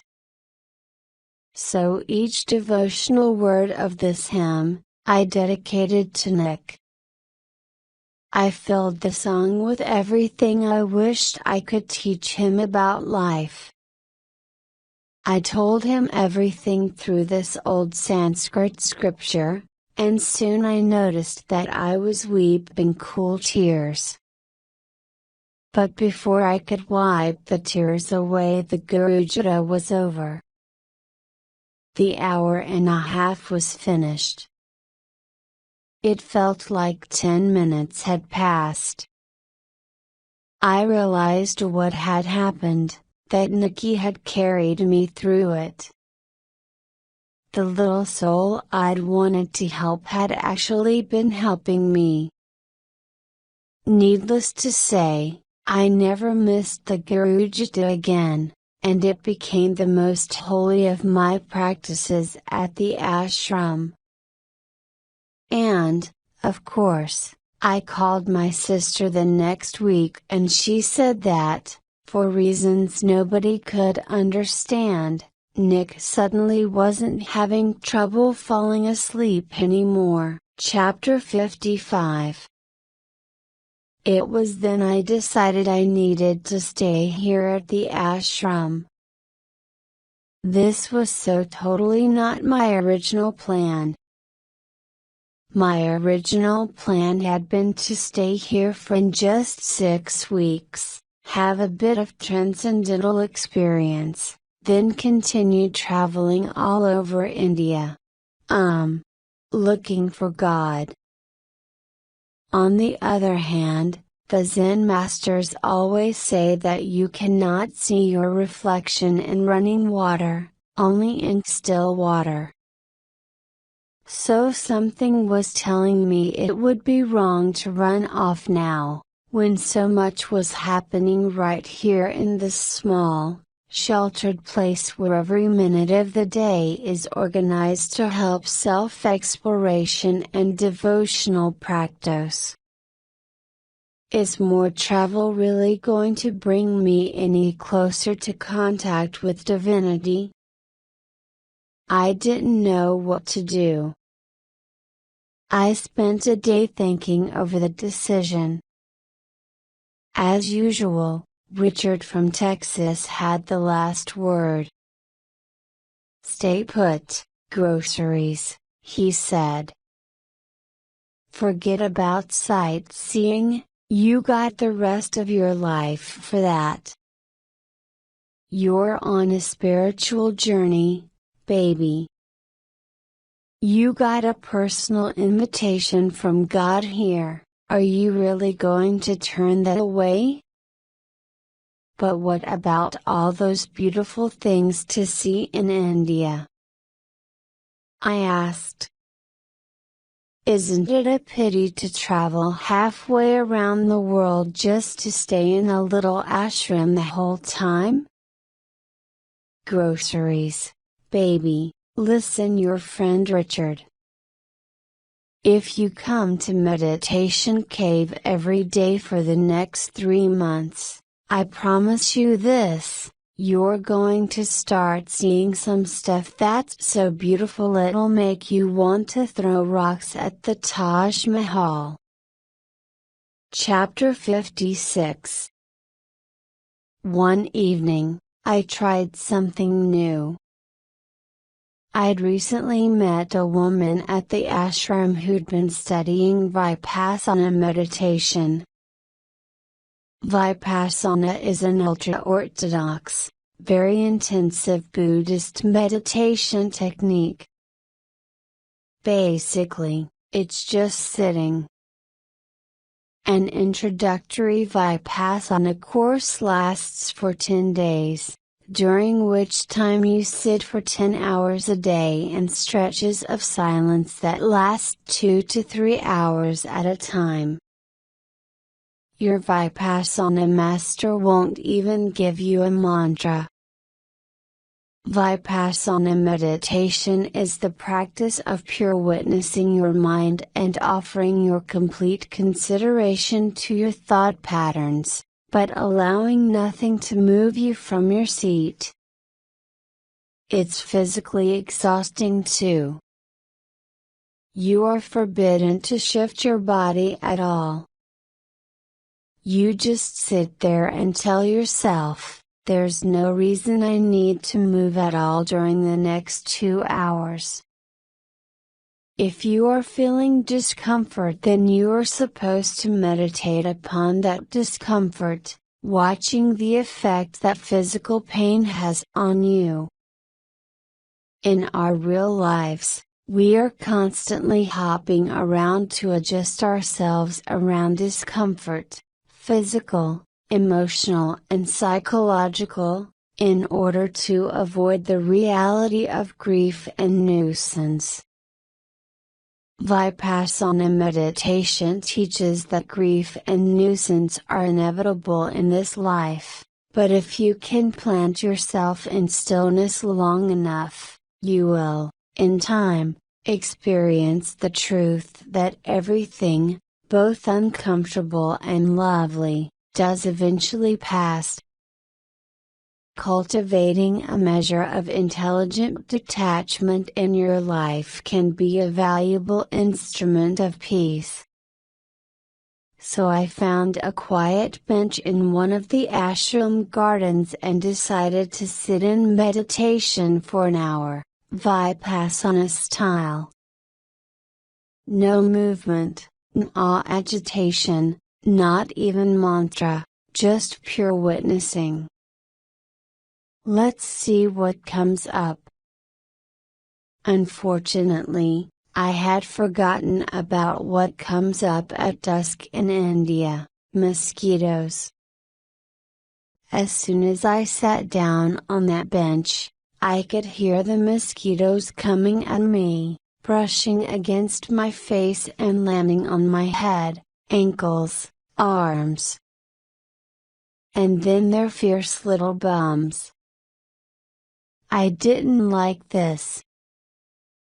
I thought, this is a bad time of day to practice Vipassana meditation. On the other hand, when is it a good time of day, or life, to sit in detached stillness? When isn't there something buzzing about, trying to distract you? So I made a decision, inspired again by my guru's instruction that we are to become scientists of our own inner experience. I presented myself with an experiment. What if I sat through the discomfort, just for 1 hour of my long life? So I did it. In stillness, I watched myself get eaten by mosquitoes. To be honest, part of me was wondering what this little experiment was meant to prove, but another part of me well knew, it was a beginner's attempt at self-mastery. If I could sit through this non-lethal physical discomfort, then what other discomforts might I someday be able to sit through?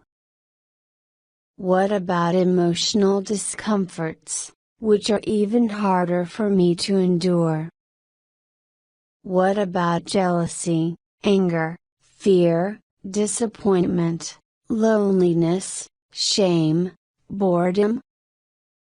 The itch was maddening at first, but eventually it just turned into a general burning feeling, and I rode that heat to a mild euphoria. I allowed the pain to become pure sensation, neither good nor bad, just intense, and that intensity lifted me out of myself and into meditation. I sat there for 2 hours.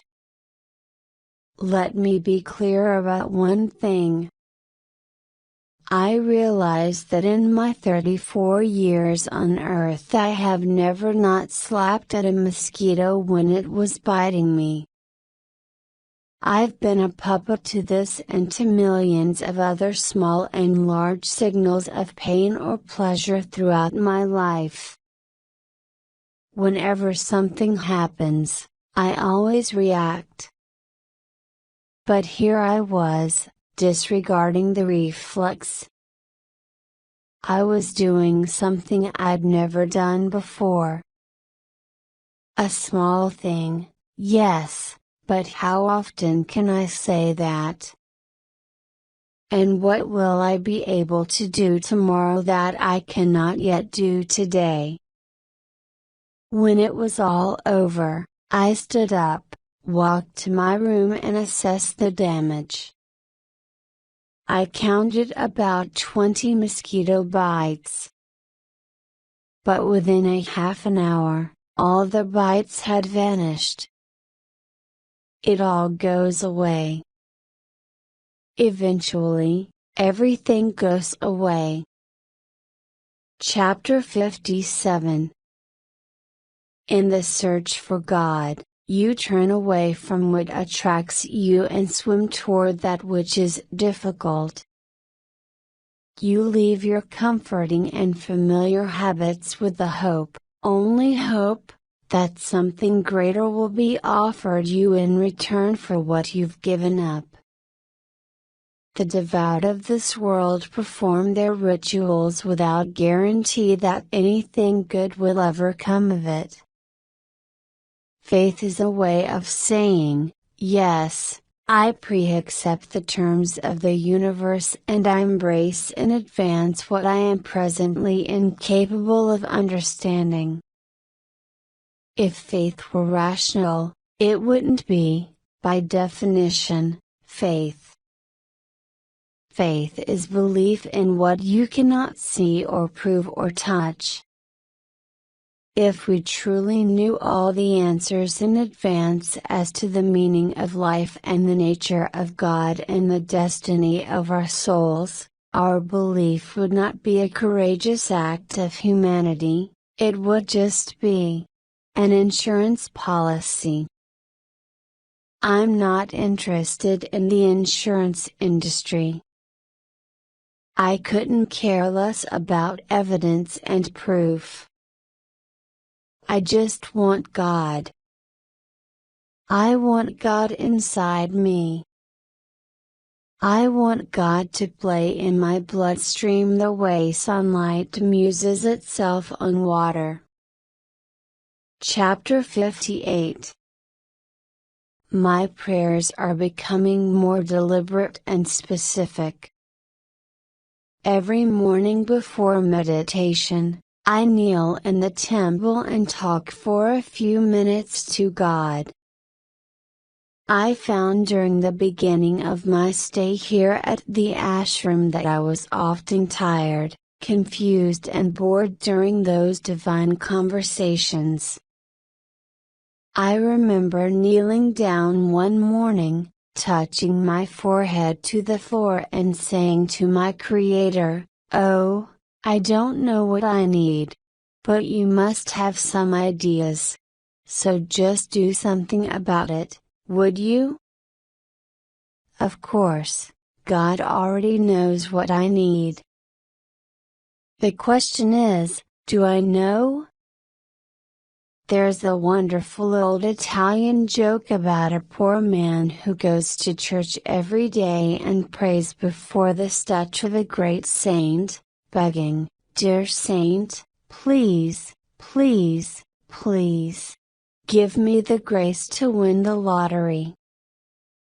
This happens for months. Finally, the annoyed statue comes to life, looks down at the begging man and says, "My son, please, please, please, buy a ticket." Prayer is a relationship, half the job is mine. If I want transformation, but can't even be bothered to articulate what, exactly, I'm aiming for, how will it ever occur? Half the benefit of prayer is in the asking itself, in the offering of a well-considered intention. If you don't have this, all your pleas and desires swirl at your feet in a cold fog and never lift. So now I take the time every morning to search myself for specificity about what I am truly asking for. I kneel there in the temple with my face on that cold marble for as long as it takes me to formulate an authentic prayer. Destiny, I feel, is also a relationship, a play between divine grace and willful self-effort. Half of it you have no control over, half of it is absolutely in your hands. Man is neither entirely a puppet of the gods, nor is he entirely the captain of his own destiny, he's a little of both. There is so much about my fate that I cannot control, but other things I can choose. I can decide how I spend my time, whom I share my body and life and money and energy with. I can select what I eat and read and study. I can choose how I'm going to regard unfortunate circumstances in my life, whether I will see them as curses or opportunities. I can choose my words and the tone of voice in which I speak to others. And most of all, I can choose my thoughts. On first glance, this seems a nearly impossible task. Control your thoughts? Instead of the other way around? but imagine if you could. So I've started watching my thoughts all day, and monitoring them. I repeat this vow about 700 times a day: I will not harbor unhealthy thoughts anymore. The first time I heard myself say this, my inner ear perked up at the word harbor, which is a noun as well as a verb. A harbor, of course, is a place of refuge, a port of entry. I pictured the harbor of my mind. The harbor of my mind is an open bay, the only access to the island of myself, which is a young and volcanic island, yes, but promising. This island has been through some wars, it is true, but it is now peaceful, under a new leader, me, who has instituted new policies to protect the place. You may not come here anymore with your hard and abusive thoughts, with your plague ships of thoughts, with your slave ships of thoughts, with your warships of thoughts, all these will be turned away. This is a peaceful harbor, the entryway to a fine and proud island that is only now beginning to cultivate tranquility. If you can obey these new laws, my dear thoughts, then you are welcome in my mind.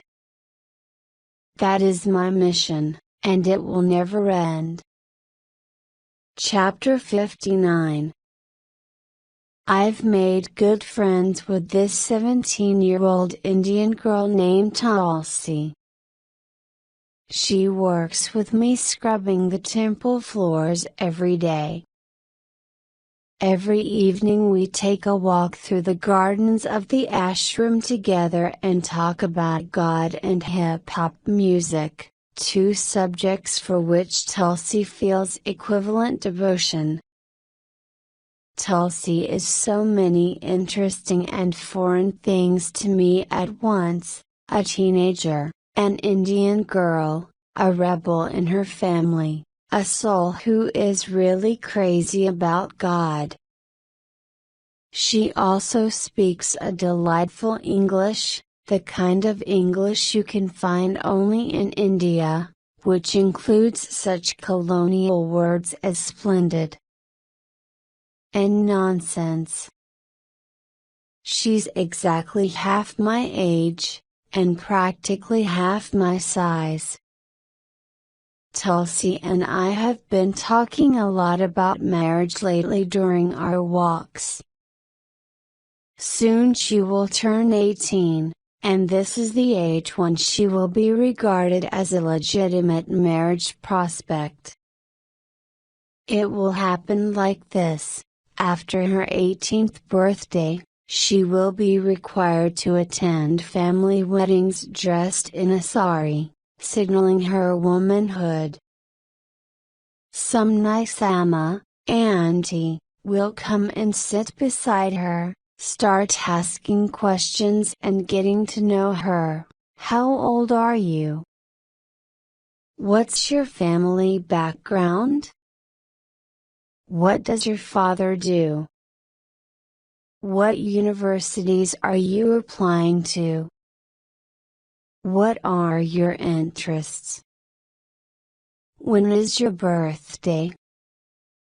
And then, Tulsi's dad will get a big envelope in the mail with a photo of this woman's grandson who is studying computer sciences in Delhi, along with the boy's astrology charts and his university grades, and the inevitable question: would your daughter care to marry him?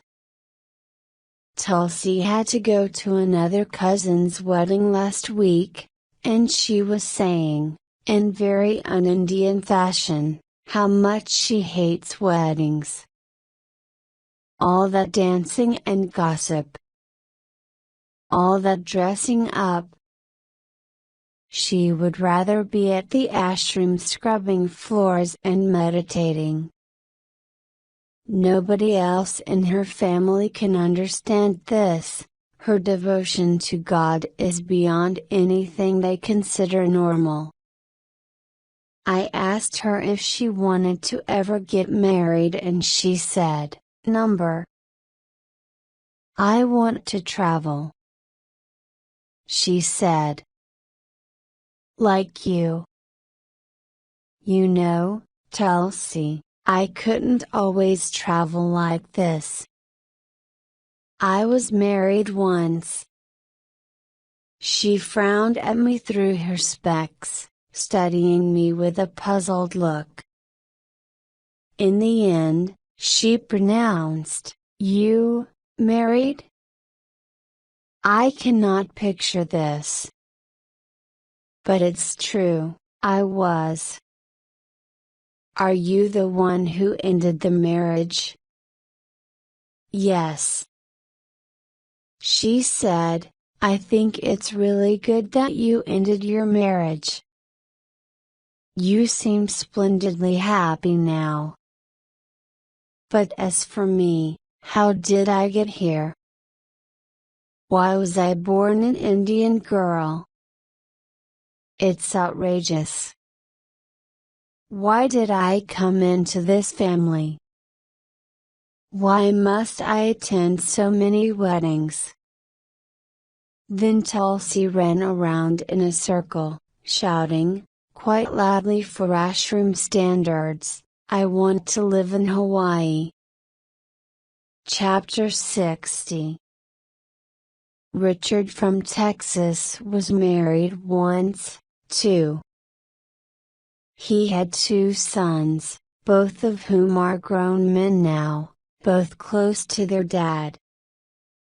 Sometimes Richard mentions his ex-wife, and he always seems to speak of her with fondness. I get a bit envious whenever I hear this, imagining how lucky Richard is to be friends with his former spouse, even after separating. This is an odd side effect of my terrible divorce. Whenever I hear of couples splitting kindly, I get jealous. So I asked Richard one day about it. I said, "It seems like you have fond feelings toward your ex-wife. Are you two still close?" "No," he said casually. "She thinks I changed my name to Motherfucker." Richard's lack of concern about this impressed me. My own ex-spouse thinks I changed my name too, and it breaks my heart. One of the hardest things about this divorce was the fact that my ex-husband never forgave me for leaving. Number. And that felt like it would never change, never release. I was talking about all this one day with my friends at the ashram, the newest member of whom is a plumber from New Zealand. He's a poet, too, who had recently published a terrific memoir in New Zealand called A Plumber's Progress about his own spiritual journey. The plumber, poet from New Zealand, Richard from Texas, the Irish dairy farmer, Tulsi, the Indian teenager, and Vivian, an older woman with white hair and humorous eyes, who used to be a nun in South Africa. This was my circle of close friends here. So, during lunch one day, we were all having this conversation together about marriage, and the plumber, poet from New Zealand said, "I see marriage as an operation that sews 2 people together, and divorce is a kind of amputation that can take a long time to heal. The longer you were married, or the rougher the amputation, the harder it is to recover. Richard from Texas was wondering if I was planning on allowing my ex-husband to dictate for the rest of my life how I felt about myself, and I said I wasn't too sure about that, actually, and to be honest I was still halfway waiting for the man to forgive me, to release me and allow me to go forth in peace. What I hate about the way my marriage ended, I said, is that it's so unresolved. It's just an open wound that never goes away. If you insist, said Richard. If that's how you've decided to think about it, don't let me spoil your party. One of these days this has to end, I said. I just wish I knew how. When lunch ended, the plumber, poet from New Zealand slipped me a note. It said to meet him after dinner, he wanted to show me something. So after dinner that night I met him by the meditation caves, and he told me to follow him, that he had a gift for me. He walked me across the ashram, then led me to a building I'd never been inside before, unlocked a door and took me up a back set of stairs. He knew of this place, I guessed, because he fixes all the air conditioning units, and some of them are located up there. At the top of the stairs there was a door which he unlocked. Then we were up on a gorgeous rooftop, tiled in ceramic chips that glittered in the evening twilight. He took me across that roof to a little tower, a minaret, really, and showed me another narrow set of stairs, leading to the very top of the tower. He pointed to the tower and said, I'm going to leave you now. You're going to go up there. Stay up there until it's finished. Until what's finished? I asked. The plumber just smiled, handed me a flashlight, for getting down safely when it's over, and also handed me a folded piece of paper. Then he left. I climbed to the top of the tower.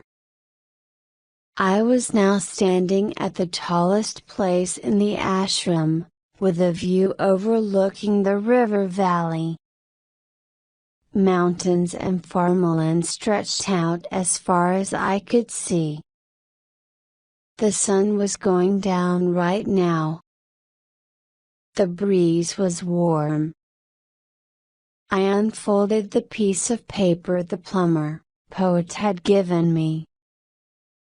He had typed, instructions for freedom. Life's metaphors are God's instructions.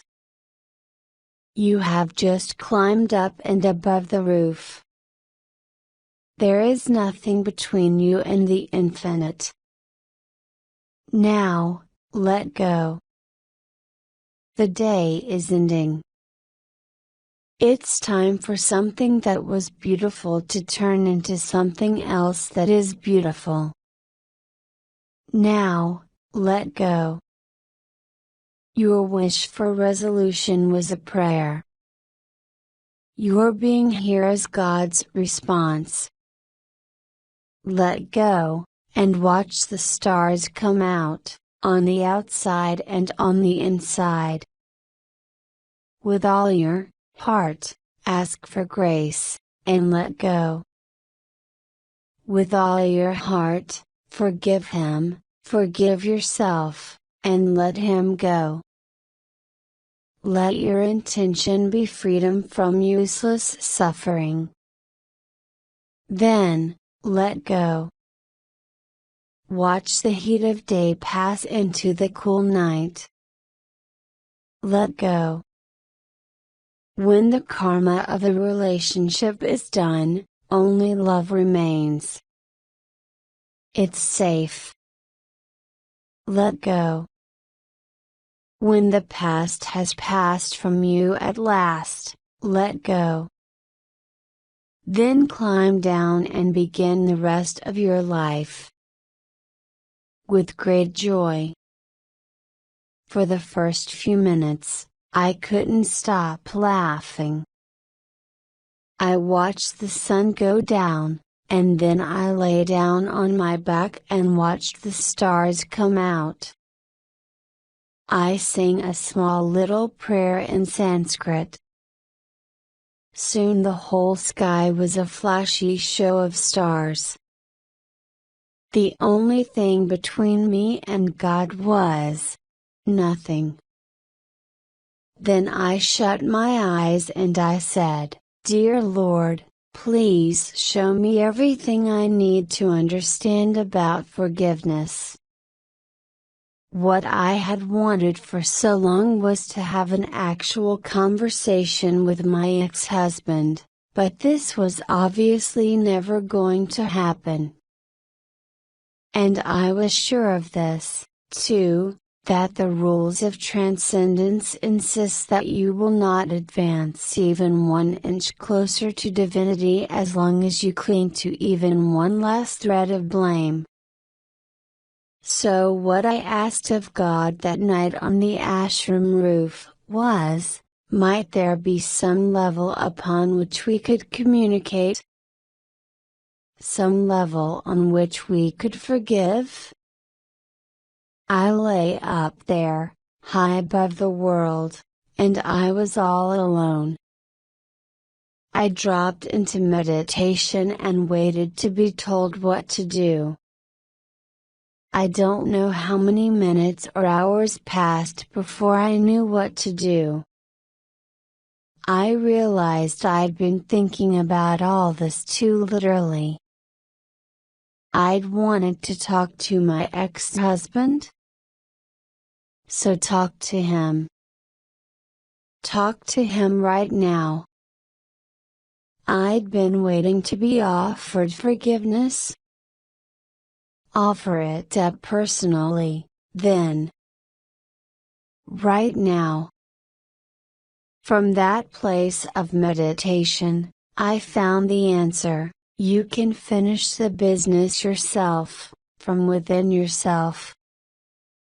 It's not only possible, it's necessary. And then, to my surprise, still in meditation, I did an odd thing. I invited my ex-husband to join me up here on this rooftop in India. I asked him if he would be kind enough to meet me up here for this farewell event. Then I waited until I felt him arrive. And he arrived. His presence was suddenly absolute. I could practically smell him. I said, "Hi, sweetie." I almost started to cry right then, but quickly realized I didn't need to. Tears are part of this bodily life, and the place where these two souls were meeting that night in India had nothing to do with the body. The two people who needed to talk to each other up there on the roof were not even people anymore. They were just two cool blue souls who already understood everything. Unbound by their bodies, unbound by the complex history of their past relationship, they came together above this roof, above me, even, in infinite wisdom. Still in meditation, I watched these two cool blue souls join, divide again and regard each other's perfection and similarity. They knew everything. They knew everything long ago and they will always know everything. They didn't need to forgive each other, they were born forgiving each other. The lesson they were teaching me in their beautiful turning was, stay out of this, Liz. Your part of this relationship is over. Let us work things out from now on. You go on with your life. Much later I opened my eyes, and I knew it was over. Not just my marriage and not just my divorce, but all the unfinished hollow sadness of it. It was over. I could feel that I was free. Let me be clear, it's not that I would never again think about my ex-husband, or never again have any emotions attached to the memory of him. It's just that this ritual on the rooftop had finally given me a place where I could house those thoughts and feelings whenever they would arise in the future. This is what rituals are for. We do spiritual ceremonies as human beings in order to create a safe resting place for our most complicated feelings of joy or trauma, so that we don't have to drag those feelings around with us forever.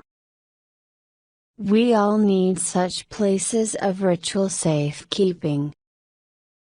And I believe that if your culture or tradition doesn't have the specific ritual you need, then you are absolutely permitted to make up your own ceremony, fixing your own broken down emotional systems. So I stood up and did a handstand on my guru's roof, to celebrate my liberation.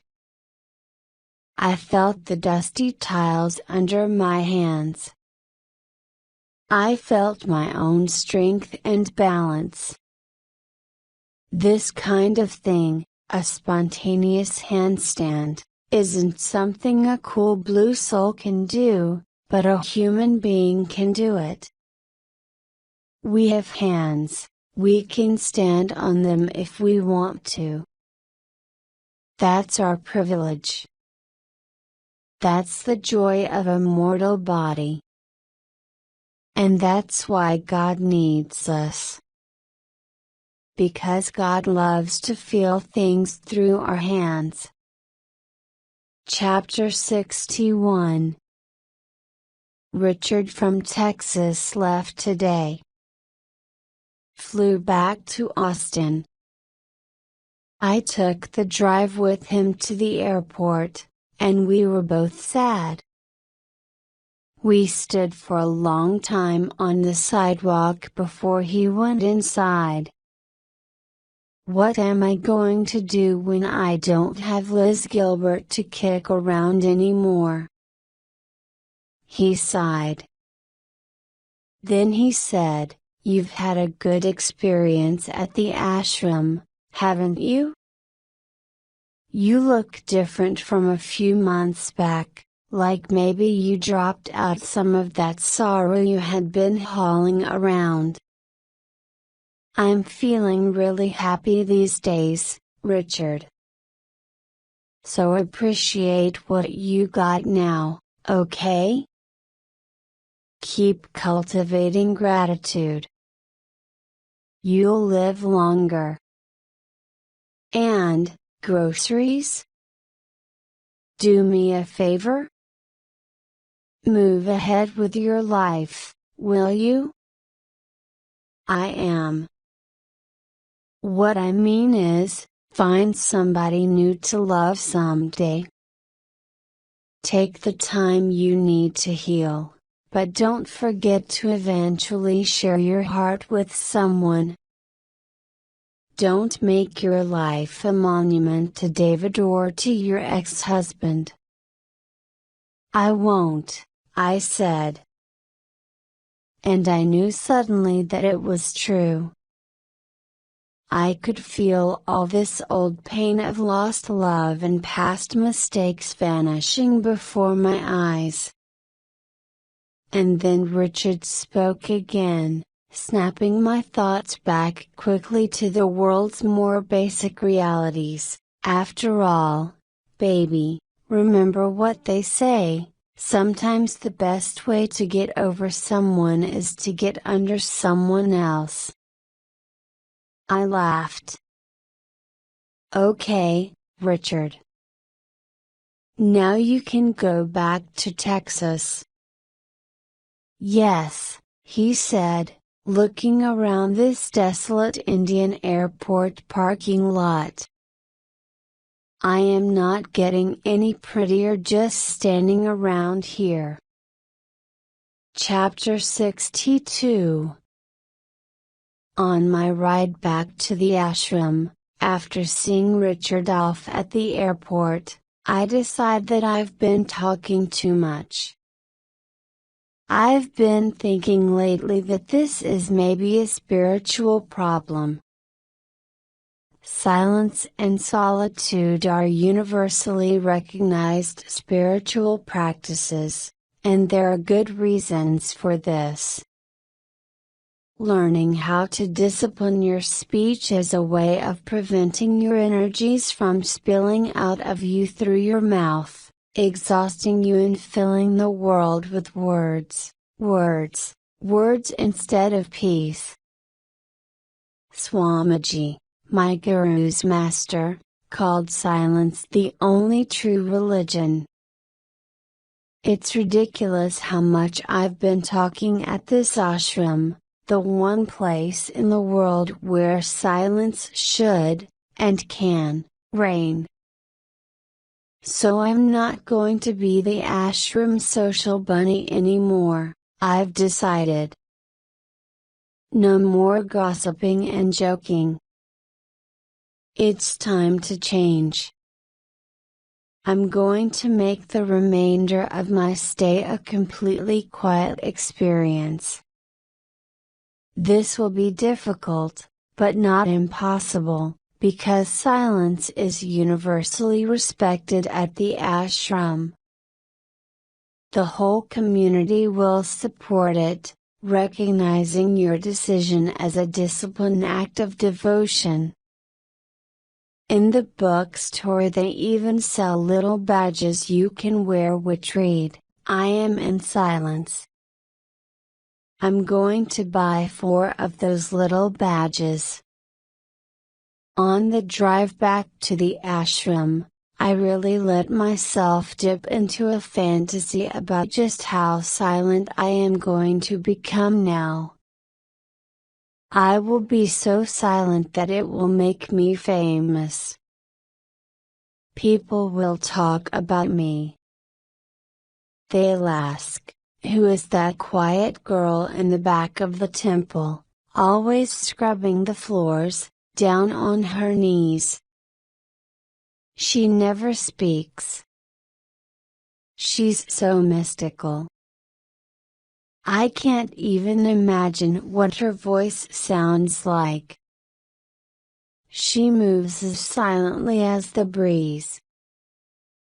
She must be in a constant state of meditative communion with God. She's the quietest girl I've ever seen. Chapter 63. The next morning I was down on my knees in the temple, scrubbing the marble floor again, in silence, when an Indian teenage boy came looking for me with a message that I needed to report to the Shiva office immediately. Shiva is the Sanskrit term for the spiritual practice of selfless service, for instance, the scrubbing of a temple floor. The Shiva office administers all the work assignments for the ashram. So I went there, and the nice lady at the desk asked me, "Are you Elizabeth Gilbert?" I smiled at her and nodded. Silently. Then she told me that my work detail had been changed. They had a new position in mind for me at the ashram. And the title of my new job was Key Hostess. Chapter 64. This was so obviously another one of Swamiji's jokes. You wanted to be the quiet girl in the back of the temple? Well, guess what? But this is what always happens at the ashram. You make some big grandiose decision about what you need to do, or who you need to be. And then circumstances arise that immediately reveal to you how little you understood about yourself. I don't know how many times Swamiji said it during his lifetime, and I don't know how many more times my guru has repeated it since his death, but it seems I have not quite yet absorbed the truth of their most insistent statement. God dwells within you, as you. As you. If there is one holy truth of this yoga, that line contains it. God dwells within you as you yourself, exactly the way you are. God isn't interested in watching you pretend to be somebody else. We all seem to get this idea that, in order to be sacred, we have to make some massive, dramatic change of character, that we have to renounce our individuality. This is a classic example of what they call in the East strong thinking. Swamiji used to say that everyday people discontented with themselves find something new to reject, but it is usually depression, not peace, that they attain. As Sextus, the ancient Pythagorean philosopher, said, the wise man is always similar to himself. This doesn't mean I cannot be devout. This does not mean I cannot serve humanity. It doesn't mean I can't improve myself as a human being, working daily to minimize my vices. For instance, I'm never going to be a wallflower, but that doesn't mean I can't take a serious look at my talking habits and alter some aspects for the better, working within my personality. Yes, I like talking, but perhaps I don't have to curse so much. Or here's a radical concept, maybe I can stop interrupting others when they are speaking. Because no matter how creatively I try to look at my habit of interrupting, I can't find another way to see it than this. I believe that what I am saying is more important than what you are saying. And I can't find another way to see that than. I believe that I am more important than you. And that must end. All these changes would be useful to make. But even so, even with reasonable modifications to my speaking habits, I probably won't ever be known as that quiet girl. No matter how hard I try. Because let's be really honest about who we're dealing with here. When the woman at the ashram Shiva Center gave me my new job assignment of key hostess, she said, "We have a special nickname for this position, you know.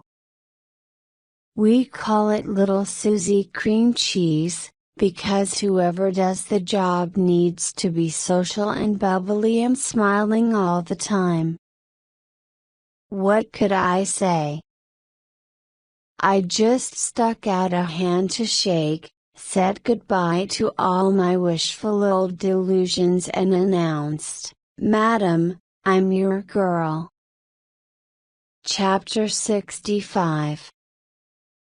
What I will be hosting, to be exact, is a series of retreats at the ashram this spring. During each retreat, about 100 devotees will come here from all over the world for a period of a week to 10 days, to deepen their meditation practices. My role is to take care of these people during their stay here. For most of the retreat, the participants will be in silence. For some of them, it will be the first time they've experienced silence as a devotional practice, and it can be intense. However, I will be the one person in the ashram they are allowed to talk to if something is going wrong. That's right, my job officially requires me to be the speech magnet. I will listen to the problems of the retreat participants and then try to find solutions for them.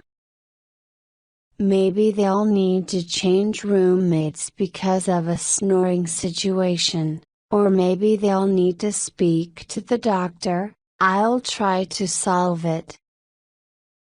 I'll need to know everybody's name, and where they're from.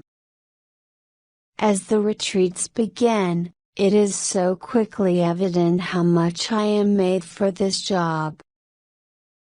I'm sitting there at the welcome table with my hello, my name is badge, and these people are arriving from 30 different countries, and many of them have never been to India. They're thirsty, but don't know yet if they can drink the water. They're hungry, but don't know what time lunch is, or where the cafeteria can be found. They're dressed all wrong, wearing synthetics and heavy boots in the tropical heat. They don't know if there's anyone here who speaks Russian. I can speak a little bit of Russian. I love all these people, automatically and unconditionally. I can see through their neuroses and recognize that they're less horribly afraid of what they're going to face when they go into silence and meditation for 7 days. They're going deep into their own minds and souls. Even for an experienced meditator, nothing is more unknown than this territory. Anything can happen in there. They'll be guided during this retreat by a wonderful woman, whose every gesture and word is the embodiment of compassion, but they're still afraid because she cannot go with them where they are going. Nobody can. Chapter 66. The topic of the retreat, and its goal, is the Turiya state, the elusive fourth level of human consciousness. During the typical human experience, say the yogis, most of us are always moving between 3 different levels of consciousness: waking, dreaming, or deep dreamless sleep. But there is a 4th level, too. This 4th level is the witness of all the other states, the integral awareness that links the other 3 levels together. This is the pure consciousness, an intelligent awareness. And if you can move into that state of witness consciousness, then you can be present with God all the time. This constant awareness and experience of the God presence within can only happen on a 4th level of human consciousness, which is called Turiya. Here's how you can tell if you've reached the Turiya state: if you're in a state of constant bliss. One who is living from within Turiya is not affected by the swinging moods of the mind, nor fearful of time or harmed by loss. The great saints, the great gurus, the great prophets of history, they were all living in the Turiya state, all the time. As for the rest of us, most of us have been there, too, if only for fleeting moments. Most of us, even if only for 2 minutes in our lives, have experienced at some time or another an inexplicable and random sense of complete bliss, unrelated to anything that was happening in the outside world. Of course, for most of us this state passes as fast as it came. It's almost like you're shown your inner perfection as a tease and then you tumble back to reality very quickly. Over the centuries, people have tried to hold on to that state of blissful perfection through all sorts of external means, through drugs and sex and power and adrenaline, but it doesn't keep.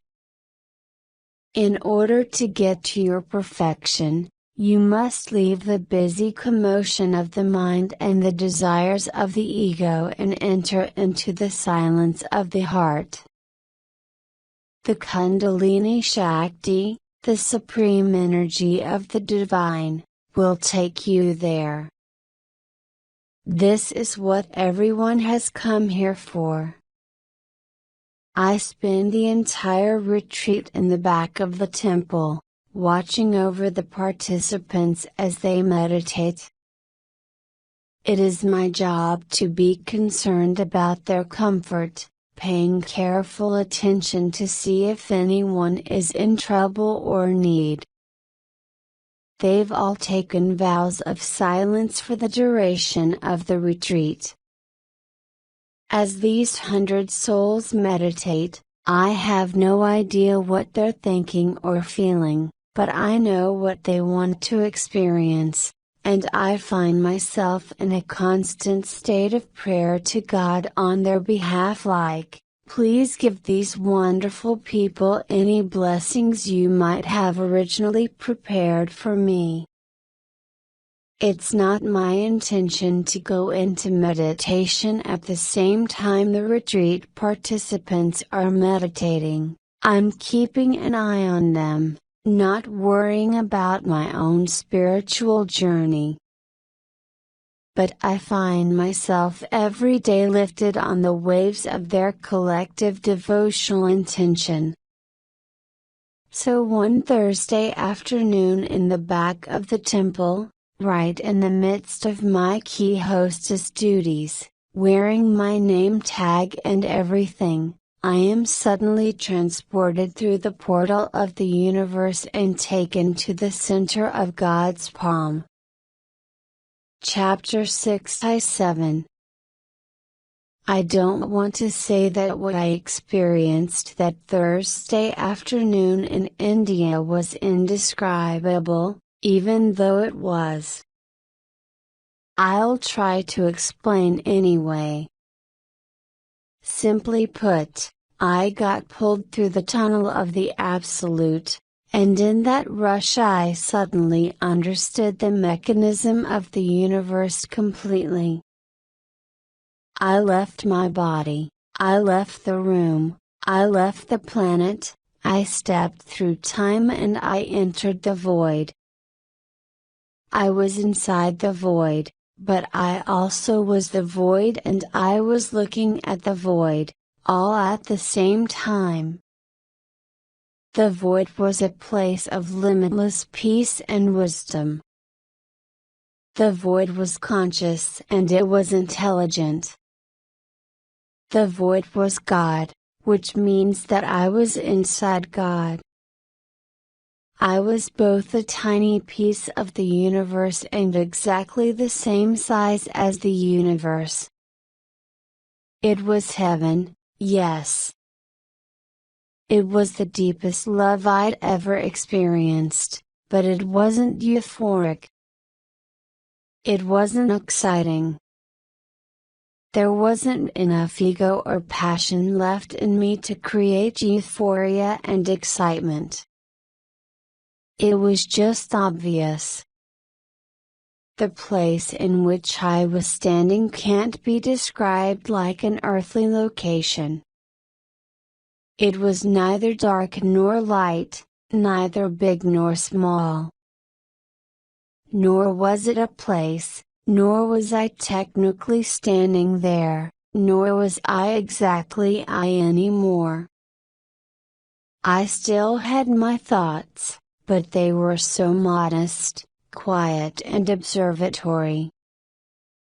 I felt unhesitating compassion and unity with everything and everybody. I also felt mildly charmed by all my old ideas about who I'm and what I'm like. I'm a woman, I come from America, I'm talkative, I'm a writer, all this felt so cute and obsolete. I don't know how long I was in this magnificent ether of union before I had a sudden thought, I want to hold on to this experience forever. And that's when I started to tumble out of it. Just those two little words, I want. And I began to slide back to earth. Then my mind started to really protest, no. I don't want to leave here. And I slid further still. With each repetition of those desperate thoughts, I could feel myself falling through layer after layer of illusion. This return of useless longing was bringing me back again into my own small borders, my own mortal confines. I felt a tremor of panic, mildly heartbroken because I lost this divine experience. But exactly parallel to that panic, I could also sense a witness, a wiser and older me, who just shook her head and smiled, knowing this, if I believed that the state of bliss was something that could be taken away from me, then I obviously didn't understand it yet. And therefore, I was not yet ready to inhabit it completely. I have to practice more. At that moment of realization, that's when God let me go, let me slide through His fingers with this last compassionate, unspoken message. You may return here once you have fully come to understand that you are always here. Chapter 68. The retreat ended 2 days later, and everyone came out of silence. I got so many hugs from people, thanking me for my help. Oh, no. Thank you, I kept saying, feeling how inadequate those words sounded. Another 100 seekers arrived a week later for another retreat, and the teachings and the brave travels inward and the silence were all repeated, with new souls in practice. I watched over them, too, and tried to help in every possible way and glided back into Turiya a few times with them, too. I could only laugh later when many of them came out of their meditations to tell me that I had appeared to them during the retreat as a silent, gliding, ethereal presence. So this was the ashram's final joke on me? Once I had learned to accept my loud, chatty, social nature and fully embrace my inner key hostess. Only then could I become the quiet girl in the back of the temple, after all. In my final weeks there, every morning, it seemed, some more people and some more luggage got on a bus and left. There were no new arrivals. There would be no more retreats, so I was relocated for work again, now placed in the office of registration, where I had the bittersweet job of officially departing all my friends off the computer once they had left the ashram. I'm getting a lot of time alone here now. I'm spending about 4 or 5 hours every day in the meditation caves. I can sit in my own company for hours at a time now, at ease in my own presence, undisturbed by my own existence on the planet. Sometimes my meditations are experiences of Shakti, all spine-twisting, blood-boiling wildness. I try to give into it with as little resistance as possible. Other times I experience a sweet, quiet contentment, and that is fine, too. The sentences still form in my mind, and thoughts still do their little dance, but I know my thought patterns so well now that they don't bother me anymore. My thoughts have become like old neighbors, kind of bothersome, but they don't agitate my home. There's room for all of us in this neighborhood. As for other changes within me during these last few months, perhaps I can't even feel them yet. My friends who have been studying yoga for a long time say you don't really see the impact that an ashram has had on you until you leave the place and return to your normal life. You may find that lifelong obsessions are gone. Petty irritations that once maddened you are no longer problems. Poisonous relationships vanish, and brighter people start arriving into your world. Last night I couldn't sleep. Not out of anxiety, but out of thrilled anticipation. I got dressed and went out for a walk through the gardens. The moon was fantastically ripe and full. The air was perfumed with jasmine. The day had been humid and hot, and now it was only slightly less humid and hot. The warm air shifted around me and I realized, I'm in India. I'm in my sandals and I'm in India. I ran, galloping away from the path and down into the meadow. My body felt so alive and healthy from all these months of yoga and vegetarian food and early bedtimes. My sandals on the soft dewy grass made this sound, shippa, and that was the only sound in the whole valley.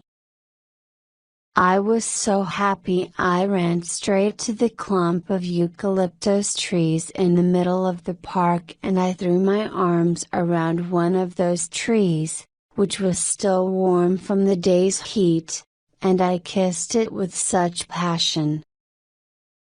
It was pure, this love that I was feeling. It was godly. I looked around the darkened valley and I could see nothing that was not God. I felt so deeply, terribly happy. I thought to myself, whatever this feeling is, this is what I have been praying for. and this is also what I have been praying to. Chapter 69.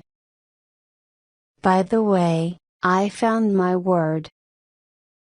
I'd been wondering about my word ever since that afternoon back in Rome when my Italian friend Giulio had told me that Rome's word is sex, and had asked me what mine was. I didn't know the answer then, but I thought my word would show up eventually, and that I'd recognize it when I saw it. So I saw it during my last week at the ashram. I was reading through an old text about yoga, when I found a description of ancient spiritual seekers. A Sanskrit word appeared in the paragraph, Antivasan. It means one who lives at the border. In ancient times this was a literal description. It indicated a person who had left the active center of worldly life to go live at the edge of the forest where the spiritual masters dwelled. The Antivasan was not one of the villagers anymore, not a householder with a conventional life. But neither was he yet a transcendent, not one of those sages who live deep in the unexplored woods, fully realized. The Antivasan was an in-betweener. He was a border dweller. He lived inside of both worlds, but he looked toward the unknown. And he was a scholar. When I read this description of the Antivasan, I got really excited. That's my word, baby. In the modern age, of course, that image of an unexplored forest is figurative, and the border is figurative, too. In the figurative sense, this is a border that is always moving. As you advance forward in your studies and realizations, that mysterious forest of the unknown always stays a few feet ahead of you, so you have to stay mobile, movable, supple. I've spent so much time these last years wondering what I'm supposed to be. A wife? A mother? A lover? An Italian? A traveler? An artist? A yogi? But I'm not any of these things, at least not completely. And I'm not crazy Aunt Liz, either. I'm just an Antivasan, a student on the ever-shifting border near the wonderful, scary forest of the new. Chapter 70. I believe that all the world's religions share a desire to find a way to communicate with God. When you want to attain communion with God, what you're really trying to do is move away from the worldly into the eternal, and you need some kind of magnificent idea to convey you there. The yogic scriptures say that God responds to the sacred prayers and efforts of human beings in any way whatsoever that mortals choose to worship, just so long as those prayers are sincere. As one line from the Upanishads suggests, people follow different paths, straight or crooked, according to their temperament, depending on which they consider best, or most appropriate, and all reach you, just as rivers enter the ocean. The other objective of religion, of course, is to try to make sense of our chaotic world and explain the inexplicabilities we see playing out here on Earth every day, the innocent suffers, the wicked are rewarded. The Western tradition says, it'll all get sorted out after death, in heaven and hell.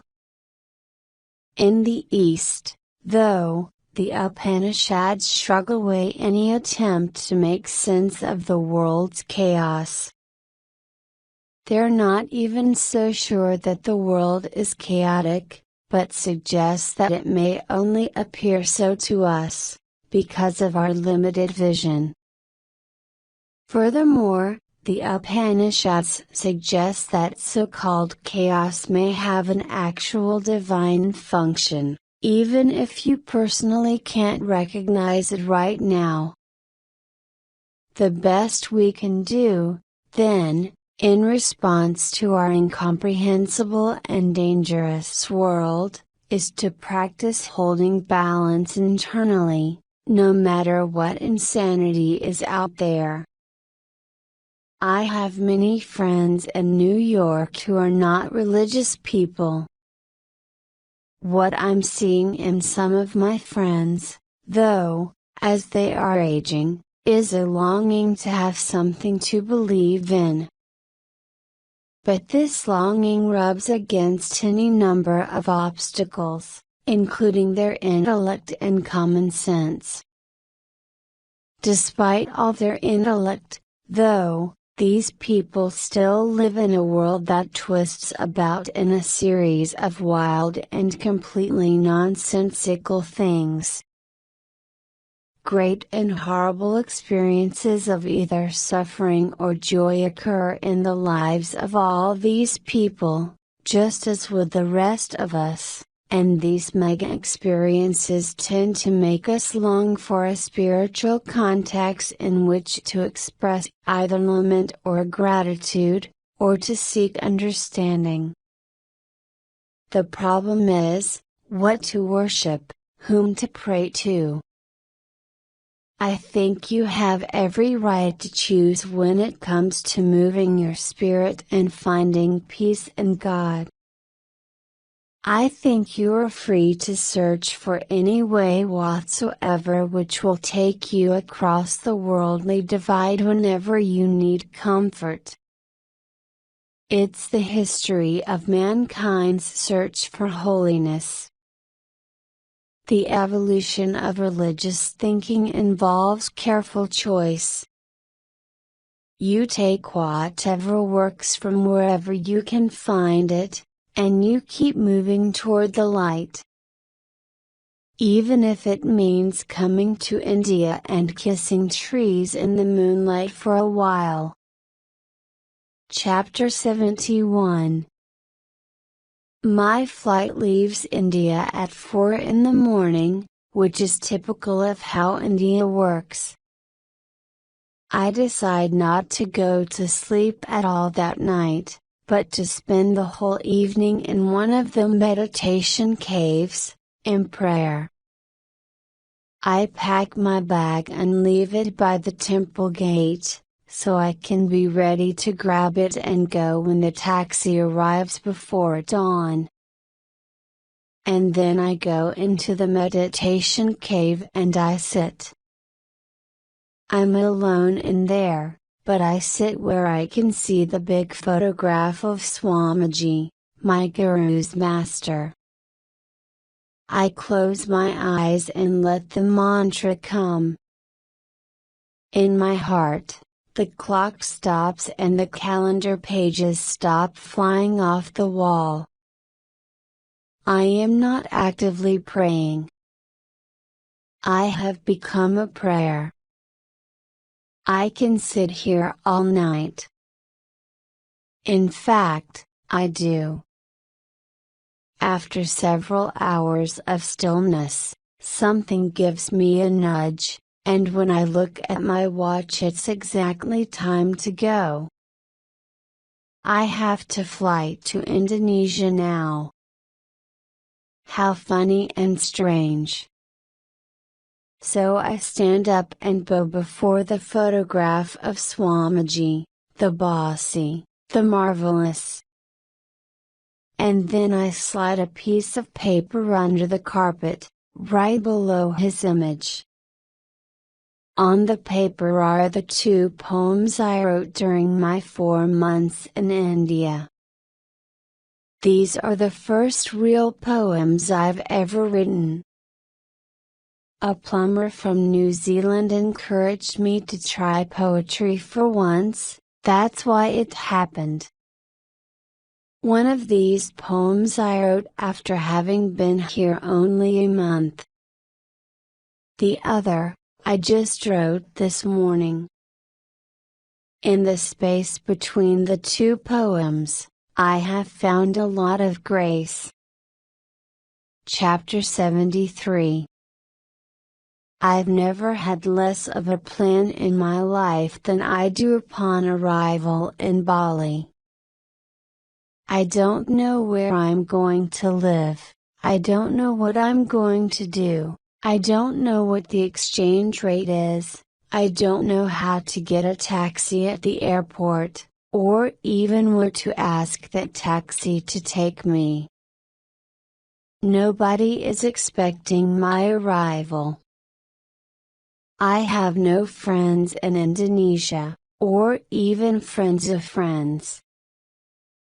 And here's another problem. I'm actually not allowed to stay in Indonesia for 4 months, even if I want to. I find this out only upon entry into the country. It turns out I'm allowed only a 1-month tourist visa. As the nice immigration official is stamping my passport with permission to stay in Bali for only and exactly 30 days, I ask him in my most friendly manner if I can remain longer. No, he says, in his most friendly manner. The Balinese are famously friendly.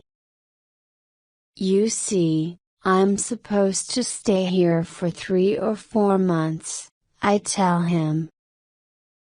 I don't mention that it's a prophecy, that my staying here for 3 or 4 months was predicted 2 years ago by an elderly and quite possibly demented Balinese medicine man, during a 10-minute palm reading.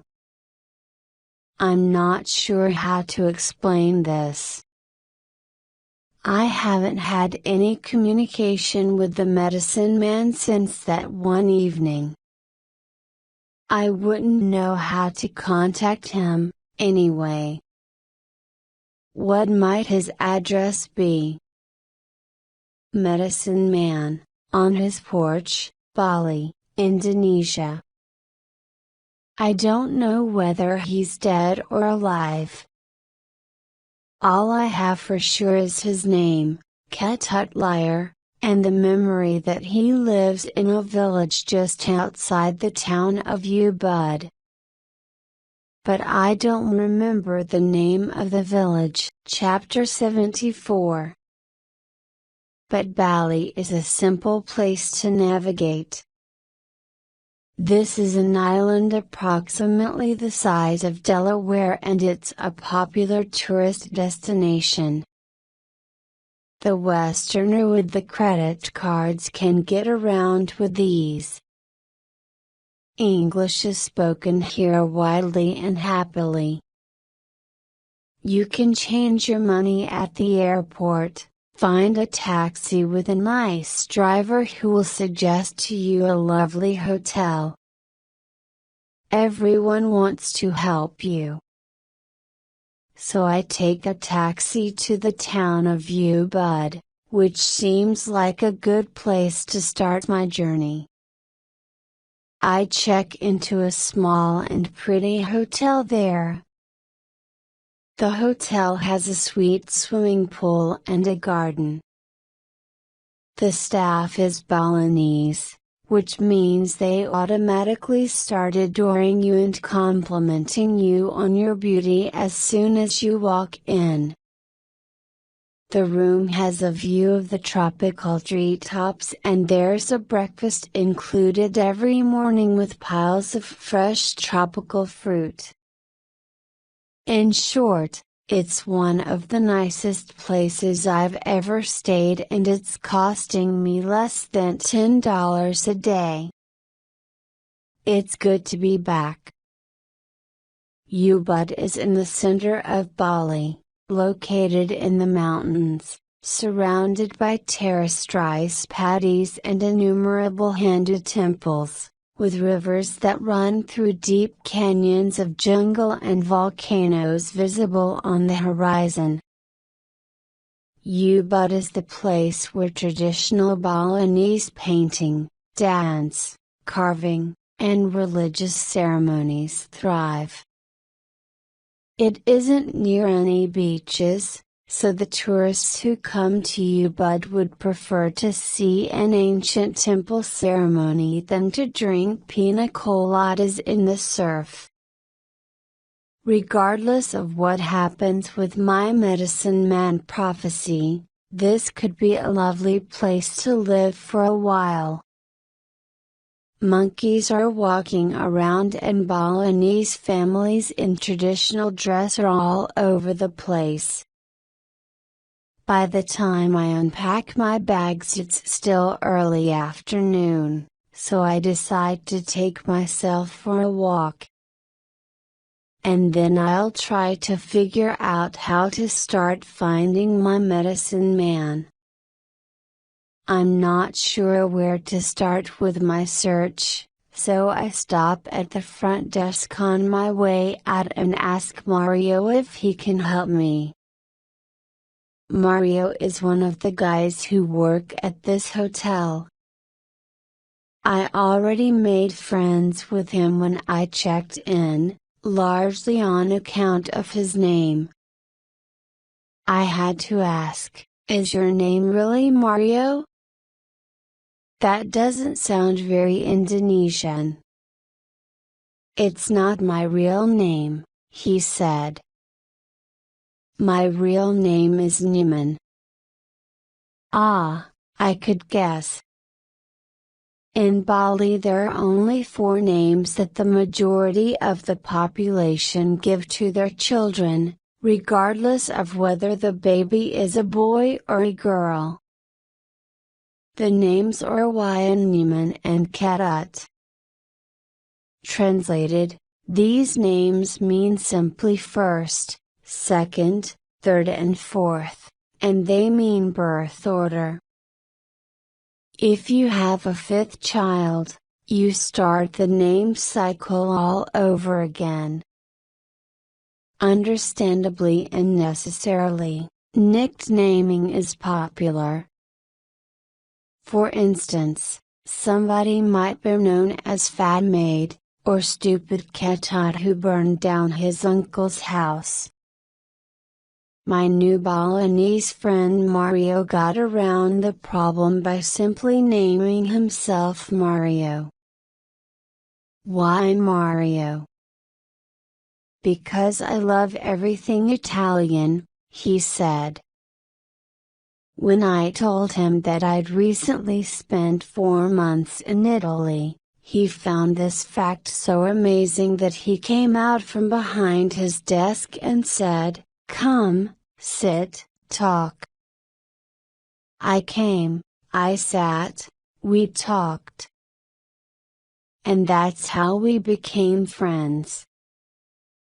So this afternoon I decide to start my search for my medicine man by asking my new friend Mario if by any chance he knows a man by the name of Ketut Liar. Mario frowns, thinking. Then he says, "Ketut Liar is famous healer." Yes. That's him. I know him. I go in his house. Last week I take my cousin, she needs cure for her baby crying all night.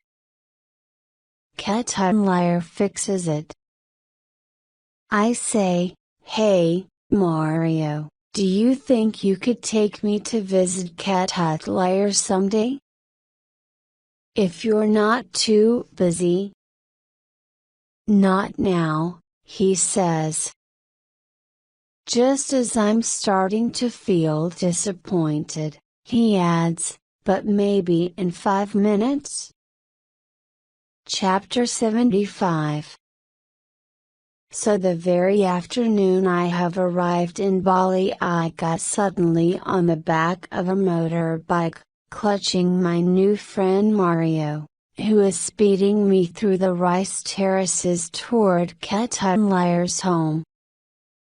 I actually have no idea what I'm going to say to him when I arrive.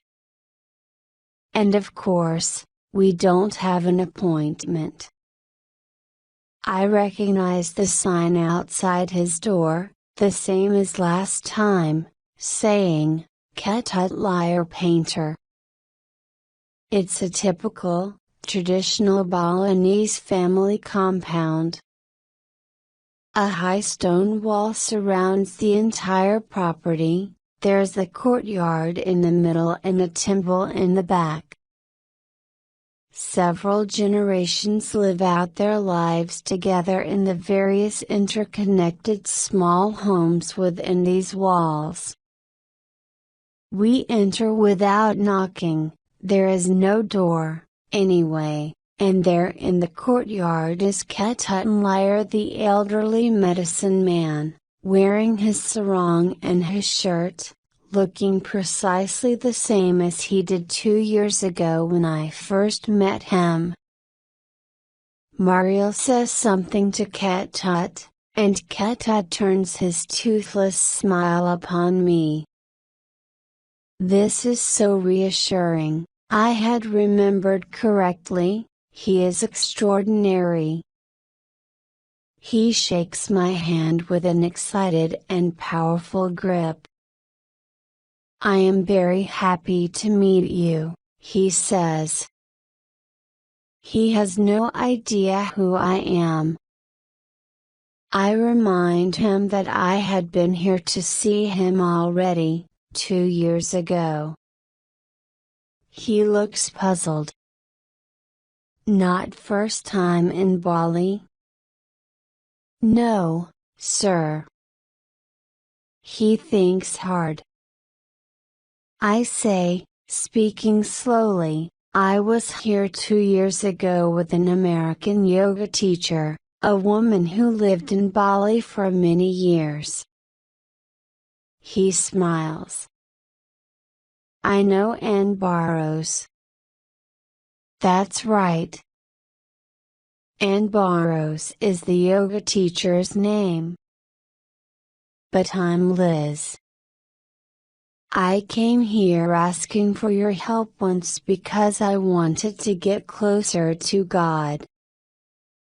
You drew me a magic picture. Don't remember, he says.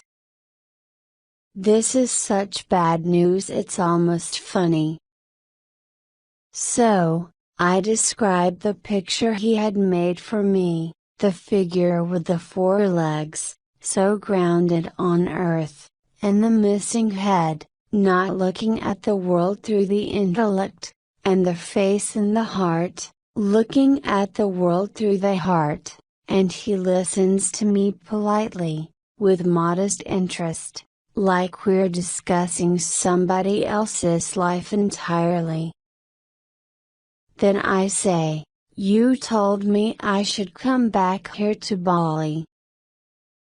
You told me to stay here for 3 or 4 months. You said I could help you learn English and you would teach me the things that you know. He listens to me politely, smiling. Finally, I say, I'm the book writer, Cat Hut. I'm the book writer from New York. And for some reason that works. Suddenly his face turns bright. You. He says. You. I remember you. He leans forward, takes my shoulders in his hands and starts to shake me happily. You came back. You came back. I came back. I came back. I speak. I so happy. He says. We're holding hands and he's wildly excited now. I do not remember you at first. So long ago we meet. You look different now. So different from 2 years. Last time, you very sad-looking woman. Now, so happy. Like different person. I say, do you still want me to help you with your English, Ket Tut? He tells me I can start helping him right now.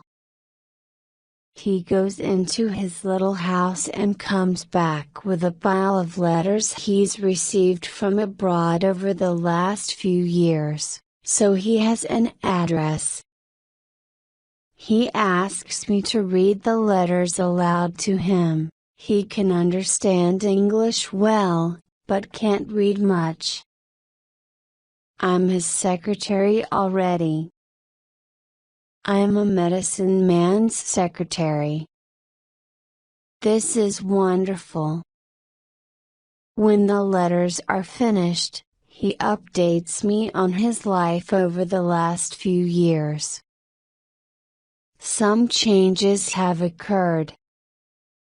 Now he has a wife, for instance. He points across the courtyard at a big woman who's been standing in the shadow of her kitchen door, glaring at me like she's not sure if she should shoot me, or poison me first and then shoot me.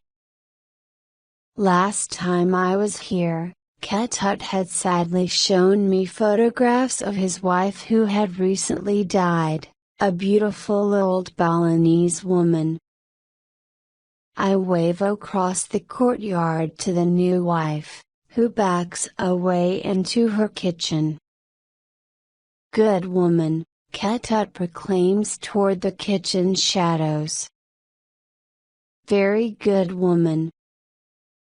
He says that he's been very busy with his Balinese patients, always a lot to do.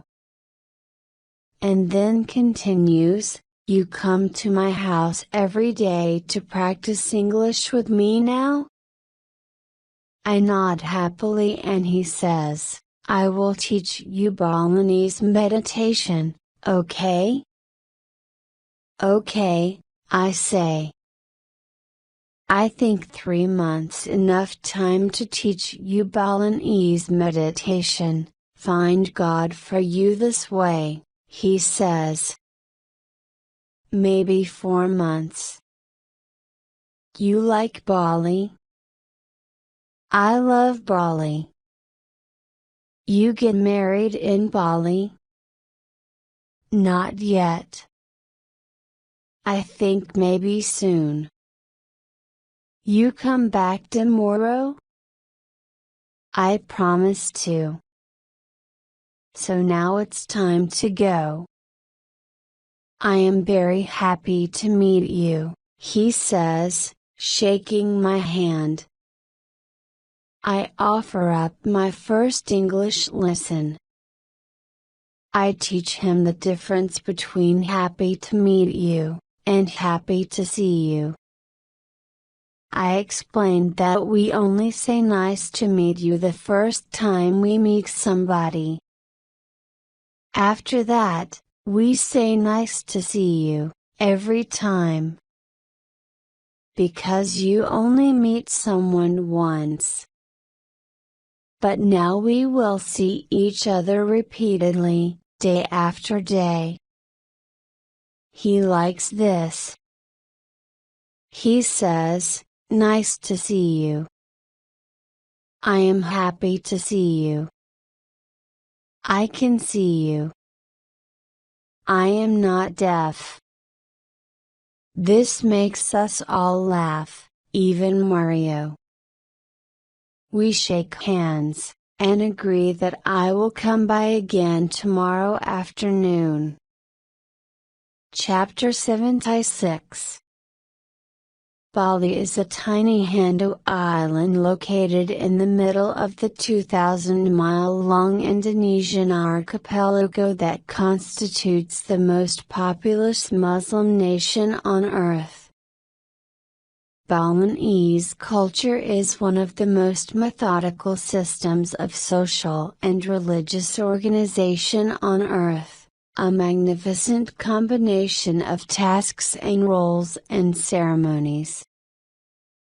Religious ceremonies are of supreme importance here in Bali, an island, don't forget, with 7 unpredictable volcanoes on it, you would pray, too.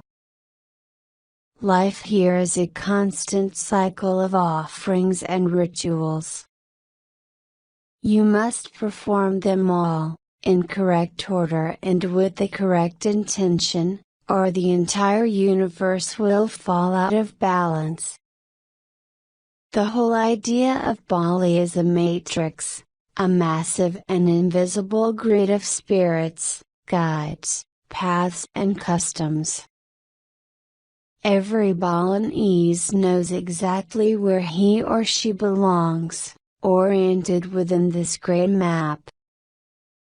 Just look at the 4 names of almost every Balinese citizen, 1st, 2nd, 3rd, 4th, reminding them all of when they were born in the family, and where they belong.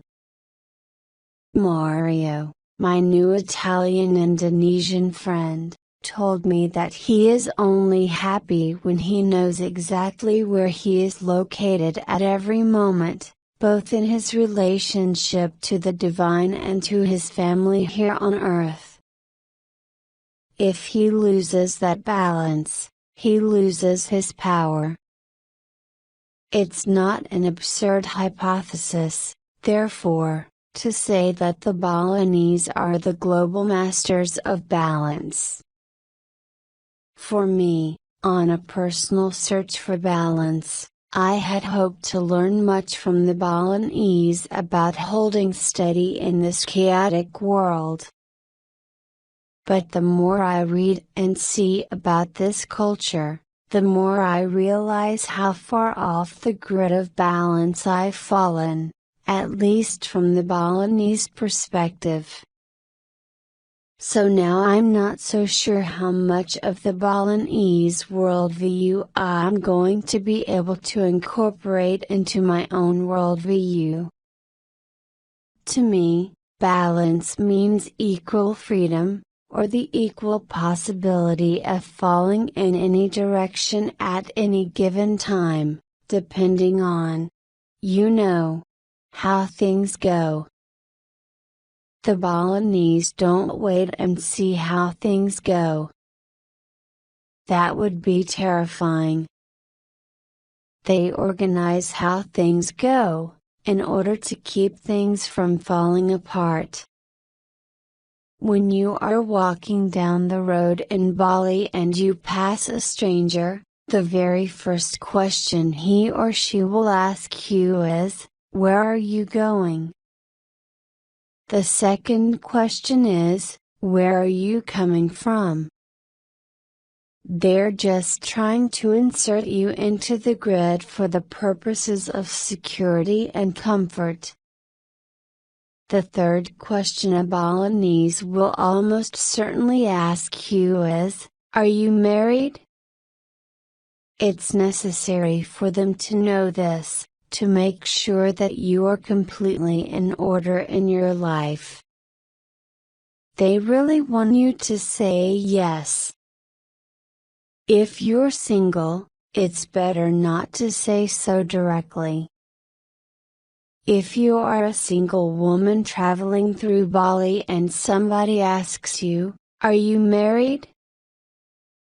the best possible answer is, not yet.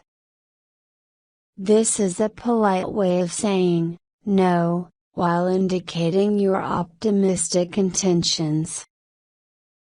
Even if you are 80 years old, or a lesbian, or a nun who has never been married and never intends to get married, the politest possible answer is still, not yet. Chapter 77. In the morning, Mario helped me buy a bicycle. I got a nice mountain bike, a helmet, a lock and a basket. Now I'm mobile, though the roads are narrow and winding and badly maintained and crowded with motorcycles, trucks and tourist buses. In the afternoon, I ride my bike down into Ketut's village. He's got guests when I arrive. It's a small family of rural Balinese who have brought their 1-year-old daughter to Ketut for help. The poor little baby is teething and has been crying for several nights. Dad is a handsome young man in a sarong. Mom is pretty and shy.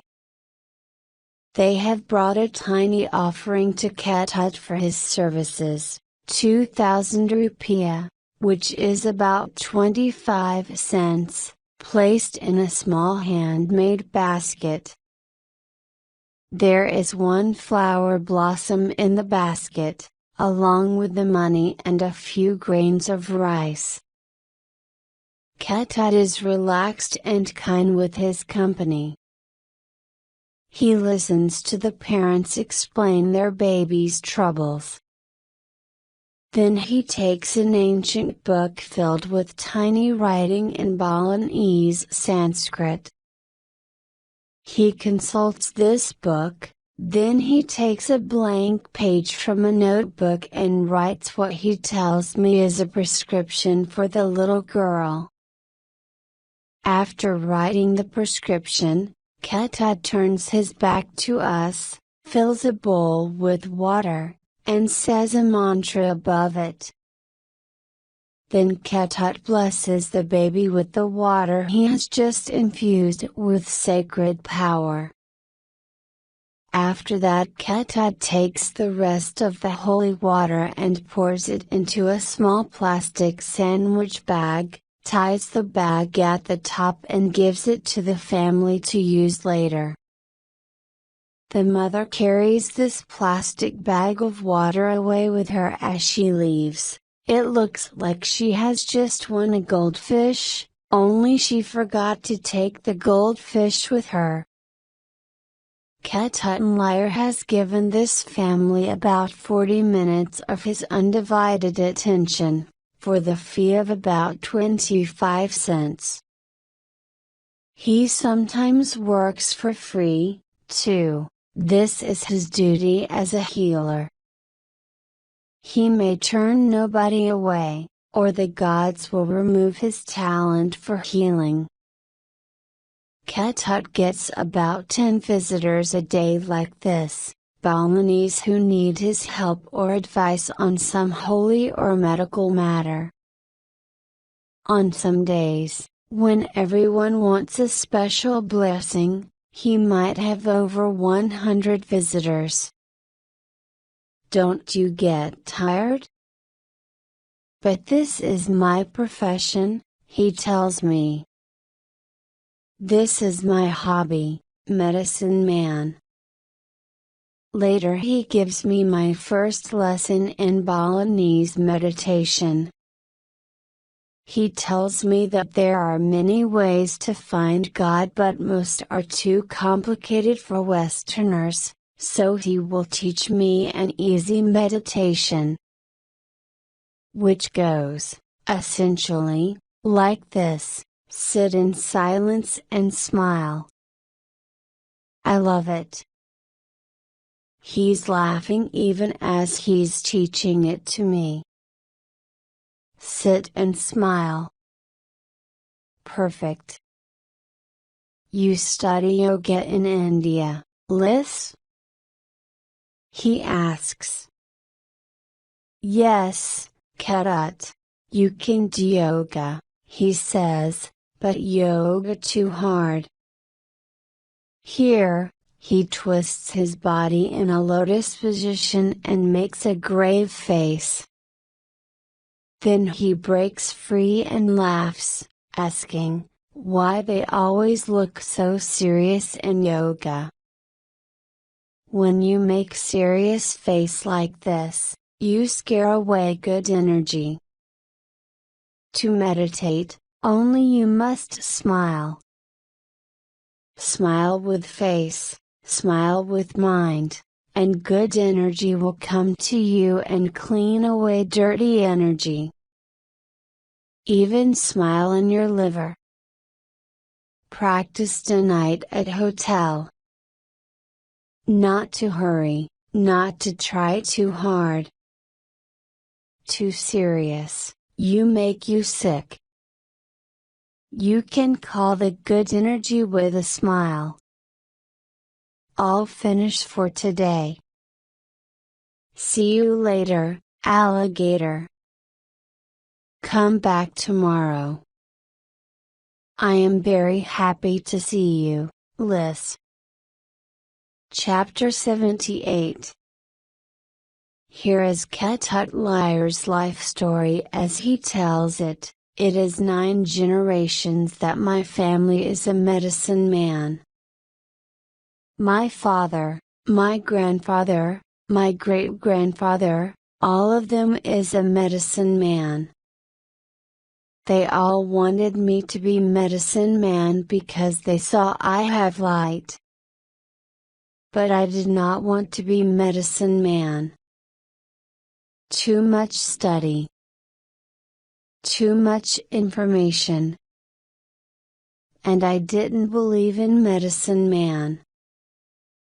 I wanted to be painter. When I was still a young man, I met American man, very rich. He liked my painting. He wanted to buy big painting from me for a lot of money. So I started to paint this picture for him. Every day I painting, painting, painting. Even in night I painting. Then, long time ago, no electric light bulb, so I had lamp. Oil lamp, you understand? Pump lamp, have to pump it to make oil come. And I always make painting every night with oil lamp. One night, oil lamp is dark, so I pumping, pumping, pumping and it exploded. My arm was on fire. I went to hospital for 1 month with burned arm, it made infection. Infection went all the way to my heart. The doctor said I must to go to Singapore for cut off my arm, for amputation. I told doctor, first I must go home to my village. That night in village, I got dream. Father, grandfather, great-grandfather, all they came in my dream to my house together and told me how to heal my burned arm. They told me to make juice from saffron and sandalwood. Put this juice on burn. Then make powder from saffron and sandalwood. Rub this powder on burn. They told me I must do this, then I not lose my arm. I wake up. I don't know what to do, because sometimes dreams are just joking, you understand? But I put this saffron and sandalwood juice on my arm. and then I put the saffron and sandalwood powder on my arm. My arm very infected, very ache. But after juice and powder, became very cold. Start to feel better. In 10 days, my arm is good. All heal. Because of that, I started to believe. Then I had dream again, with father, grandfather, great-grandfather. They told me now I must be medicine man. I must give my soul to God. To do this, I must make fast for 6 days, understand? No food, no water. No drink. Not easy. Only do I head for 6 days.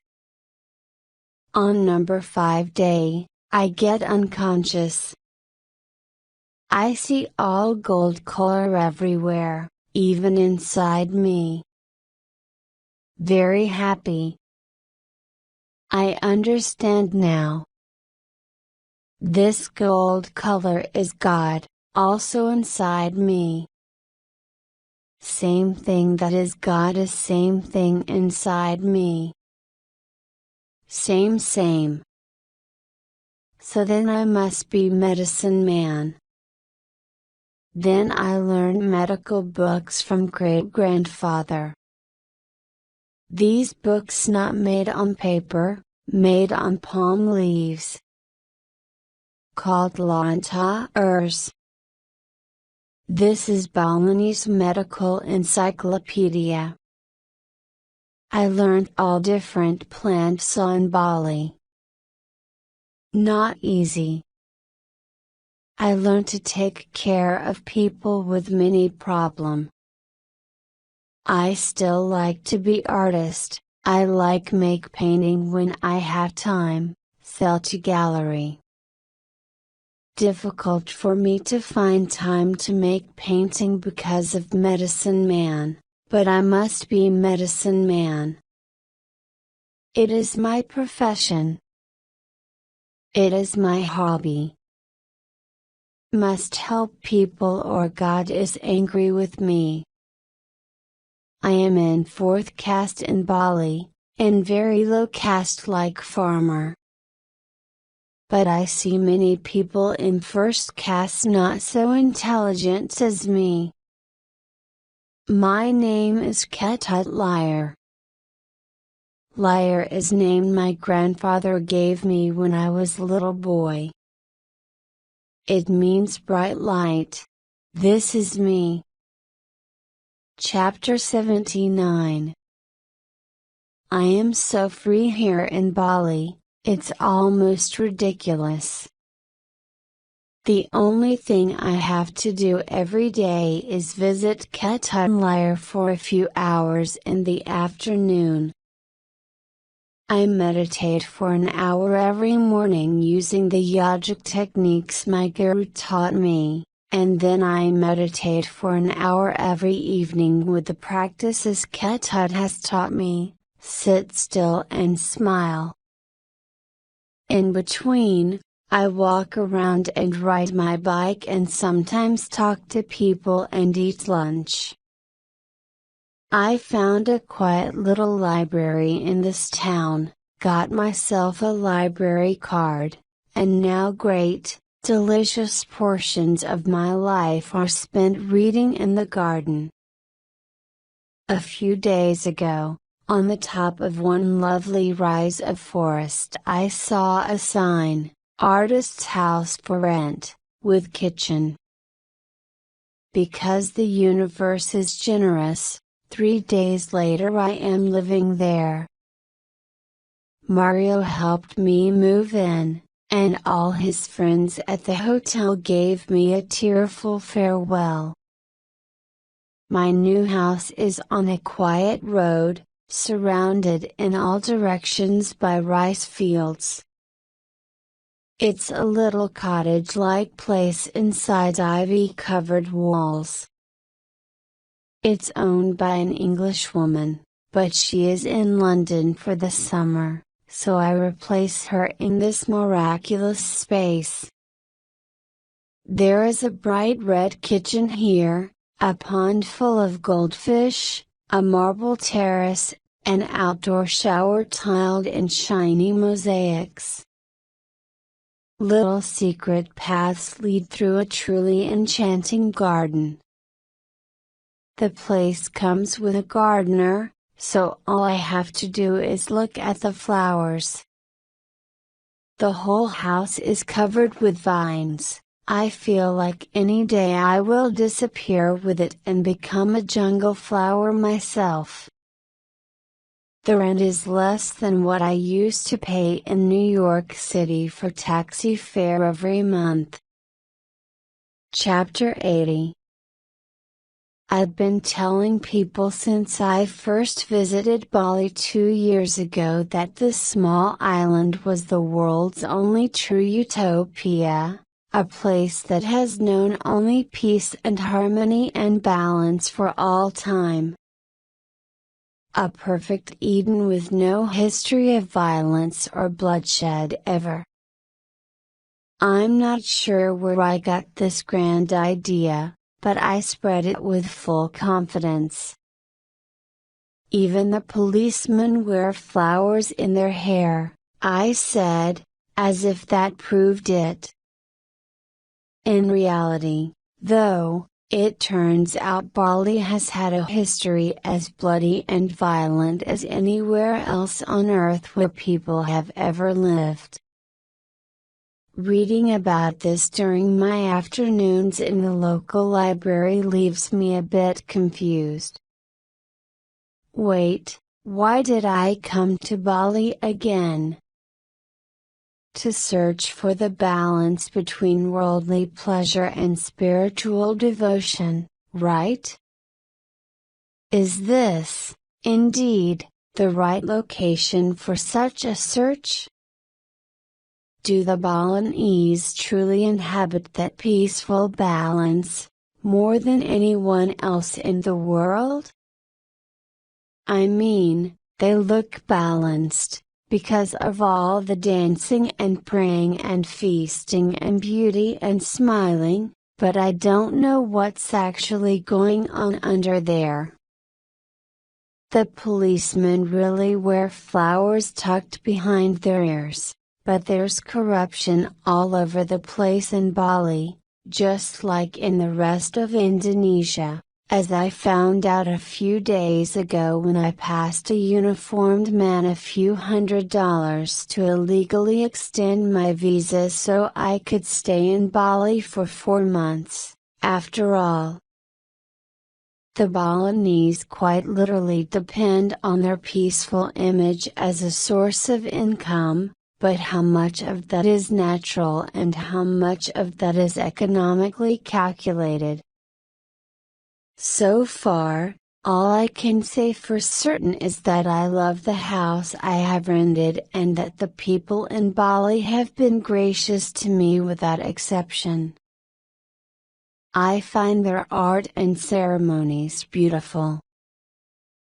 That's my empirical experience of a place that is probably more complex than I will ever understand.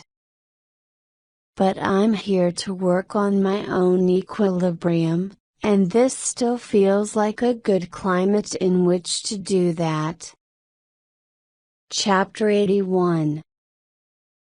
Liz, will you practice Balinese meditation every night? Keep mind and heart clean? Asked Ketut one day. Every night, I promised. Will you learn to smile even in your liver? Even in my liver, Ketut. Big smile in my liver. Good. This smile will make you beautiful woman. This will give you power to be very pretty. you can use this power to get what you want in life. Do you still practice Indian meditation, too? Every morning. Good. Don't forget your yoga. Good for you to keep practice both ways of meditation, Indian and Balinese. Both different, but good in equal way. Same. I think about religion, most of it is same. Not everybody thinks so, Ketut. Some people like to argue about God. Not necessary, he said. I have good idea. If you meet some person from different religion and he want to make argument about God, you'll listen to everything this man say about God. Never argue about God with him. Best thing to say is, I agree with you. Then you go home, pray what you want. This is my idea for people to have peace about religion. Ketut eats only one meal a day, a typically simple Balinese dish of rice mixed with either duck or fish. He likes to drink 1 cup of coffee with sugar every day, mostly just to celebrate the fact that he can afford coffee and sugar. He keeps his body strong, he says, by meditating every night before sleep and by pulling the healthy energy of the universe into his core. Ketut says that the human body is made of the 5 elements of all creation, water, fire, wind, sky and earth, and all you have to do is concentrate on this reality during meditation and you will receive energy from all of these sources and you will stay strong. Until this evening, I still wasn't sure what my role was in Ketut Liar's life. Every day I've been asking him if he's really sure he wants me around, and he keeps insisting that I must come and spend time with him. I feel guilty taking up so much of his day, but he always seems disappointed when I leave at the end of the afternoon. I'm not teaching him any English, not really. All I can do is to teach him to say, "Nice to see you," when I arrive, instead of "Nice to meet you." Tonight, when his last patient had left and Ketut was exhausted, I asked him whether I should go now and let him have some privacy. But he replied, "I always have time for you." Then he asked me to tell him some stories about India, about America, about Italy, about my family. That's when I realized that I am not Ketut Liar's English teacher, but I am the merest and simplest of pleasures for this old medicine man. I am his company. I'm somebody he can talk to because he enjoys hearing about the world and he hasn't had a chance to see it. Ketut has never been off the island of Bali in his life. He has spent very little time, actually, off this porch. He goes to the temples for the big important ceremonies and he is invited to his neighbors' homes to perform some rituals, but most of the time he can be found right here, cross-legged upon this bamboo mat, surrounded by his great-grandfather's palm leaf medical encyclopedias, taking care of people and occasionally treating himself to a cup of coffee with sugar. Chapter 82. As for Ketut's wife, it takes me a while to get along with her. Nemo, as he calls her, is big and plump with a limp. Her toes are painfully crooked from arthritis. She was obviously suspicious of me at first. Who is this flamingo walking through my house every day? But then something changed. It was after the photocopy incident. Ketut has piles of old, lined notebooks, filled with tiny little handwriting, of ancient Balinese Sanskrit mysteries about healing.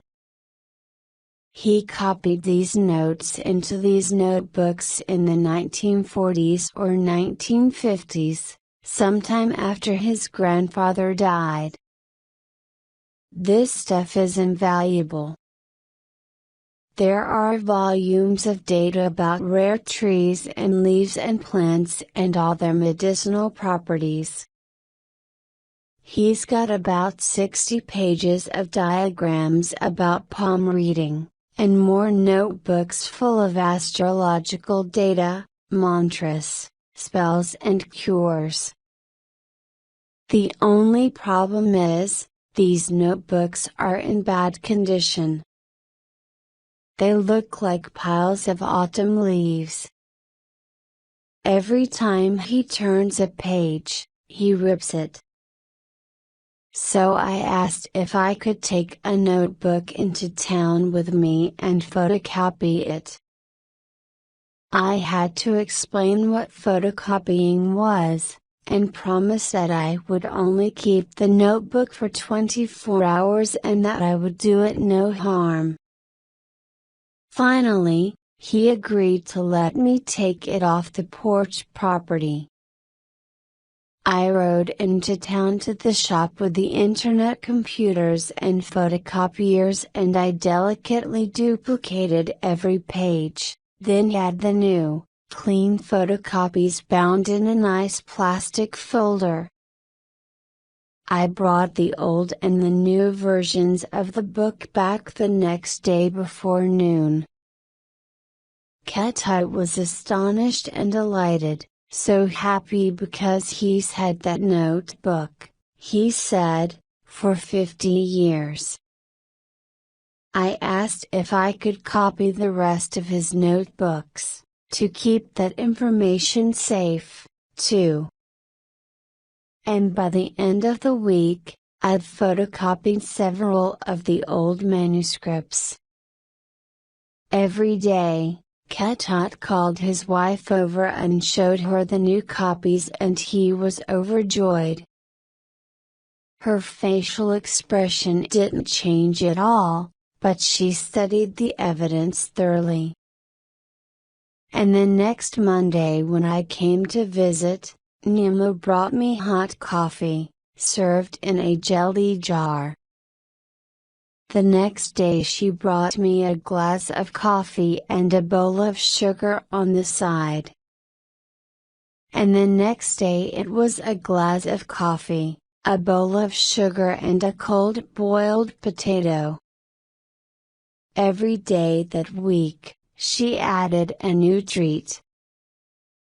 Then, yesterday, I was standing in the courtyard, saying my goodbyes to Ketut, and Nemo came shuffling past with her broom, sweeping and pretending not to be paying attention to everything that happens in her empire. I had my hands clasped behind my back as I was standing there, and she came up behind me and took one of my hands in hers. Then she gave me this deep, long squeeze. I could feel her love pulsing through her power grip, right up into my heart. Then she dropped my hand and limped away, saying not a single word, continuing her sweeping as though nothing had happened. While I stood there quietly drowning in happiness. Chapter 83. I have a new friend. His name is Yudi, which is pronounced Uday. He's Indonesian, originally from Java. I got to know him because he rented my house to me. He's working for the English woman who owns the place, looking after her property while she's away in London for the summer. Yudi is 27 years old and stocky in build. He's got a smile that could stop crime, and he's got a long, complicated life story for somebody so young. He was born in Jakarta, his mother was a housewife, his father an Indonesian fan of Elvis who owned a small air conditioning and refrigeration business.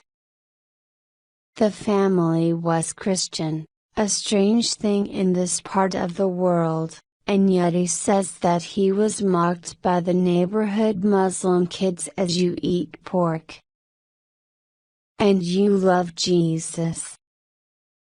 Yudi wasn't bothered by the teasing. Yudi, by nature, isn't bothered by much. The guy has a musical ear like maybe nobody I've ever met. He's beautiful with the guitar, never had lessons but understands melody and harmony really well. He makes these East-West blends of music that combine classical Indonesian lullabies with reggae and early days Stevie Wonder funk. It's hard to explain, but he should be famous. I never knew anybody who heard Yudi's music who didn't think he should be famous. Here's what he always wanted to do most of all. Live in America and work in show business. So when Yudi was still a Javanese teenager, he somehow talked himself into a job speaking hardly any English yet on a Carnival Cruise Line's ship. The first time the cruise ship sailed into New York Harbor, Yudi stayed up all night, watching the city skyline appear over the horizon, and his heart was hammering with excitement. Hours later, he got off the ship in New York and hailed a yellow cab. When the recent African immigrant driving the taxi asked where he'd like to go, Yudi said, "Anywhere, man, just drive me around. I want to see everything." A few months later the ship came to New York City again, and this time Yudi disembarked for good. His contract was up with the cruise line and he wanted to live in America now. He ended up in suburban New Jersey, living for a while with an Indonesian man he'd met on the ship. He got a job in a sandwich shop. Somehow, again, that smile, he met up in New York City with a crowd of young musicians from all over the world and he started playing guitar with them. And at one of the jam sessions, he met Anne, a pretty blonde from Connecticut who played bass. They fell in love. They got married. They found an apartment in Brooklyn and they were surrounded by wonderful friends. Life was just unbelievably happy. His English was quickly perfect. He was thinking about going to college. On September 11th, Yudi watched the towers fall from his rooftop in Brooklyn. Like everyone else, he was paralyzed with grief. I don't know how much attention Yeti was paying when the U.S. Congress passed the Patriot Act in response to the terrorist threat, which included new immigration laws, directed against Islamic nations such as Indonesia. It was demanded that all Indonesian citizens living in America register with the Department of Homeland Security. Yeti decided that he wanted to register. He was married to an American and he wanted to update his immigration status and become a legal citizen. He didn't want to live in hiding. He and Anne consulted all kinds of lawyers, but nobody knew how to advise them. The laws haven't been tested yet, said the immigration lawyers. The laws will be tested on you. So Yeti and his wife had a meeting with a nice immigration official and shared their story. The couple were told that Yeti was to come back later that same afternoon, for a second interview. Yeti was strictly instructed to return without his wife, without a lawyer, and carrying nothing in his pockets. Hoping for the best, he returned alone and empty-handed to the second interview, and that's when they arrested him.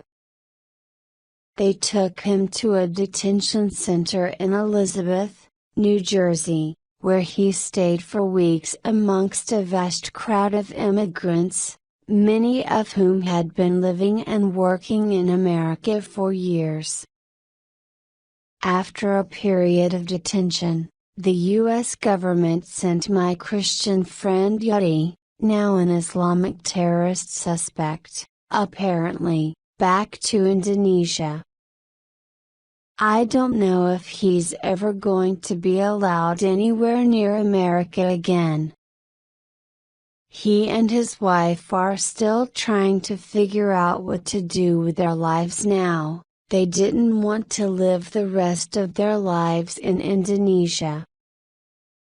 Yeti came to Bali to see if he could make a living here, though it's difficult for him to be accepted into this society because he isn't Balinese, he's from Java.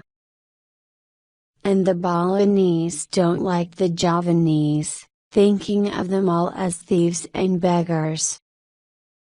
So Yeti doesn't know what to do next. Maybe his wife, Anne, will come and join him here. But maybe not. What's here for her? Their young marriage, conducted now entirely by email, is on the rocks. He's so disoriented here. He's more of an American than he is anything else. Yeti and I use the same slang. We talk about our favorite restaurants in New York and we like all the same movies. He comes over to my house in the evenings and I get him beers and he plays me the most amazing songs on his guitar. I wish he were famous. If there was any fairness, he would be so famous by now. He says, "Why is life all crazy like this?" Chapter 84. Karat, why is life all crazy like this? I asked my medicine man the next day. He replied, Buta iya, Dua iya. What does that mean? Man is a demon, man is a god. Both true. This was a familiar idea to me. It's very Indian, very yogic. The notion is that human beings are born, as my guru has explained many times, with the equivalent potential for both contraction and expansion. The ingredients of both darkness and light are equally present in all of us, and then it's up to the individual, or the family, or the society, to decide what will be brought forth, the good or the evil. The madness of this planet is a result of the human being's difficulty in coming into virtuous balance with himself. So what can we do about the craziness of the world? Nothing. Ketut laughed, but with a dose of kindness. This is nature of world. This is destiny. Worry about your craziness only, make you in peace. But how should we find peace within ourselves? I asked Ketut. Meditation, he said. Purpose of meditation is only happiness and peace, very easy. Today I will teach a new meditation, make you even better person. It is called Four Brothers Meditation. Ketut went on to explain that the Balinese believe we are each accompanied at birth by four invisible brothers, who come into the world with us and protect us throughout our lives. The brothers inhabit the four virtues a person needs in order to be safe and happy in life: intelligence, friendship, strength and, I love this one, poetry. The brothers can be called upon in any critical situation for rescue and assistance. When you die, your four spirit brothers collect your soul and bring you to heaven. Today Ketut told me that he's never taught any Westerner the Four Brothers meditation yet, but he thinks I am ready for it. First, he taught me the names of my invisible siblings, Angopati, Marigiopati, Banaspati and Banaspati Ragio. He instructed me to memorize these names and to ask for the help of my brothers throughout my life, whenever I need them. He tells me to say their names as I'm washing myself in the morning, and they will join me. Say their names again every time before I eat, and I will include my brothers in the enjoyment of the meal. Call on them before I go to sleep, saying, I am sleeping now, so you must stay awake and protect me, and my brothers will shield me through the night, stop demons and nightmares. Ketut then instructed me that whenever I speak to my four spirit brothers, I must tell them who I am, so they can recognize me. I must use the secret nickname they have for me. I must say, I am Ligapreno. Ligapreno means happy body. I rode my bicycle back home, pushing my happy body up the hills toward my house in the late afternoon sun. On my way through the forest, a big male monkey dropped out of a tree right in front of me. I was not frightened. I said, "Back off, Jack." I got four brothers protecting my ass, and rode on by him. Chapter 85. Although the next day, in spite of my protective brothers, I got hit by a bus. It knocked me off my bicycle and I got tossed into a cement irrigation ditch. The worst of the damage was a deep cut on my knee, full of bits of pebbles and dirt, that proceeded, over the next few days in the moist tropical air, to become infected. I didn't want to worry Cat Tut, but a few days later I finally showed my wound to the old medicine man. He looked at it, concerned. In fact, he diagnosed. Painful. Yes, I said. You should go see doctor. This was a little surprising. Wasn't he the doctor? But for some reason he didn't offer to help. Maybe Cat Tut just had a secret hidden plan, because it was my banged up knee that allowed me, in the end, to meet Ryan. And from that meeting, everything that was meant to happen, happened. Ryan Nurius his, like Cat Tut liar, a Balinese healer. There are some differences between them, though. He's elderly and male, she's a woman in her late 30s.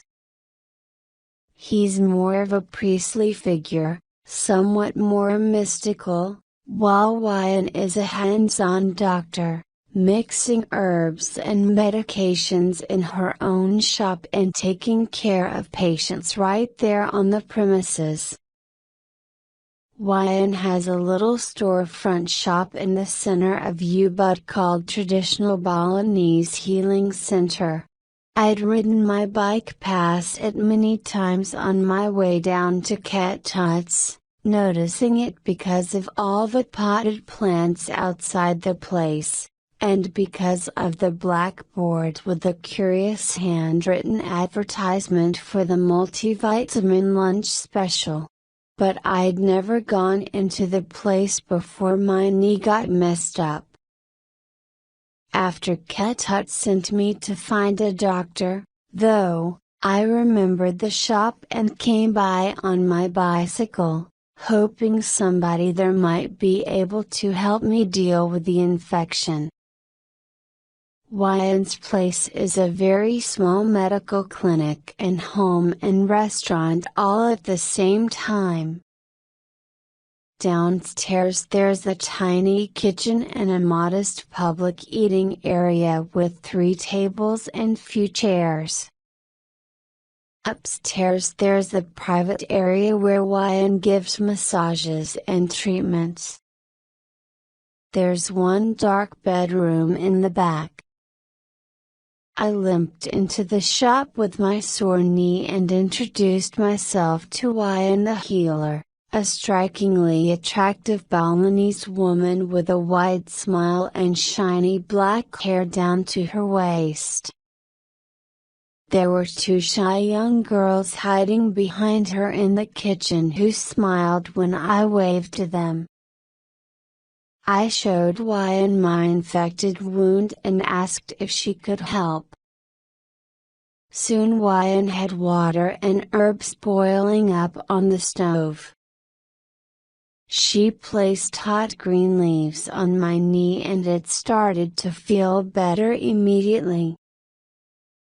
We started talking. Her English was excellent.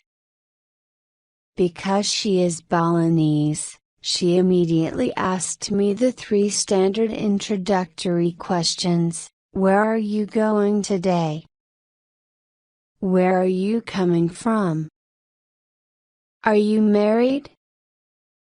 When I told her I wasn't married, not yet, she looked surprised. Never been married? She asked. No, I lied. I don't like lying, but I generally have found it's easier not to mention divorce to the Balinese because they get so upset about it. Really never been married? She asked again, and she was looking at me with great curiosity now. Not even once? She asked. Okay, so she can see through me.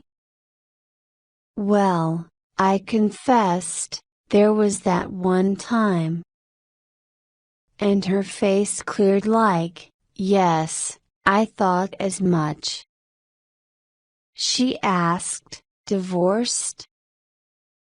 Yes, I said, ashamed now. Divorced. I could tell you are divorced. It's not very common here, is it? But me, too, said Wyan, entirely to my surprise. Me too, divorced. You? I did everything I could, she said. I try everything before I got a divorce, praying every day. But I had to go away from him. I stayed there in Wyan's shop for the next 5 hours, talking with my new best friend about her troubles. She cleaned up the infection in my knee as I listened to her story. Wyan's Balinese husband, she told me, was a man who drank all the time, always gamble, lose all our money, then beat me when I don't give him more money to gamble and to drink. She said, he beat me into the hospital many times. I think if I was not healer, I would lose my ears, you know, not be able to hear things anymore. Or maybe lose my eye, not be able to see. She left him, she told me, after he beat her so severely that I lose my baby, my second child, the one in my belly. After which incident their firstborn child, a bright little girl with the nickname of Tootie, said, I think you should get a divorce, Mommy. Every time you go to the hospital you leave too much work around the house for Tootie. Tootie was 4 years old when she said this. To exit a marriage in Bali leaves a person alone and unprotected in ways that are almost impossible for a Westerner to imagine. The Balinese family unit, enclosed within the walls of a family compound, is merely everything: 4 generations of siblings, cousins, parents, grandparents and children all living together in small bungalows surrounding the family temple, taking care of each other from birth to death. The family compound is the source of strength, financial security, health care, education and, most important to the Balinese, spiritual connection. Wyan's choice was either to stay in the family compound safety net with a husband who kept putting her in the hospital, or to save her own life and leave, which left her with nothing. Bali is a patriarchy to the end. In the rare case of a divorce, the children automatically belong to the father. To get Tootie back, Wyan had to hire a lawyer, whom she paid with every single thing she had. But she got her daughter back, in the end, after a 2-year battle. For the last few years now, Wyan and Tootie have been living on their own, moving from place to place every few months as money comes and goes, always sleepless with worry about where to go next. Which has been difficult because every time she moves, her patients have trouble finding her again. Also, with every move, little Tootie has to be pulled out of school. In the middle of Wyan's telling me this story, Tootie herself came into the shop. She had just arrived home from school. She's 8 years old now. The girl is very energetic and charming. She asked me in lively English if I'd like to eat lunch, and Wyan said, "I forgot. You should have lunch." And the mother and daughter rushed into their kitchen and, with the help of the two shy young girls, produced sometime later the best foods I'd tasted yet in Bali. Little Tootie brought out each course of the meal with a bright-voiced explanation of what was on the plate. "Seaweed, for calcium," she announced. "Tomato salad, for vitamin D. Mixed herbs, for not get malaria." I finally said, "Tootie, where did you learn to speak such good English?" "From a book," she proclaimed.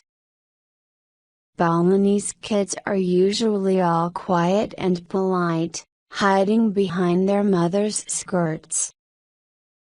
Not Tootie.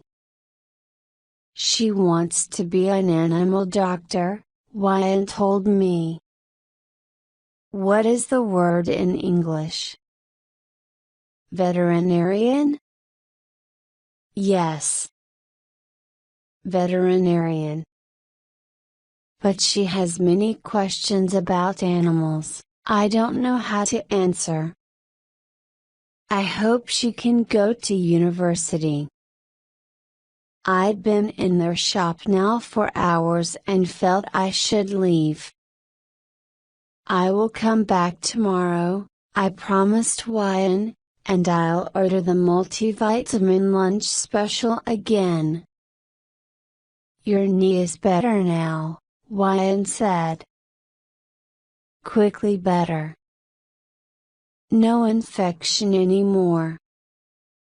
She wiped the last of the green herbal goo off my leg, then moved my kneecap around a bit, feeling for something. Then she felt the other knee, closing her eyes. She opened her eyes, grinned and said, I can tell by your knees that you don't have much sex lately. I said, why? It's the cartilage. Very dry. Hormones from sex lubricate the joints. You need a good man. I will find one for you. I will pray at the temple for a good man for you, because now you are my sister. Also, if you come back tomorrow, I will clean your kidneys for you. A good man and clean kidneys, too? That sounds like a great deal. I never tell anybody these things before about my divorce, she told me. But my life is heavy, too much sad, too much hard. I don't understand why life is so hard. Then I did a strange thing. I took both the healer's hands in mine and I said with the most powerful conviction, the hardest part of your life is behind you now, Wyan. I left the shop, then, trembling with some potent intuition or impulse that I could not yet identify or release. Chapter 87. Now my days are divided into natural thirds. I spend my mornings with Wyan at her shop, laughing and eating. I spend my afternoons with Ketut the medicine man, talking and drinking coffee. I spend my evenings in my lovely garden, either reading a book, or sometimes talking with Yeti, who comes over to play his guitar. Every morning, I meditate while the sun comes up over the rice fields, and before bedtime I speak to my 4 spirit brothers and ask them to watch over me while I sleep. I've been here only a few weeks and I feel satisfaction already. The task in Indonesia was to search for balance, but I'm not searching for anything anymore because the balance has naturally come into place. I can feel my own peace, and I love the swing of my days between easeful devotional practices and the pleasures of beautiful landscape, dear friends and good food. I have never felt less burdened by myself or by the world. I remember one of my guru's teachings about happiness. She says that people think that happiness is a stroke of hic. But that's not how happiness works. Happiness is the consequence of personal effort. You fight for it, insist upon it, and sometimes even travel around the world looking for it. And once you have achieved a state of happiness, you must make a mighty effort to stay afloat on top of it. Recalling these teachings as I ride my bike so freely in the sunset through Bali, I keep making prayers, saying, "This is what I would like to hold on to. Please help me memorize this feeling of contentment and help me always support it." Ketut, one of the happiest humans I've ever encountered, is giving me the freedom to ask any questions about divinity, about human nature.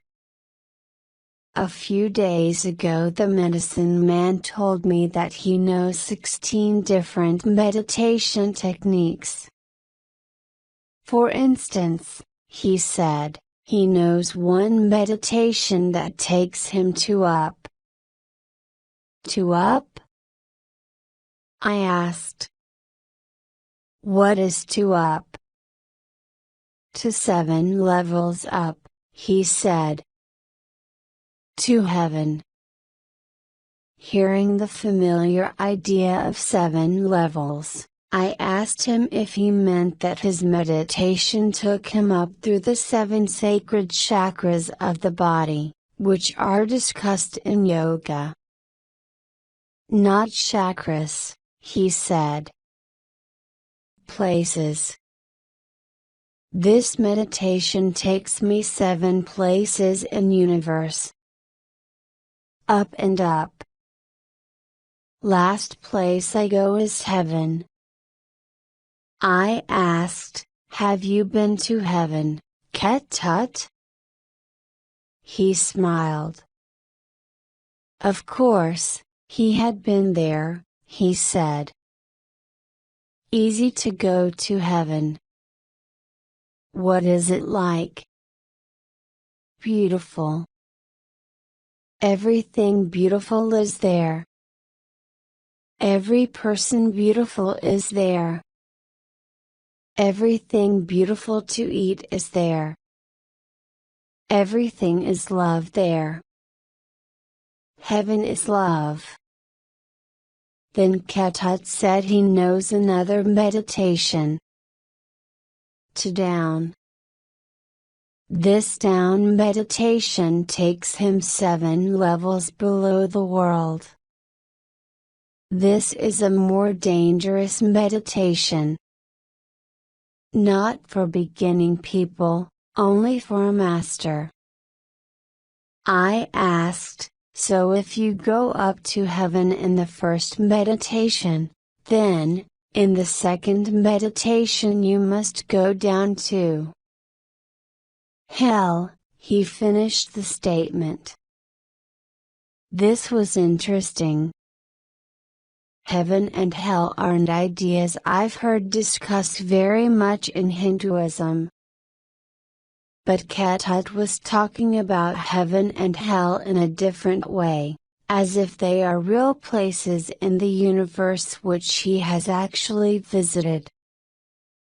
At least I think that's what he meant. Trying to get clear on this, I asked, "You have been to hell, Ketut?" He smiled. Of course, he's been there. What's it like in hell? Same like heaven, he said. He saw my confusion and tried to explain.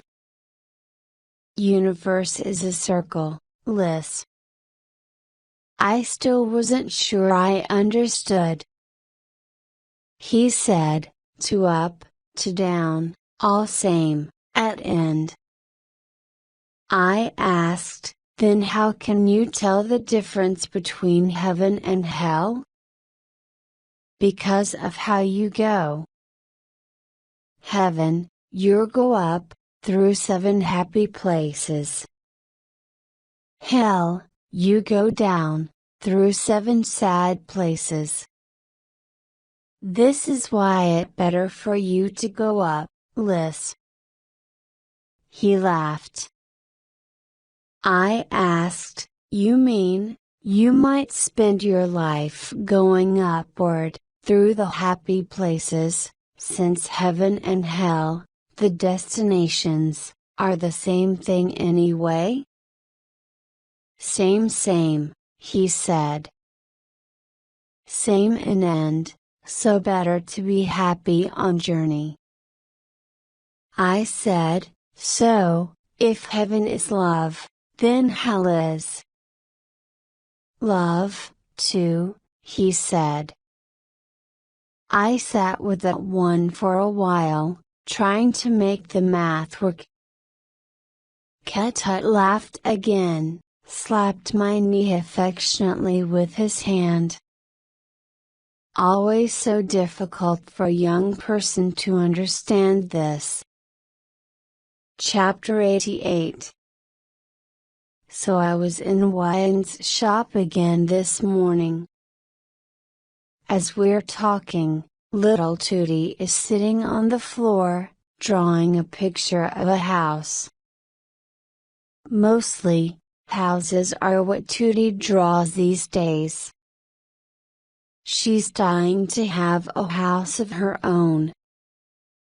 There's always a rainbow in the background of her pictures, and a smiling family, father and all. Wyan keeps telling me she's been going to the temple every evening and praying for a good man to show up in my life, to be my lover. Everybody needs sex, Liz, she says. At this moment, a great-looking woman came into the shop, smiling. Tootie ran into her arms, shouting, Armenia! Armenia! Armenia! Which, as it turned out, was the woman's name. I introduced myself to Armenia, and she told me she was from Brazil. She was so dynamic, this woman, so Brazilian. She was gorgeous, elegantly dressed, charismatic and just insistently sexy. Armenia, too, is a friend of Wyan's, who comes to the shop frequently for lunch and for various traditional medical and beauty treatments. She sat down and talked with us for about an hour. She's in Bali for only a week before she has to fly off to Africa, or maybe it's back to Thailand, to take care of her business. Armenia used to work for the United Nations High Commissioner on Refugees. Now she runs a multinational marketing business called Navica, which supports artists all over the world by selling their products on the internet. She speaks about 7 or 8 languages. She's got the most fabulous pair of shoes I've seen since Rome. Looking at us both, Wyan said, "Liz, why do you never try to look sexy, like Armenia? You such a pretty girl, you have nice face, nice body, nice smile. But always you wear this same t-shirt, same jeans. Don't you want to be sexy, like her?" "Wyan," I said, "Armenia is Brazilian. It's a completely different situation." "How is it different?" "Armenia," I said, turning to my new friend. "Can you please try to explain to Wyan what it means to be a Brazilian woman?" Armenia laughed, but then considered the question seriously and answered, "Well, I always tried to look nice and be feminine even in the war zones and refugee camps of Central America. Even in the worst tragedies and crises, there's no reason to add to everyone's misery by looking miserable yourself. That's my philosophy. This is why I always wore makeup and jewelry into the jungle, nothing too extravagant, but maybe just a nice gold bracelet and some earrings, a little lipstick, good perfume. Just enough to show that I still had my self-respect." Armenia couldn't stay for too long at Wyan's shop because she had work to do, but that didn't stop her from inviting me to a party tonight. She knows another Brazilian guy in Ubud, she told me, and he's hosting a special event at a nice restaurant this evening. He'll be cooking a feijoada, a traditional Brazilian feast consisting of massive piles of pork and black beans. There will be Brazilian cocktails, as well. Lots of interesting expatriates from all over the world who live here in Bali. Would I like to come? They might all go out dancing later, too. She doesn't know if I like parties, but cocktails, dancing, piles of pork? Of course I'll come. Chapter 89.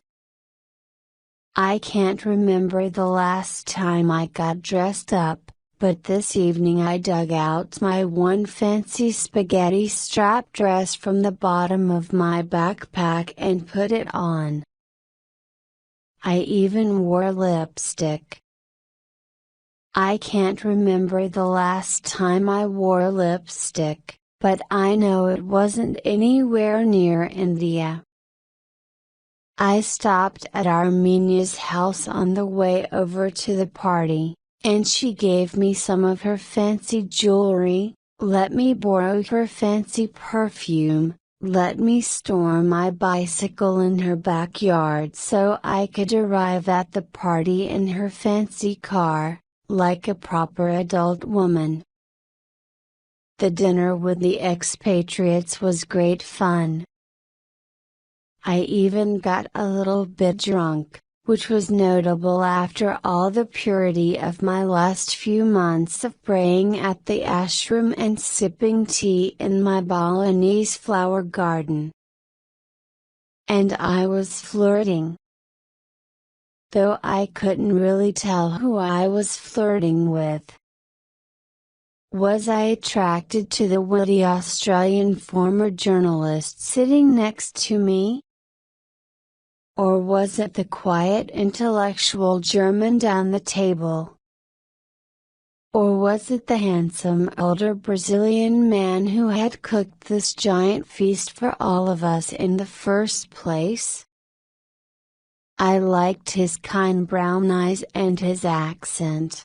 And his cooking, of course. I said something very provocative to him, out of nowhere.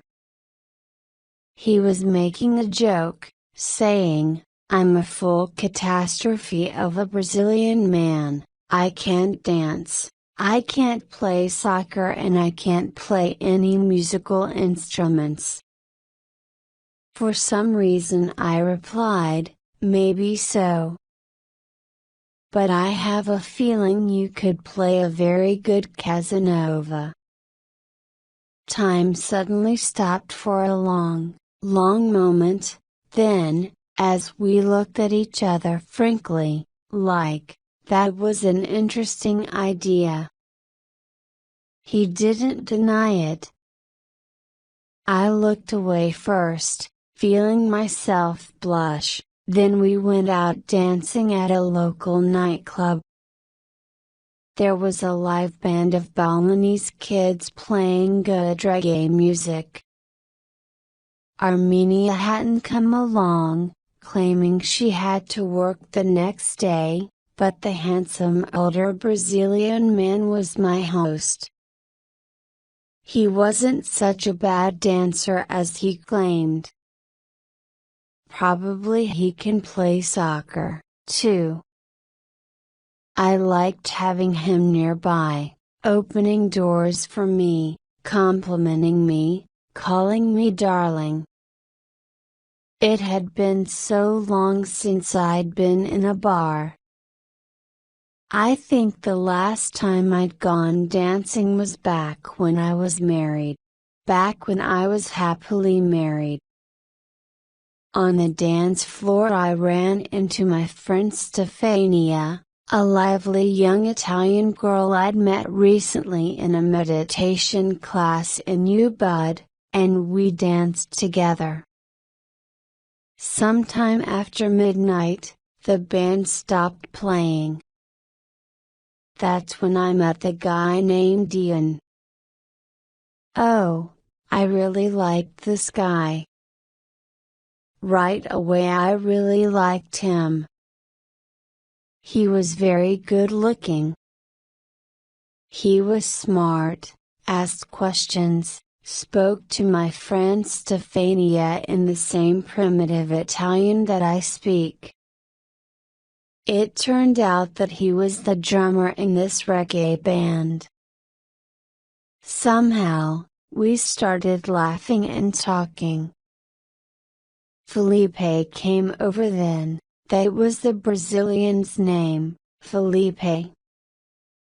He invited us all to go out to a local restaurant owned by European expatriates, a place that never closes, he promised, where beer and other drinks are served at all hours. I found myself looking to Ian, did he want to go? And when he said yes, I said yes, also. So we all went to the restaurant and I sat with Ian and we talked and joked all night, and, oh, I really liked this guy. He was the first man I'd met in a long while who I really liked in that way, as they say.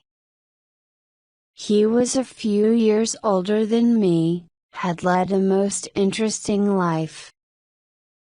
He'd started his career in the British Army in Northern Ireland, then built refugee camps in Bosnia, was now taking a break in Bali to work on music. I could not believe I was still up at 3:30 a.m., and not to meditate, either.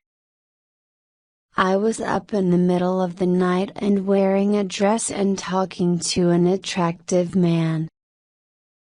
How terribly radical. At the end of the evening, Ian and I admitted to each other how nice it had been to meet. He asked if I had a phone number and I told him I didn't, but that I did have email, and he said, "Yeah, but email just feels so." So at the end of the night we didn't exchange anything but a hug. He said, "We'll see each other again when they," pointing to the gods up in the sky, "say so." Just before dawn, Felipe offered me a ride home. As we rode up the twisting back roads he said, "Darling, you've been talking to the biggest liar in you but all night long." My heart sank. Is Ian really a liar? I asked. Tell me the truth now and save me the trouble later. Ian? Said Felipe. He laughed. No, darling. Ian is a serious guy. He's a good man. I meant myself. I'm the biggest liar in you, bud. We rode along in silence for a while. You like Ian, don't you? He asked. I don't know, I said. My head wasn't clear. I'd been drinking too many Brazilian cocktails. He's attractive, intelligent. It's been a long time since I thought about liking anybody. You're going to have a wonderful few months here in Bali.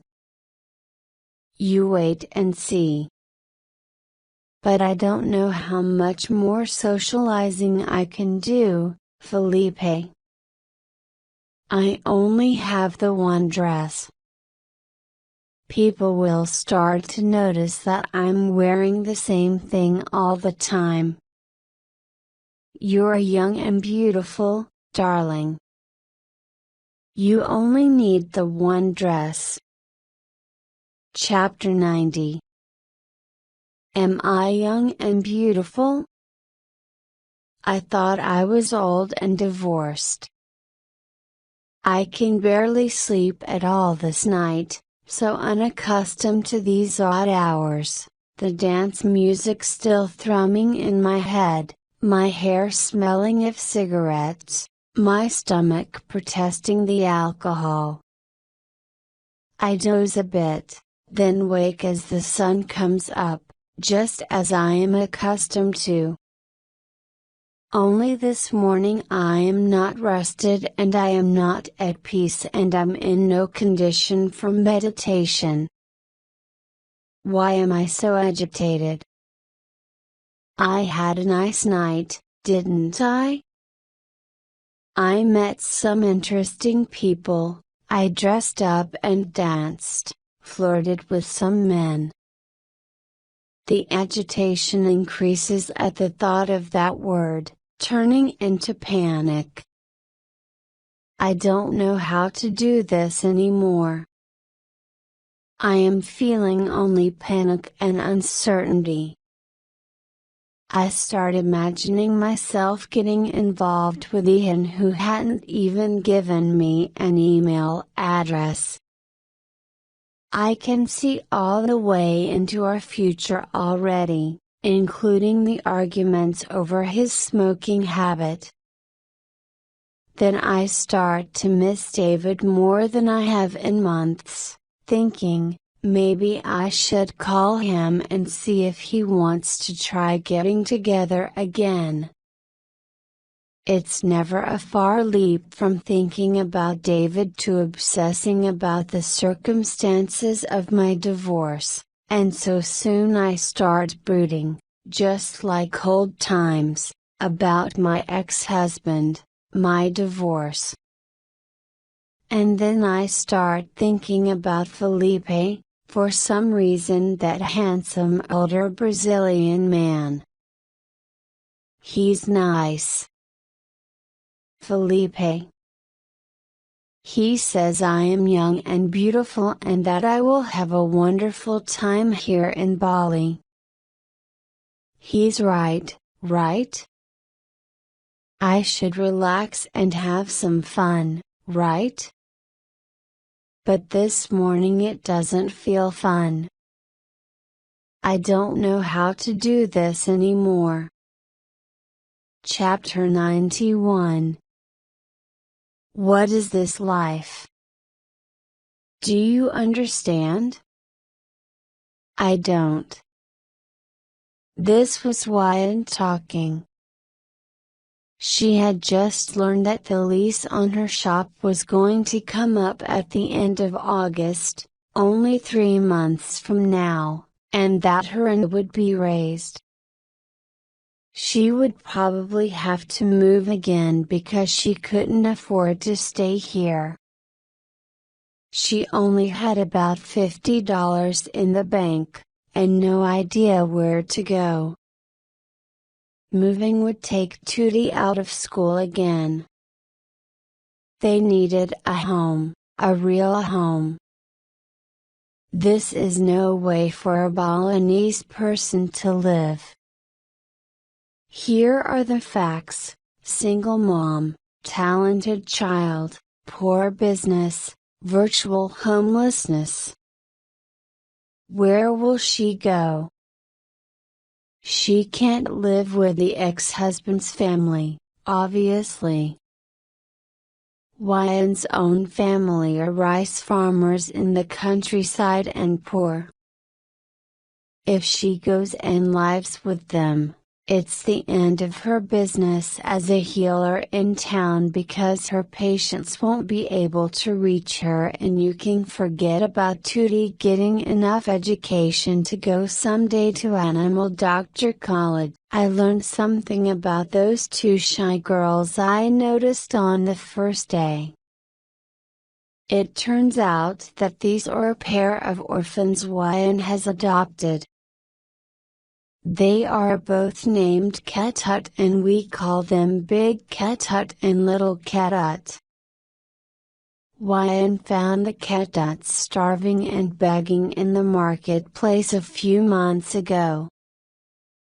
They were abandoned there by a woman who deposits parentless children in various marketplaces across Bali to beg for money, then pick the kids up every night in a van, collecting their money and giving them a place somewhere to sleep. When Wyan first found Big and Little Ketut, they hadn't eaten for days, had lice and parasites. She thinks the younger one is maybe 10 and the older one might be 13, but they don't know their own ages or even their last names. Wyan has taken them in and cares for them as lovingly as she does her own Tootie. She and the 3 children all sleep on the same mattress in the 1 bedroom behind the shop. I want to help them.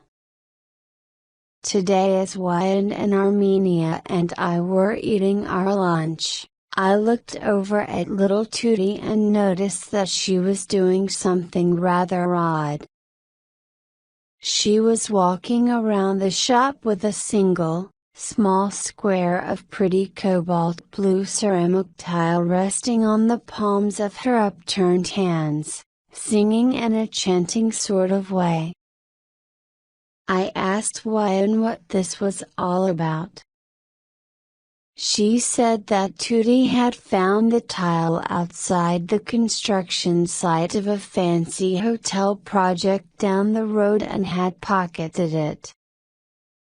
Ever since Tootie had found the tile, she kept saying to her mother, "Maybe if we have a house someday, it can have a pretty blue floor, like this."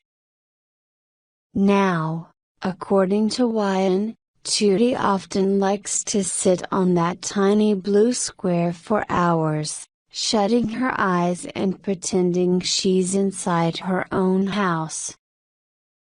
What can I say? When I heard that story, and looked at that child deep in meditation upon her small blue tile, I thought, that's enough. And I excused myself from the shop to go take care of this intolerable state of affairs. Chapter 92. I came to U-Bud's local internet cafe, where I sat and wrote a fundraising email to all my friends and family across the world. I told everyone that my birthday was coming up in July and that soon I would be 35. I told them that there was nothing in this world that I needed or wanted, and that I had never been happier in my life.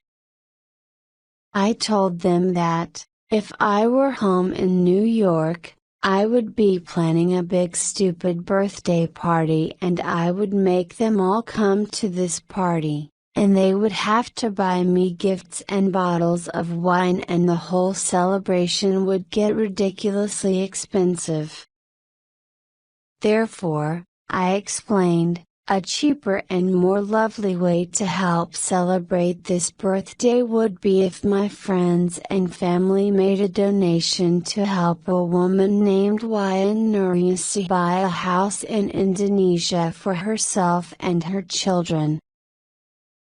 Then I told the whole story of Wayan and Tootie and the orphans and their situation. I won't go through the entire drama of the week, or try to explain what it feels like to open emails every day from all over the world that all say, "Count me in." Everyone gave. 7 days later my friends and my family and a bunch of strangers all over the world helped me get almost $18,000 to buy Wayan Nuryasi a home of her own. I knew that it was Tootie who had manifested this miracle, thanks to her prayers. One last thing. I'm embarrassed to admit that it was my friend Bob, not me, who noticed that the word Tootie in Italian means everybody. Bob wrote an email last week, saying, "So that's the final lesson, isn't it? When you set out in the world to help yourself, you inevitably help."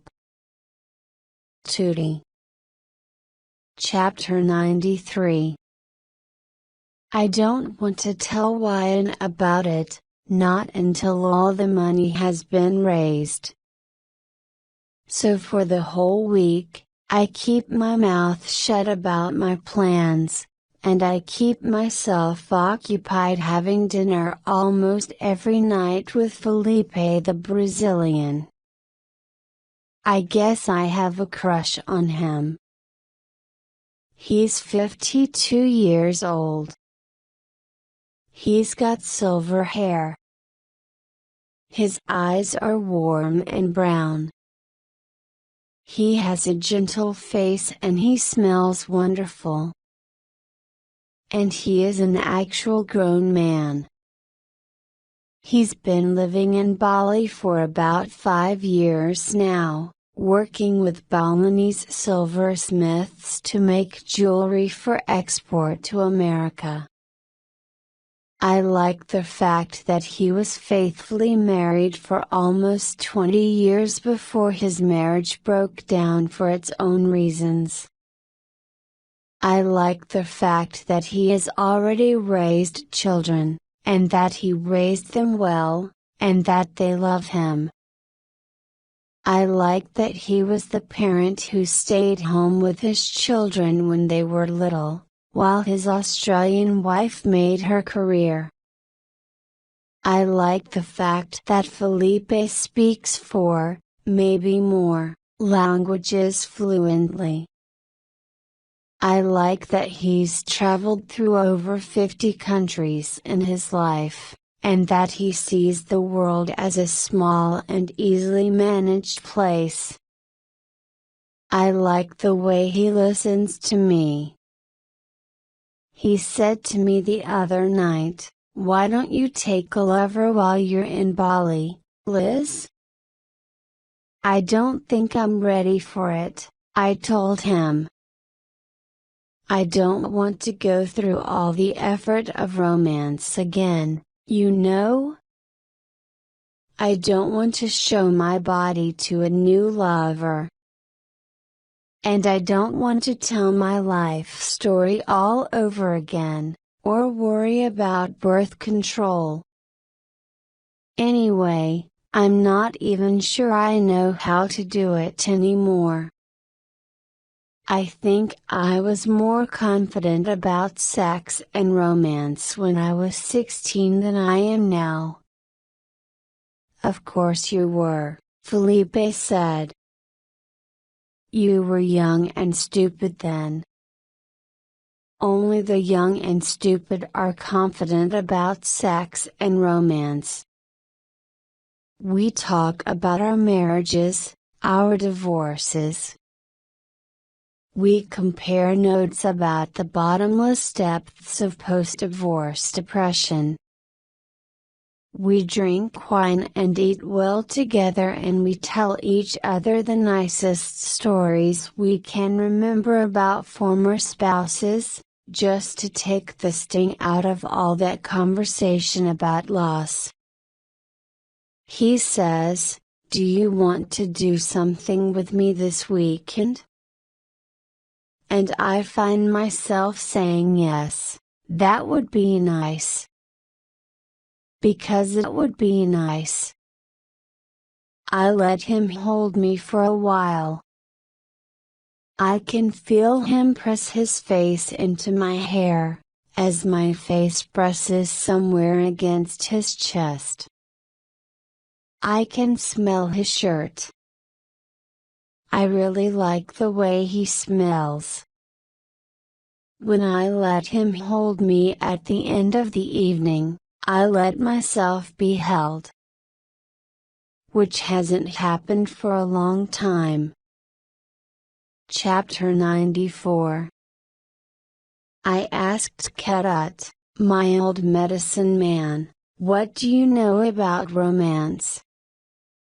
He said, "What is this, romance?" "Romance," I defined.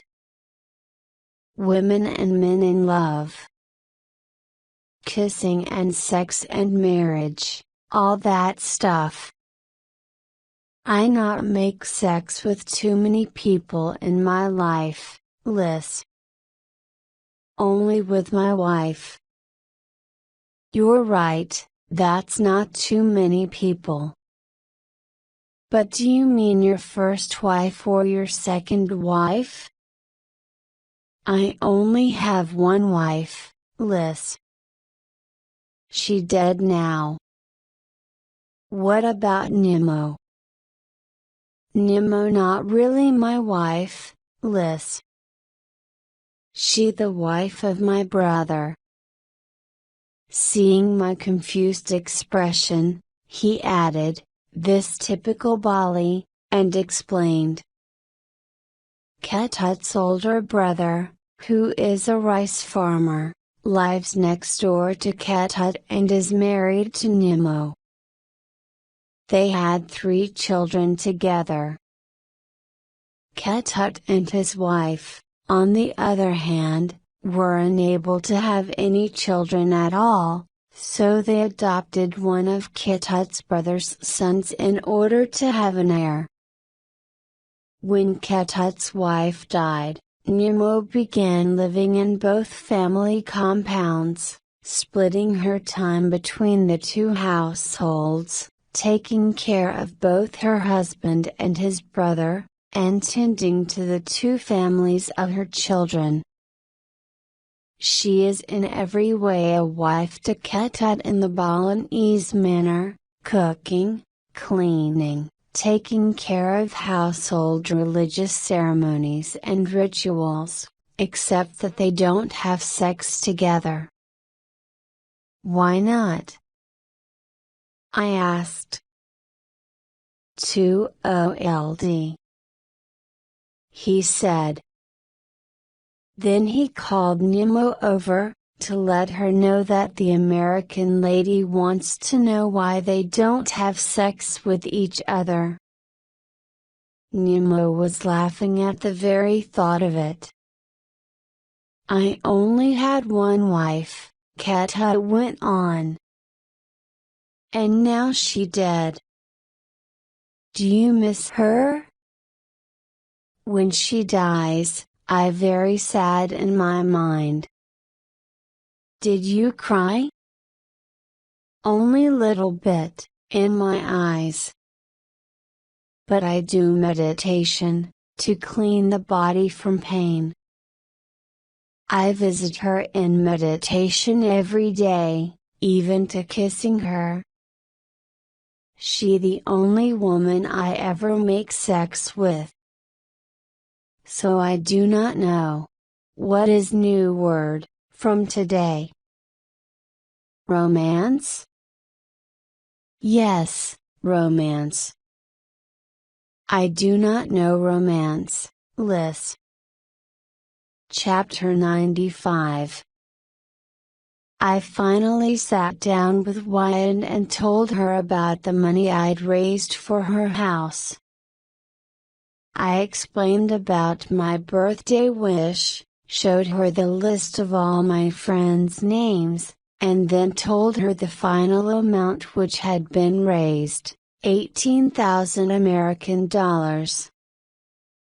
At first she was shocked, so I sat there with her for a few hours, telling her the story repeatedly and showing her the numbers again and again, until the reality began to sink in. Her first really articulate response was to say, "Please, Liz, you must explain to everyone who helped raise money that this is not Wyan's house. This is the house of everyone who helped Wyan. If any of these people comes to Bali, they must never stay in a hotel, okay?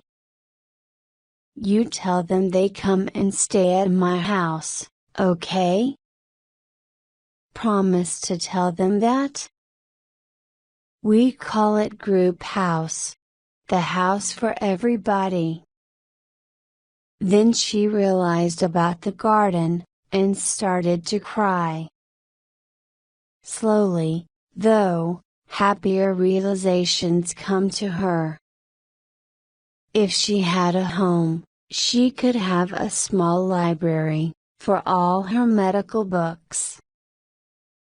And a pharmacy for her traditional remedies.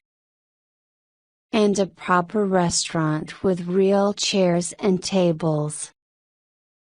If she had a home, she could finally be listed in Lonely Planet, who want to mention her services, but never can do so, because she never has a permanent address that they can print. If she had a home, Tootie could have a birthday party someday. Then she got very sober and serious again. "What would I do if you never came here?" I thought about one of my favorite Sufi poems, which says that God long ago drew a circle in the sand exactly around the spot where you are standing right now. I was to come here. Where are you going to build your new house, Wyan? I asked. Wyan already knew exactly the piece of land she would like to buy. It was in the center of a nearby village, was connected to municipal water and electricity, had a good school nearby for Tootie, was nicely located in a central place where her patients and customers could find her on foot. Her brothers could help her build the home, she said. So we went together to visit a nice French expatriate financial advisor and real estate guy, who was kind enough to suggest the best way to transfer the money. Then we went to Wyan's little bank, and talked to the manager about how to make a transfer. Finally, the bank manager said, "So, Wyan, when this transfer goes through, in just a few days, you should have about 180 million rupiah in your bank account." Wyan and I looked at each other and started laughing. Such an enormous sum. We returned to the shop, found Tootie just home from school. Wyan dropped to her knees, grabbed her girl, and said, "A house. A house. We have a house." Tootie pretended to have a faint. While we were all laughing, I noticed the two orphans watching this scene from the background of the kitchen, and I could see them looking at me with something in their faces that resembled fear. I asked Wyan, just to be sure, what about Big Ketut and Little Ketut? Is this good news for them, too? Wyan looked at the girls in the kitchen and saw the same uneasiness I had seen. She came to them and hugged them and whispered some reassuring words. They buried their heads in her belly and armpits, and even after a long time they refused to let her go. Chapter 96. I went out with Brazilian Felipe again, twice over the weekend. On Saturday I brought him to meet Wyan and the kids.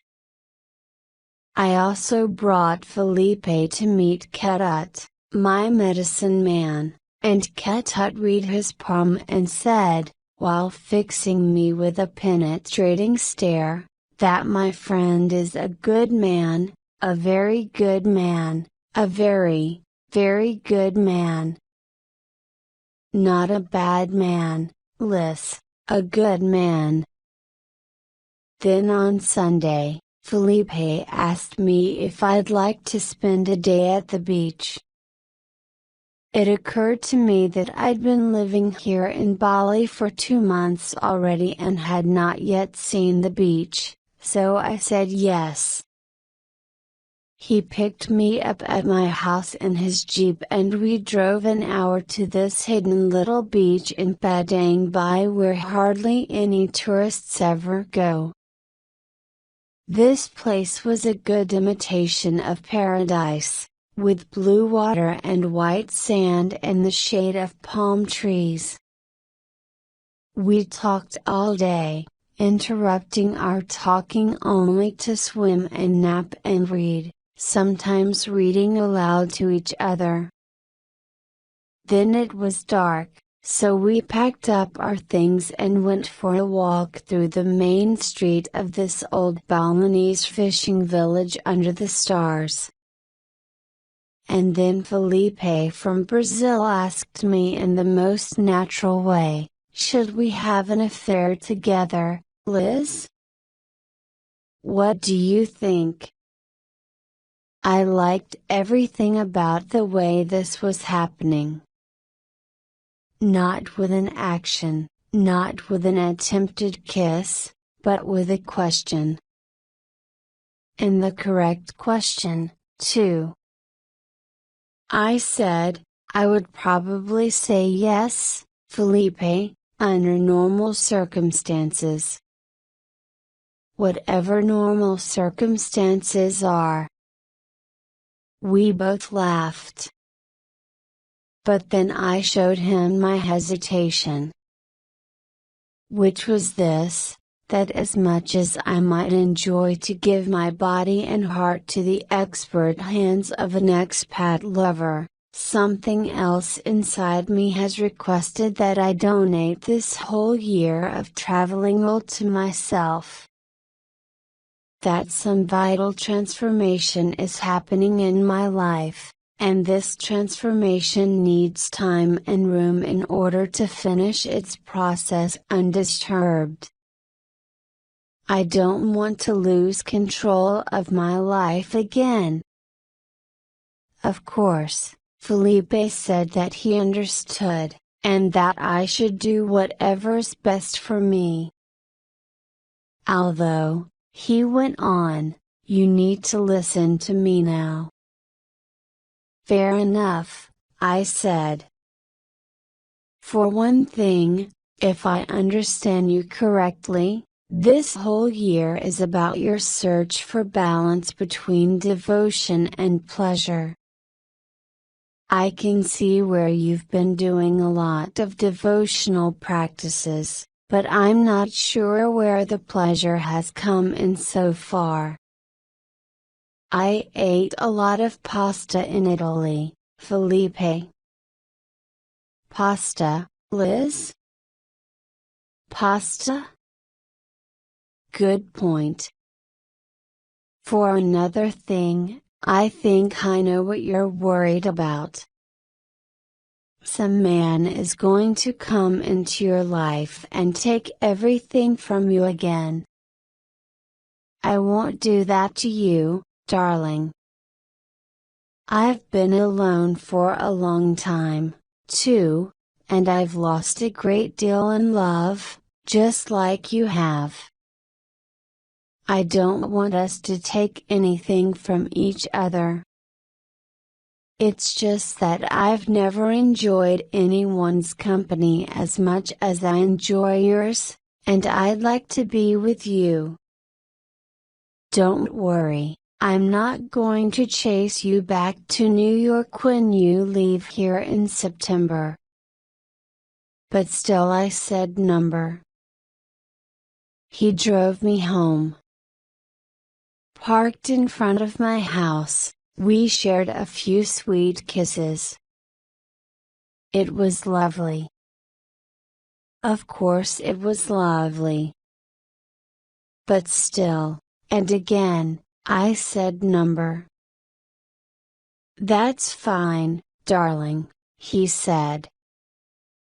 But come over to my house tomorrow night for dinner, and I'll make you a steak. Then he drove off and I went to bed alone. I woke to a quiet blue sky and an even quieter bedroom. Still feeling unbalanced, I chanted the entire 182 Sanskrit verses of the Guru Gita, the great, purifying fundamental hymn of my ashram in India. Then I meditated for an hour until I finally felt it again, that specific, constant, clear sky, never shifting, nameless and changeless perfection of my own happiness. That happiness which is better, truly, than anything I have ever experienced anywhere else on this earth. I was so glad I had made the decision to stay alone. Chapter 97. so I was surprised the next night when, after he'd made me dinner at his house and after we'd lain on his couch for several hours and discussed all kinds of subjects, and after he'd unexpectedly leaned to me for a moment and sunk his face toward my armpit and pronounced how much he loved the marvelous smell of me, Felipe finally put his palm against my cheek and said, "That's enough, darling. Come to my bed now," and I did. Yes, I came to his bed with him, in that bedroom with its big open windows looking out over the night time and the quiet Balinese rice fields. He parted the sheer, white curtain of mosquito netting that surrounded his bed and guided me in there.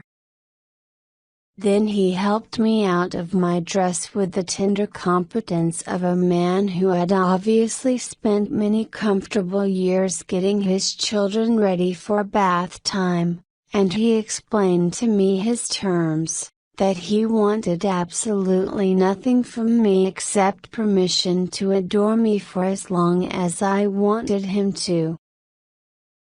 Were those terms acceptable to me? Having lost my voice somewhere between the couch and the bed, I only nodded. There was nothing left to say. It had been a long, ascetic season of solitude. I had done well for myself. But Felipe was right, that was enough. Chapter 98. We didn't sleep at all, of course. And then, it was ridiculous, I had to go.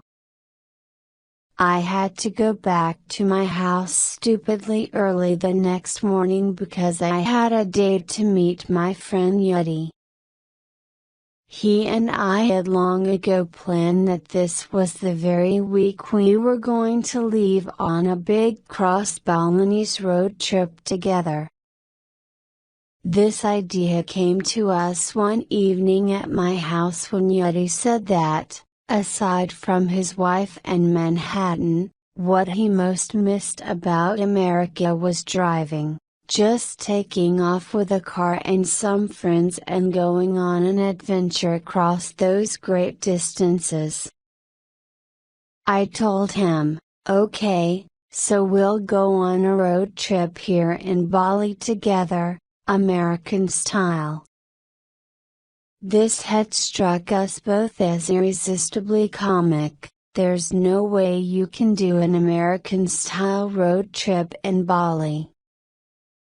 There are no great distances, first of all, on an island the size of Delaware. But Yeti and I decided to do it anyway, to take off for a week, rent a car and drive all over this tiny island, pretending that we're in America and that both of us are free. The idea charmed me when we came up with it last month, but the time for it now, as I am lying in bed with Felipe and he's kissing my fingertips and forearms and shoulders, seems unfortunate. But I have to go. And in a way, I want to go. Not only to spend a week with my friend Yeti, but also as a rest after my big night with Felipe, to understand the new reality that, as they say in the novels, I have taken a lover. So Felipe drops me off at my house with one last passionate embrace and I have just enough time to shower and pull myself together when Yeti arrives with our rental car.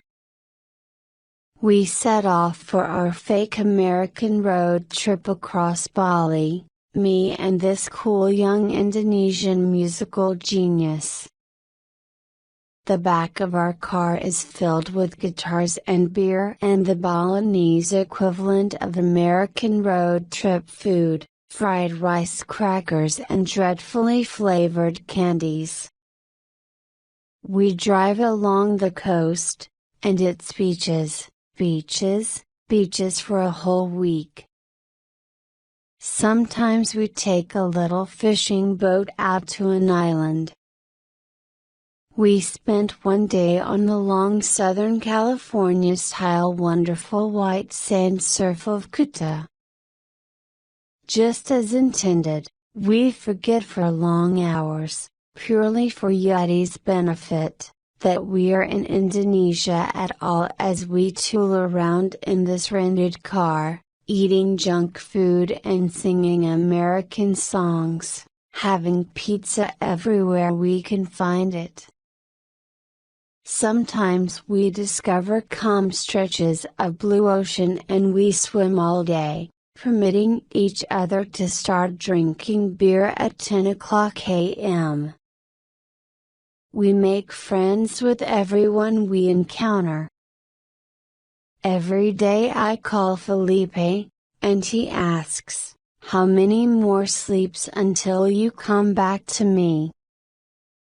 He tells me, "I'm enjoying falling in love with you, darling." I haven't felt this way about anyone in nearly 30 years. Not there yet, not yet to that place of a free fall into love. I make hesitant noises to remind him that I am leaving in a few months. Felipe is unconcerned. He says, "Maybe this is just some stupid romantic South American idea, but I need you to understand, darling, for you, I am even willing to suffer. Whatever pain happens to us in the future, I accept it already, just for the pleasure of being with you now. Let's enjoy this time. It's marvelous."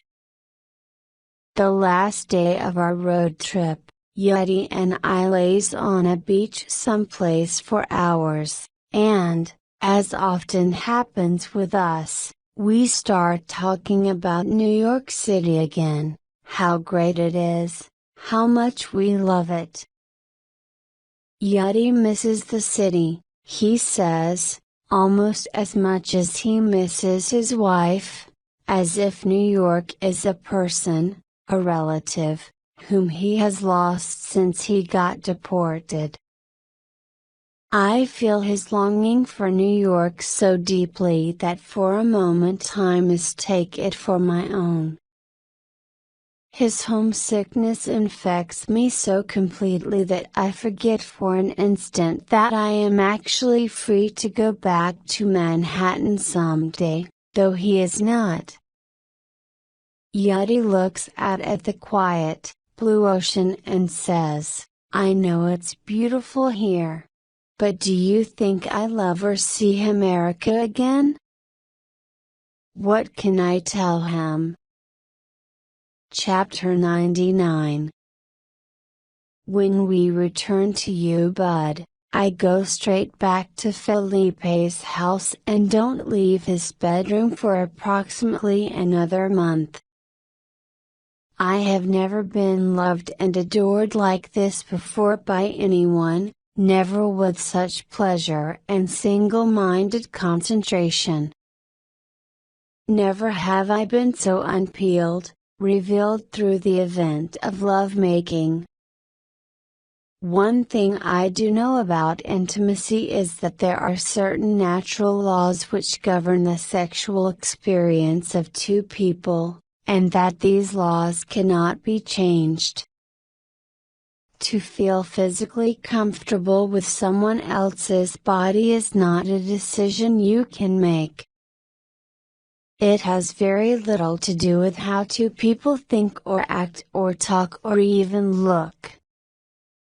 The mysterious magnet is either there, or it is not. When it isn't there, As I have learned in the past, with heartbreaking clarity, you can no more force it to exist than a surgeon can force a patient's body to accept a kidney from the wrong donor. Felipe and I, as we discover to our delight, are a perfectly matched success story. There are no parts of our bodies which are in any way allergic to any parts of the other's body. Nothing is dangerous, nothing is difficult, nothing is refused. Everything in our sensual universe is, simply and thoroughly, complimented. I'm losing days here, disappearing under his sheets, under his hands. I like the feeling of not knowing what the date is. My nice organized schedule has been blown away by the breeze. I still meditate every day of the week, slipping out of Felipe's bed and over to the couch, where I can sit in silence and offer up some gratitude for all of this. I am so relaxed now that I kind of slide into meditation like it's a bath prepared by my lover. Naked in the morning sun, with nothing but a light blanket wrapped over my shoulders, I disappear into grace. Why did life ever seem difficult? Chapter 100. But all the fun and games caught up with me after a few weeks. After all those nights of not sleeping and all those days of too much lovemaking, my body struck back and I got attacked by a nasty infection in my bladder. It is a typical problem of the overly sexed.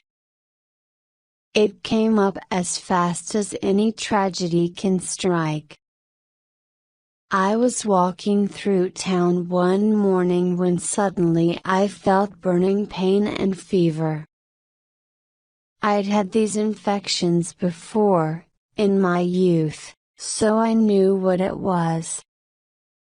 I panicked for a moment. These things can be awful, but then thought, thank God my best friend in Bali is a healer, and I ran into Ryan's shop. I'm sick, I said. She took one look at me and said, you sick from making too much sex, Liz? I groaned, buried my face in my hands, embarrassed. She chuckled, said, you can't keep secrets from Ryan. Ryan, like a veteran firefighter, never moves fast. She methodically started chopping some herbs, boiling some roots, wandering back and forth between her kitchen and me, bringing me one warm, brown, toxic-tasting mixture after another, saying, drink, honey. Whenever the next batch boiled, she sat across from me, giving me sly, dirty looks and using the opportunity to get nosy. Are you careful not to get pregnant, Liz? That's not possible, Ryan. Felipe has a vasectomy. Felipe has a vasectomy? She asked, in awe. Very difficult in Bali to get a man to do this. Always the woman problem, birth control. Sex is funny, she said. Make people do funny things. Everyone gets like this, at the beginning of love. Wanting too much happiness, too much pleasure, until you make yourself sick. Even to why, and this happens at beginning of love story. Lose balance. I'm embarrassed, I say. Don't, she said. Then she added in perfect English, and perfect Balinese logic, to lose balance sometimes for love is part of living a balanced life. I decided to call Felipe. I had some antibiotics at the house, an emergency pack I always travel with, just in case. As I have had these infections before, I know how bad they can get, even traveling up into your kidneys. I didn't want to go through that, not in Indonesia. So I called him and told him what had happened. He was horrified, and asked him to bring me over the pills. It wasn't that I didn't trust Ryan's healing competence, it's just that this was really serious pain. She said, "You don't need Western pills. But maybe it's better, just to be safe. Give 2 hours," she said. "If I don't make you better, you can take your pills." Reluctantly, I agreed. My experience with these infections is that they can take days to clear, even with strong antibiotics. But I didn't want to make her feel bad. Judy was playing in the shop and she kept bringing little drawings of houses over to cheer me up, patting my hand with an 8-year-old's compassion. "Did you buy your house yet, Ryan?" I asked. "Not yet, honey." "No hurry." "What about that place you liked?" "I thought you were going to buy that?" "Found out not for sale. Too expensive." "Do you have any other places in mind?"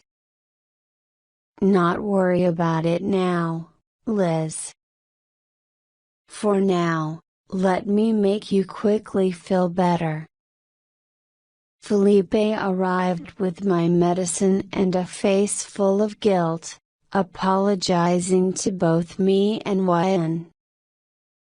"Not serious," said Ryan. "Not worry. I fix her soon.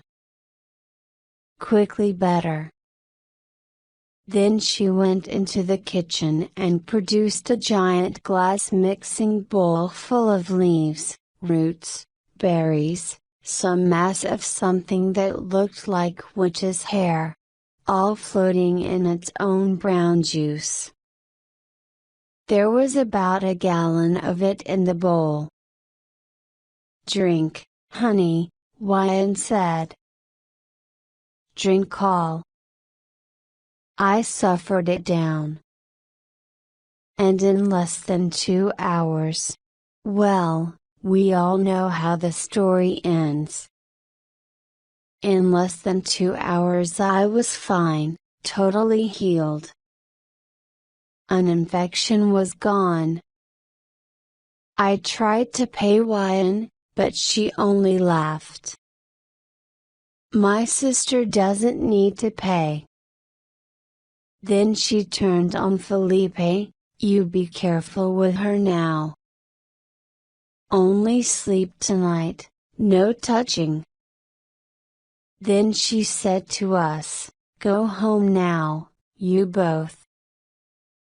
Go home, go to bed, but only sleeping, okay? Only sleeping." Chapter 101. On the ride home Felipe asked, "Has she bought a house yet?" "Not yet." but she says she's looking. It's been over a month already since you gave her the money, hasn't it? Yeah, but the place she wanted, it wasn't for sale. Be careful, darling, Felipe said. What do you mean? I'm not trying to interfere in your business, but I've lived in this country for 5 years and I know how things are. Stories can get complicated around here. Sometimes it's hard to get to the truth of what's actually happening.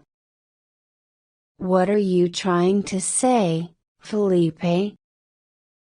I asked, and when he didn't answer immediately, I quoted to him one of his own signature lines, "If you tell me slowly, I can understand quickly." What I'm trying to say, Liz, is that your friends have raised an awful lot of money for this woman, and right now it's all sitting in Ryan's bank account. Make sure she actually buys a house with it. Chapter 102. The end of July came, and my 35th birthday with it. Ryan threw a birthday party for me in her shop, quite unlike any I have ever experienced before. Ryan had dressed me in a traditional Balinese birthday suit, a bright purple sarong, a strapless bustier and a long length of golden fabric that she wrapped tightly around my torso. As she was putting me into this exquisite costume, she asked, not quite looking at me, but doing some fancy tucking and pinning of material around my ribs, "You have prospect to marrying Felipe?" "No," I said. "We have no prospects for marrying. I don't want any more husbands, Ryan. And I don't think Felipe wants any more wives. But I like being with him.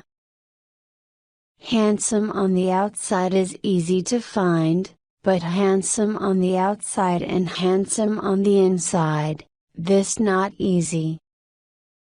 Felipe has this." I agreed. She smiled. "And who bring this good man to you, Liz? Who prayed every day for this man?" I kissed her. "Thank you, Ryan. You did a good job." We started the birthday party. Ryan and the kids had decorated the whole place with balloons and palm fronds and handwritten signs with complex, run-on messages like, "Happy birthday to a nice and sweet heart, to you, our dearest sister, to our beloved Lady Elizabeth, happy birthday to you, always peace to you and happy birthday." Ryan has a brother whose young children are gifted dancers in temple ceremonies, and so the nieces and nephews came and danced for me right there in the restaurant. Balinese parties are generally organized around the principle of people getting dressed up in their finest clothes, then sitting around and staring at each other.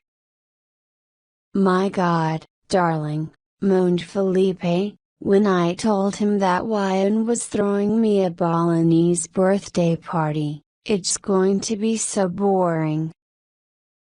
It wasn't boring, though, just quiet. And different. There was the whole dressing up part, and then there was the whole dance performance part. And then there was the whole sitting around and staring at each other part, which wasn't so bad. Everyone looked lovely. Ryan's whole family had come, and they kept smiling and waving at me from 4 feet away, and I kept smiling at them and waving back at them. I blew out the candles of the birthday cake along with little Cadet, the smallest orphan, whose birthday, I had decided a few weeks before, would also be on July 18th from now on, shared with my own, since she'd never had a birthday or a birthday party before. After we blew out the candles, Felipe presented little Kit with a Barbie doll, which she unwrapped in stunned wonder and then regarded as though it were a ticket for a rocket ship to Jupiter, something unimaginable. Outside, the rooster started crowing, even though it was not yet evening, not yet dusk. My traditional Balinese clothing was squeezing me like a passionate hug, and I was feeling like this was definitely the strangest, but maybe the happiest, birthday party I'd ever experienced in my whole life. Chapter 103. Still, Ryan needs to buy a house, and I'm getting worried that it's not happening. I don't understand why it's not happening, but it absolutely needs to happen. Felipe and I have stepped in now. We found a realtor who could take us around and show us properties, but Ryan hasn't liked anything we've shown her. I keep telling her, Ryan, it's important that we buy something. I'm leaving here in September, and I need to let my friends know before I leave that their money actually went into a home for you. And you need to get a roof over your head before you get driven out. Not so simple to buy land in Bali, she keeps telling me. Not like to walk into a bar and buy a beer. Can take long time. We don't have a long time, Ryan. She just shrugs, and I remember again about the Balinese concept of rubber time, meaning that time is a very relative idea. 4 weeks doesn't really mean to Ryan what it means to me. One day to Ryan isn't necessarily composed of 24 hours, either. Sometimes it's longer, sometimes it's shorter, depending upon the spiritual and emotional nature of that day. Meanwhile, it also turns out that I have completely underestimated how expensive it is to buy property in Bali. Because everything is so cheap here, you would assume that land is also undervalued, but that's a mistaken assumption. To buy land in Bali, especially in Ubud, can get almost as expensive as buying land in Tokyo, or on Rodeo Drive. Moreover, as I discover throughout the month of August, it's almost impossible to find out when land is actually for sale around here. Balinese who are selling land typically don't like other people to know that their land is up for sale. If you're a Balinese farmer and you're selling your land, it means you are desperate for cash, and this is humiliating. Also, if your neighbors and family find out that you actually sold some land, then they'll think you came into some money, and everyone will be asking if they can borrow that money. so land becomes available for sale only by rumor. And all these land deals are executed under strange veils of secrecy and deception. Besides, it's almost impossible for Wyan to find a piece of land she deems appropriate for a home. She has to examine the taxu, the spirit, of each place. As a healer, Wyan's sense of taxu, even by Balinese standards, is supremely acute. I found one place that I thought was perfect, but Wyan said it was possessed by angry demons. The next piece of land was rejected because it was too close to a river, which, as everyone knows, is where ghosts live. Then we found a lovely little shop near town, with a backyard and everything, but it was located on a corner, and only somebody who wants to go bankrupt and die young would ever live in a house located on a corner. As everyone knows. Don't even try talking her out of it, Felipe advised me. Trust me, darling. Don't get between the Balinese and their taxu. Then last week Felipe found a place that fitted the criteria exactly, a small, pretty piece of land, close to Central View Bud, on a quiet road, next to a rice field, with plenty of space for a garden and within our budget. When I asked Wyan, should we buy it? She replied, don't know yet, Liz. Not too fast, for making decisions like this. I need talk to a priest first. She explained that she would need to consult a priest in order to find a favorable day upon which to purchase the land, if she decides to buy it at all.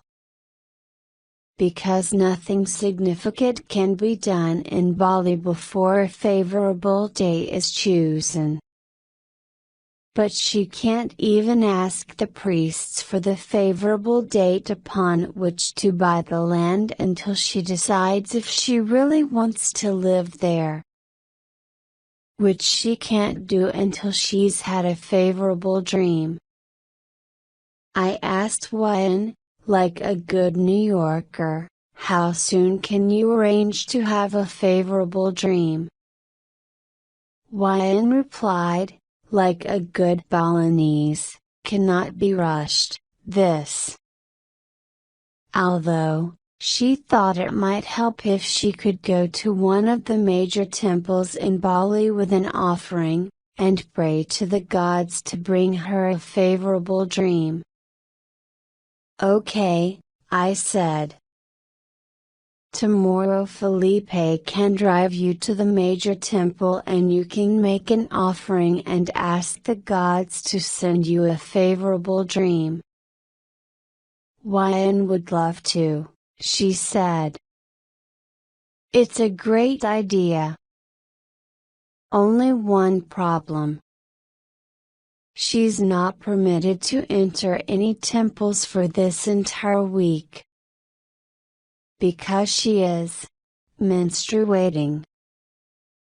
Chapter 104. I always liked Felipe. But his participation in buying Wyan's house brings us together during the month of August like a real couple. It's none of his concern, of course, what happens to this Balinese medicine woman. He's a businessman. But suddenly here he is walking with me through muddy rice paddies and trying to find a priest who will give Wyan a favorable date. I was perfectly happy in my boring life before you came along, he always says. He was bored in Bali before. That idleness stopped the moment we were introduced. He's a caregiver by nature, and I can feel him going into a kind of orbit around me. Felipe is the kind of man who desperately needs a woman in his life, but not so that he can be taken care of, only so that he can have someone to care for. Now he is organizing himself around me. It's lovely to be treated this way. But it also scares me.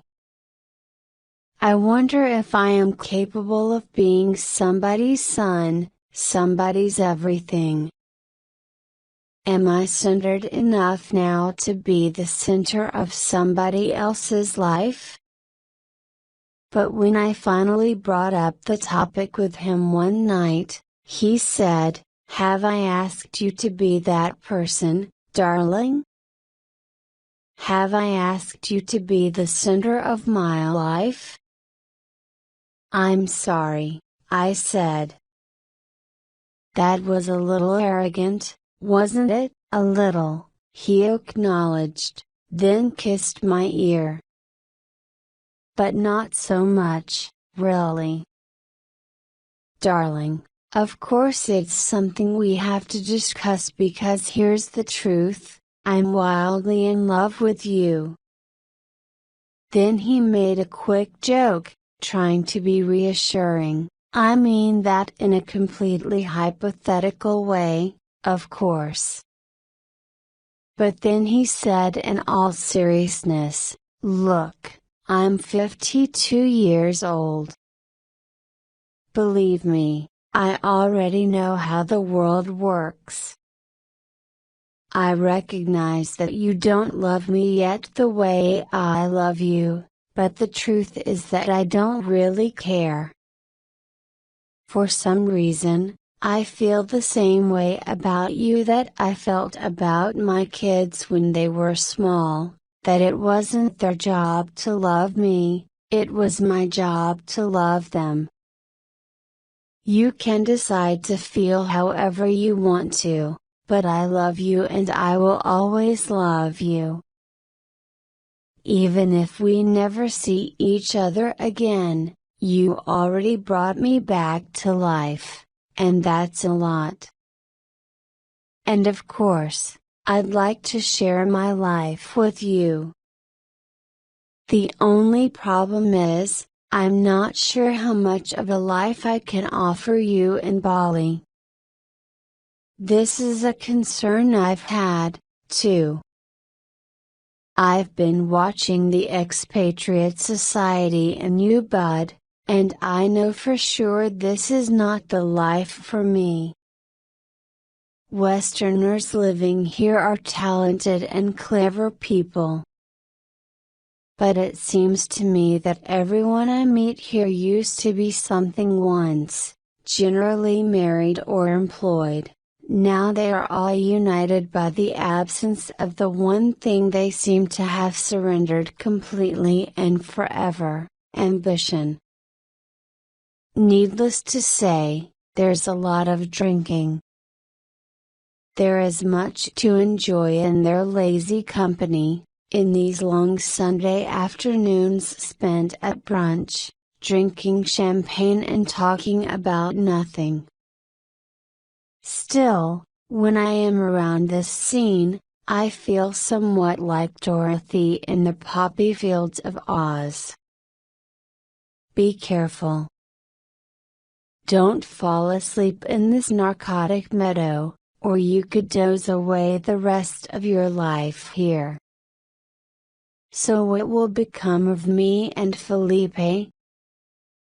He told me not long ago, "Sometimes I wish you were a lost little girl and I could pick you up and say, 'Come and live with me now, let me take care of you forever.' But you aren't a lost little girl. You're a woman with a career, with ambition. You are a perfect snail, you carry your home on your back. You should hold on to that freedom for as long as possible. But all I'm saying is this: if you want this Brazilian man, you can have him. I'm yours already. I'm not sure what I want. I know that there's a part of me which has always wanted to hear a man say, "Let me take care of you forever," and I have never heard it spoken before. Over the last few years, I'd given up looking for that person, learned how to say this heartening sentence to myself, especially in times of fear. But to hear it from someone else now, from someone who is speaking sincerely. I was thinking about all this last night after Felipe fell asleep, and I was curled up beside him, wondering what would become of us. What are the possible futures? What about the geography question between us? Where would we live? Then there's the age difference to consider. Truthfully, though, I actually like that Felipe is so much older. I think it's sexy. Makes me feel kind of French. What will happen with us? Why am I worrying about this, by the way? So after a while, I stopped thinking about all this and just held him while he slept. I am falling in love with this man. Then I fell asleep beside him and had two memorable dreams. Both were about my guru. In the first dream, my guru informed me that she was closing down her ashrams and that she would no longer be speaking, teaching or publishing books. She gave her students one final speech, in which she said, "You've had more than enough teachings. You have been given everything you need to know in order to be free. It's time for you to go out in the world and live a happy life." The second dream was even more confirming. I was eating in a terrific restaurant in New York City with Felipe. We were having a wonderful meal of lamb chops and artichokes and fine wine, and we were talking and laughing happily. I looked across the room and saw Swamiji, my guru's master, who died in 1982. But he was alive that night, right there in a noisy New York restaurant.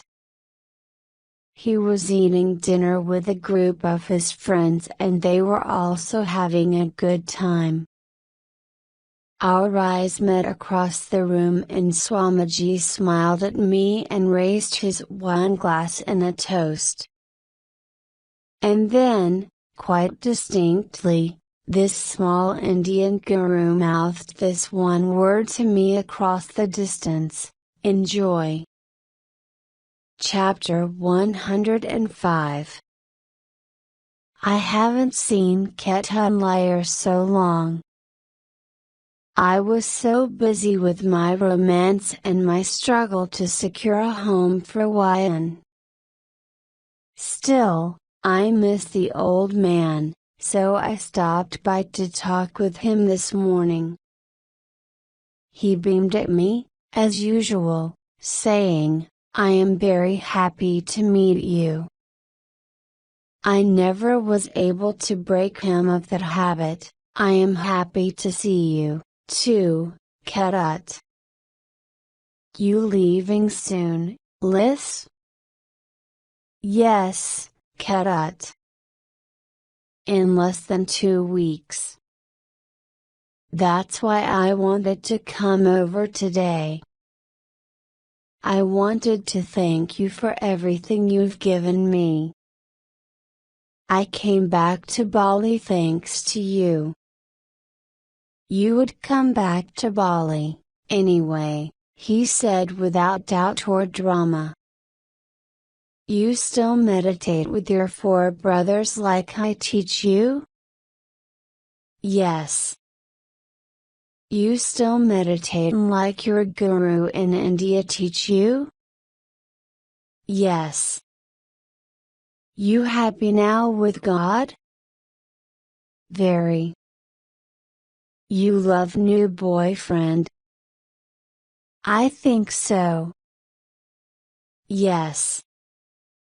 Then you must spoil him. And he must spoil you. Okay, I promised. You are a good friend to me. Better than friend. You are like my daughter, he said. When I die, you will come back to Bali, come to my cremation. Balinese cremation ceremony very fun, you will like it. Okay, I promised. Chapter 106. The deal failed with Yan. That property Felipe had found for her somehow didn't happen. When I ask Yan what went wrong, I get some unclear reply. What matters is only that it's a dead deal. I'm starting to get panicked about this whole Yan house situation. But a few days later Yan calls over at Felipe's house, excited. She's found a different piece of land, and this one she really loves. An emerald expanse of rice field on a quiet road, close to town. It has good taxes. Yan tells us that the land belongs to a farmer, a friend of her father's, who is desperate for cash.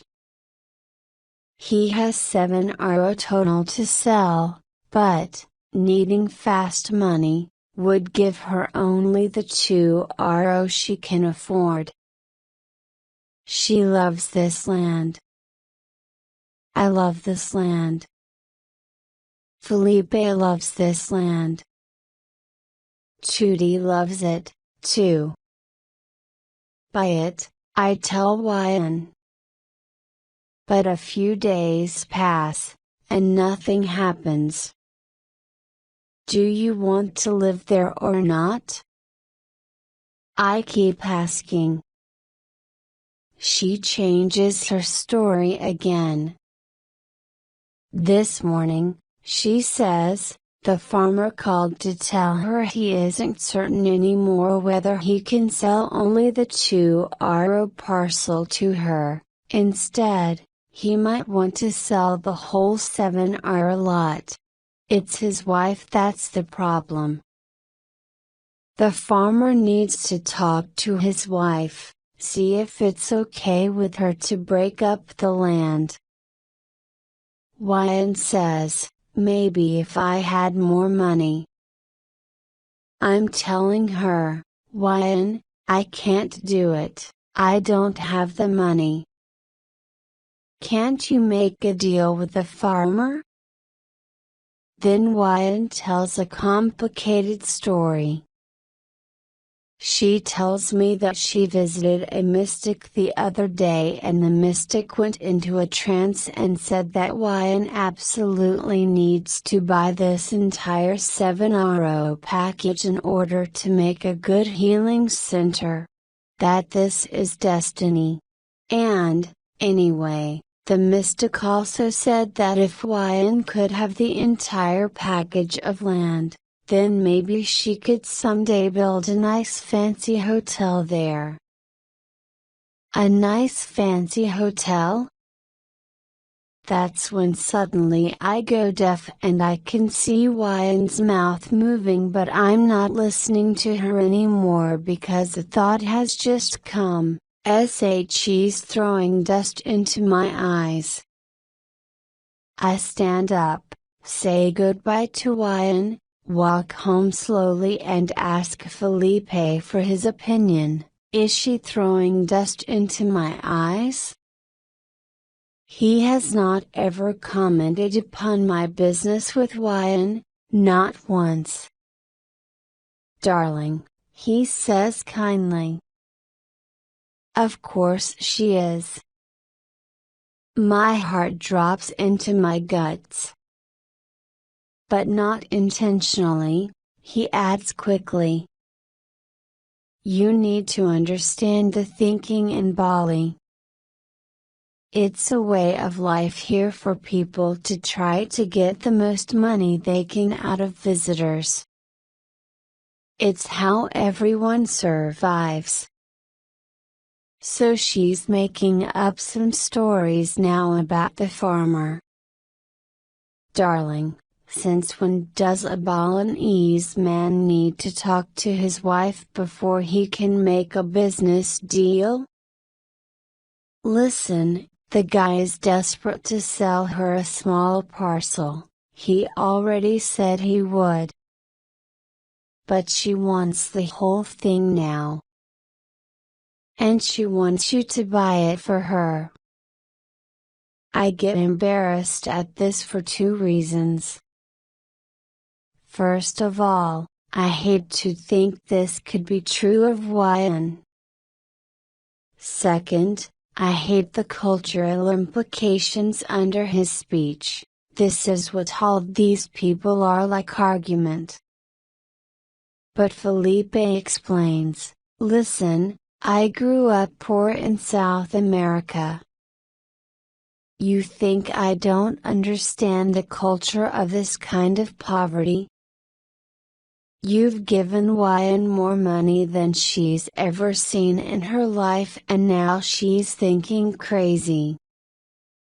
As far as she's concerned, you're her miracle benefactor and this might be her last chance. What should I do? Don't get angry about it, whatever happens. If you get angry, you'll lose her, and that would be a pity because she's a marvelous person and she loves you. This is her survival tactic, just accept that. You must not think that she's not a good person, or that she and the kids don't honestly need your help. But you cannot let her use you. But what should I do? You need to get back some control of the situation. Play some kind of game with her, like the games she's playing with you. Threaten her with something that motivates her to act. You'll be doing her a favor, she needs a home. I don't want to play games, Felipe. He kisses my head. Then you can't live in Bali, darling. The next morning, I make my plan. I can't believe it, I'm about to lie to my favorite person in Bali, to someone who is like a sister to me, someone who has cleaned my kidneys. I'm going to lie to Tootie's mommy. I walk into town, into Ryan's shop. Ryan goes to hug me. I pull away, pretending to be upset. Ryan, I say. We need to talk. I have a serious problem. With Felipe? Number. With you. She looks like she's going to faint. Why, I say. My friends in America are very angry with you. With me? Why, honey? Because 4 months ago, they gave you a lot of money to buy a home, and you do not buy a home yet. Every day, they send me emails, asking me, where is Ryan's house? Where is my money? Now they think you're stealing their money, using it for something else. I'm not stealing. Ryan, I say. My friends in America think you are. A bullshit. She looks really wounded. Bullshit is a word that has been more emotionally incorporated into Balinese than almost any other in the English language.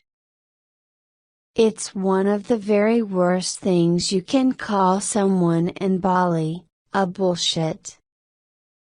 Honey, she said, eyes tearing. I am not a bullshit.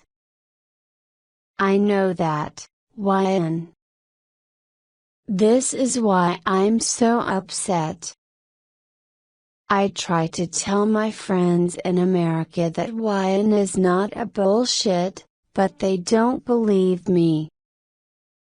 She lays her hand on mine.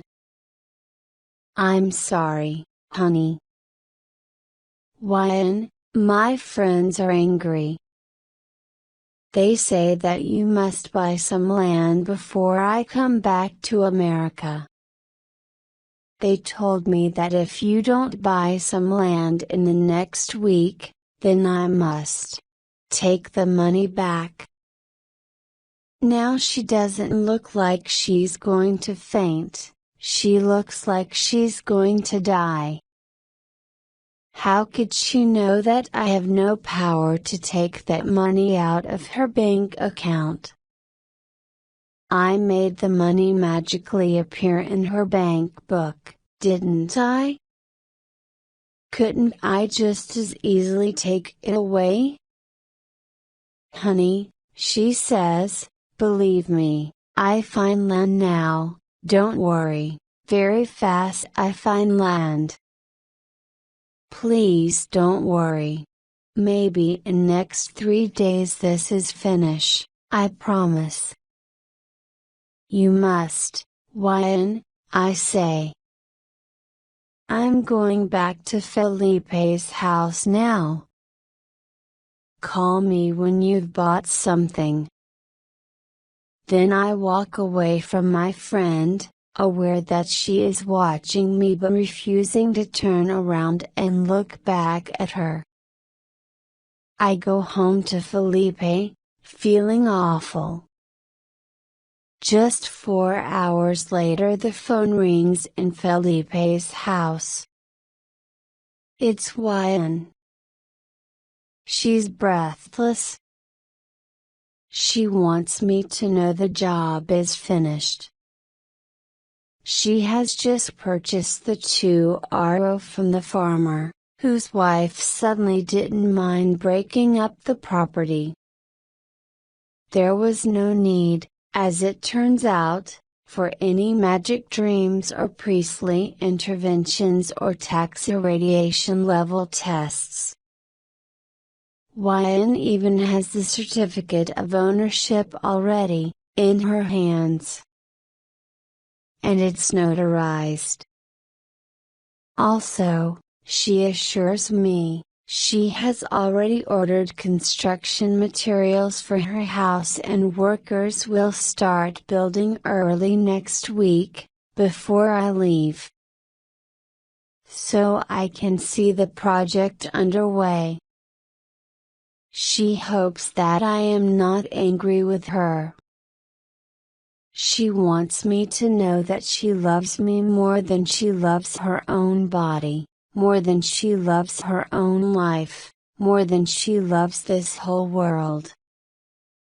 I tell her that I love her, too. And that I can't wait to be a guest someday in her beautiful new home. And that I would like a photocopy of that certificate of ownership. When I get off the phone, Felipe says, "Good girl." I don't know whether he's referring to her or me.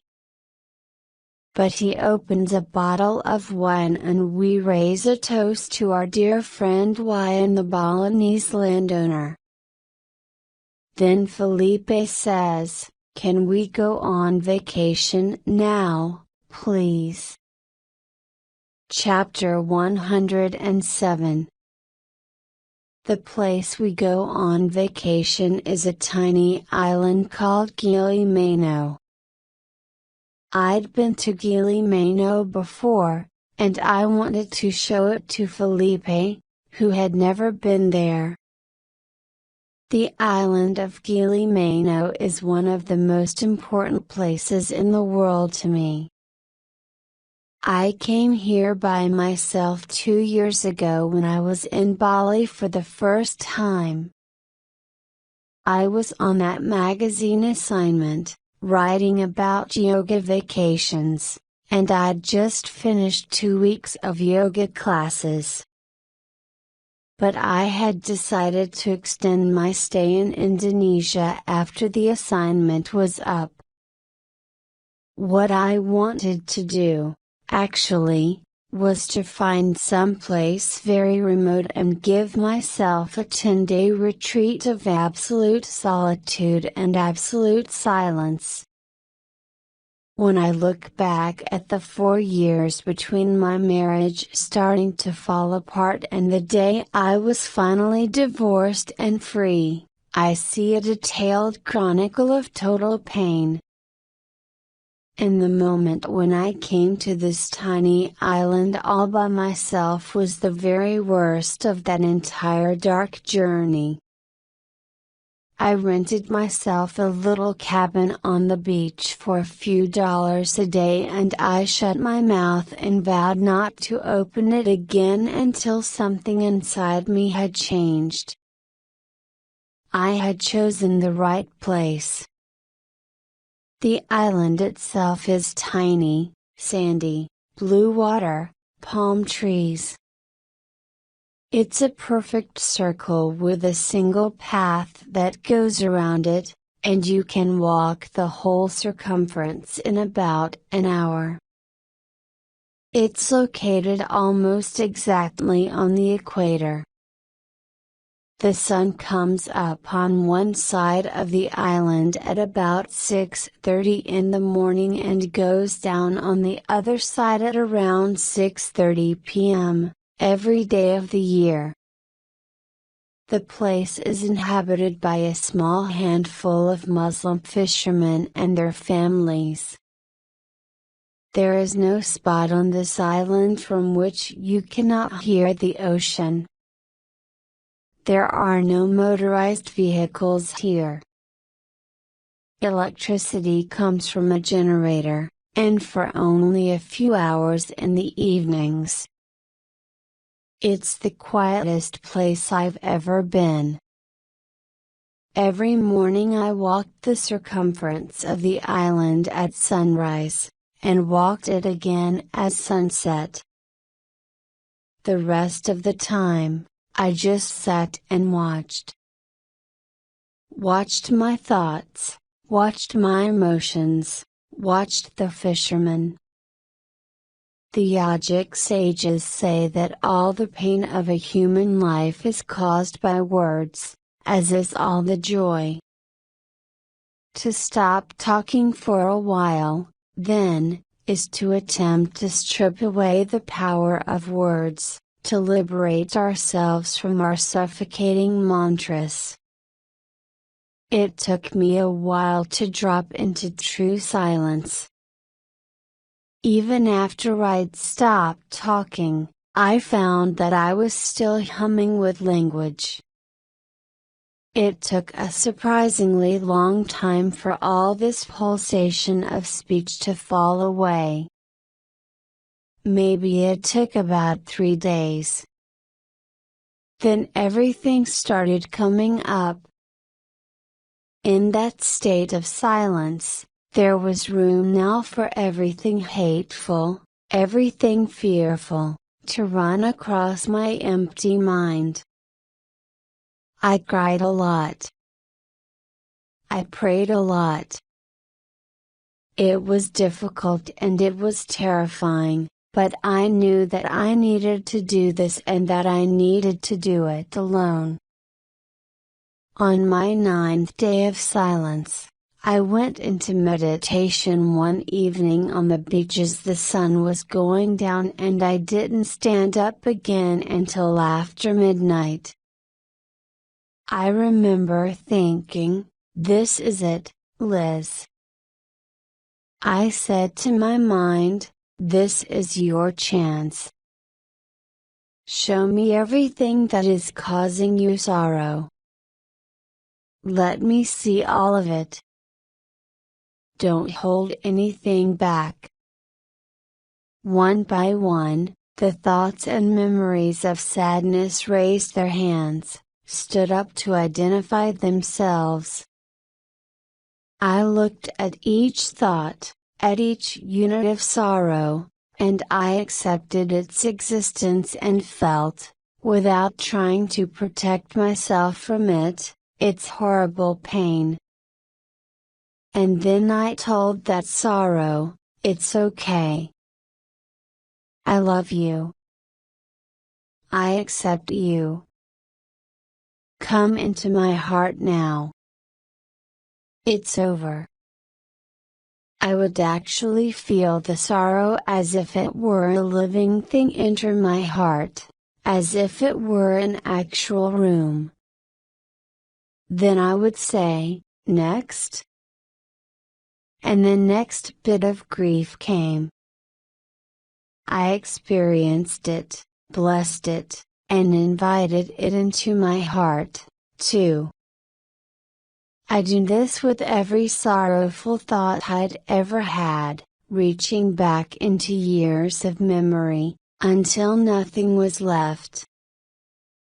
Then I said to my mind, "Show me your anger now." One by one, my life's every incident of anger rose. Every injustice, every betrayal, every loss, every rage. I saw them all, one by one, and I accepted their existence. I felt each piece of anger completely, and then I said, "Come into my heart now. You can rest there. It's safe now. It's over. I love you." This went on for hours. Then came the most difficult part. "Show me your shame," I asked my mind. Dear God, the horrors that I saw then. A pitiful parade of all my failings, my lies, my selfishness, jealousy, arrogance. When I tried to invite these units of shame into my heart, they each hesitated at the door, saying, "No, you don't want me in there. Don't you know what I did?" And I said, "I want you. Even you. I do. Even you are welcome here. It's okay. You are forgiven. You are part of me. You can rest now. It's over." When all this was finished, I was empty. Nothing was fighting in my mind anymore. I looked into my heart, and I saw that my heart was not even nearly full, not even after having taken in sorrow and anger and shame, my heart could easily receive and forgive even more. Its love was infinite.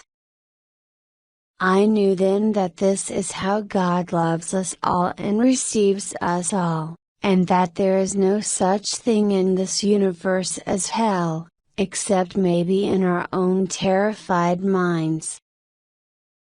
Because if even one broken and limited human being could experience even one such episode of absolute forgiveness and acceptance of her own self, then imagine, just imagine, what God, in all His eternal compassion, can forgive and accept.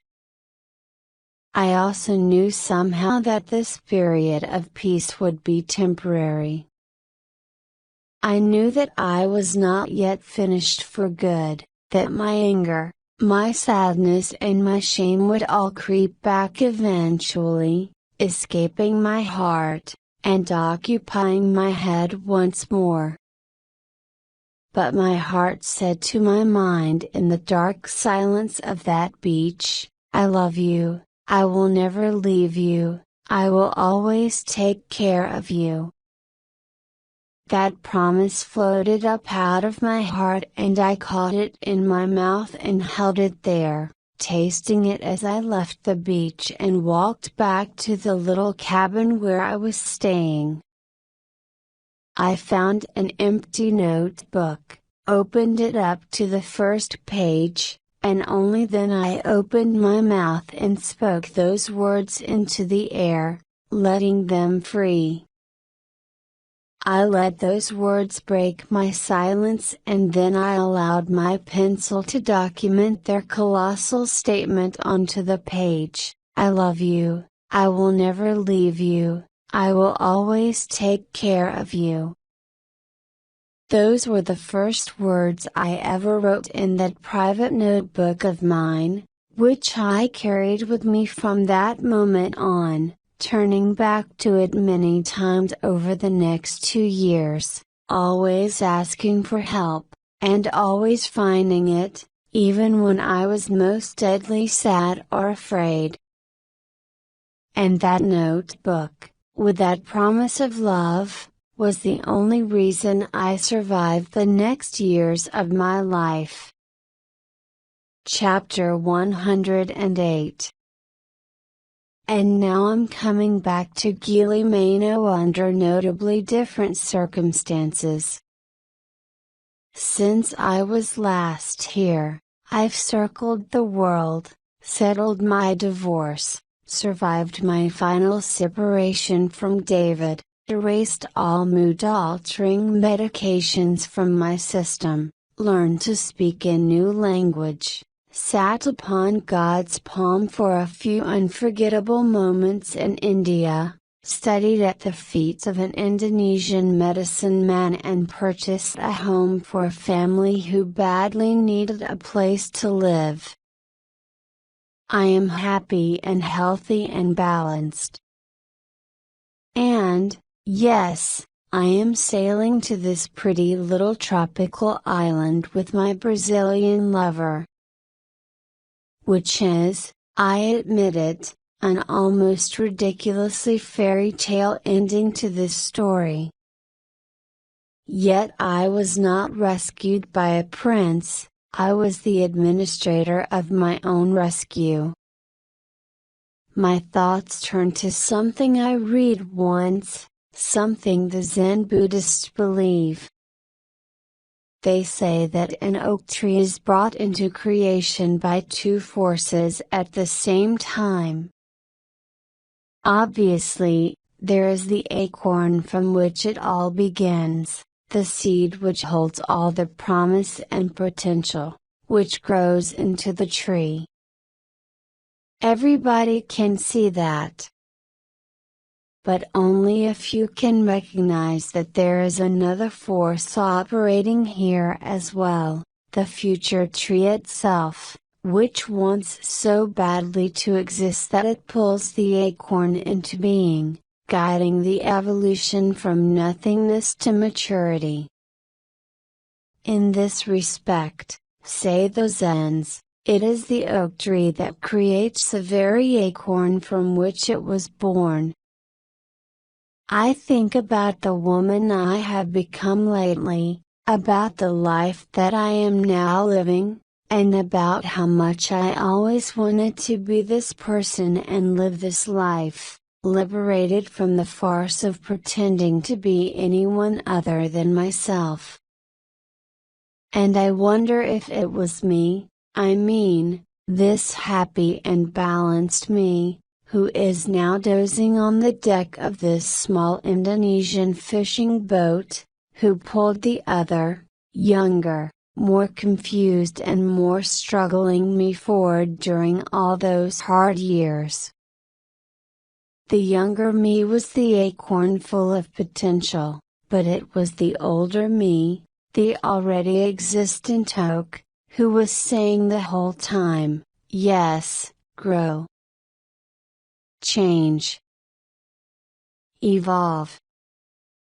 Come and meet me here, where I already exist in wholeness and maturity. I need you to grow into me. And maybe it was this present and fully actualized me who whispered lovingly to that desperate girl on the bathroom floor, "Go back to bed, Liz." Knowing already that everything would be okay, that everything would eventually bring us together here. Right here, right to this moment. Then Felipe wakes up. He tells me that he had an idea while he was sleeping. He says, "You know, I obviously need to keep living in Bali because my business is here, and because it's so close to Australia, where my kids live. I also need to be in Brazil often, because that's where the gemstones are and because I have family there. And you obviously need to be in the United States, because that's where your work is, and that's where your family and friends are." So I was thinking, maybe we could try to build a life together that's somehow divided between America, Australia, Brazil and Bali. All I can do is laugh, because, hey, why not? Of course this is how we should live. And I quite like the poetry of his idea, too, I must say. I mean that literally. After this whole year spent exploring the individual and fearless eyes, Felipe has just suggested to me a whole new theory of traveling. Like a classic poem, like a pair of rhyming couplets. The little fishing boat anchors right off the shore of Gili Mano. There are no docks here on this island. So me and my lover, we take off our shoes, we pile our small bags of belongings on the tops of our heads and we prepare to leap over the edge of that boat together, into the sea. You know, it's a funny thing. The only Romance language Felipe doesn't speak is Italian. But I go ahead and say it to him anyway, just as we're about to jump. I say, "Attraversiamo, let's cross over."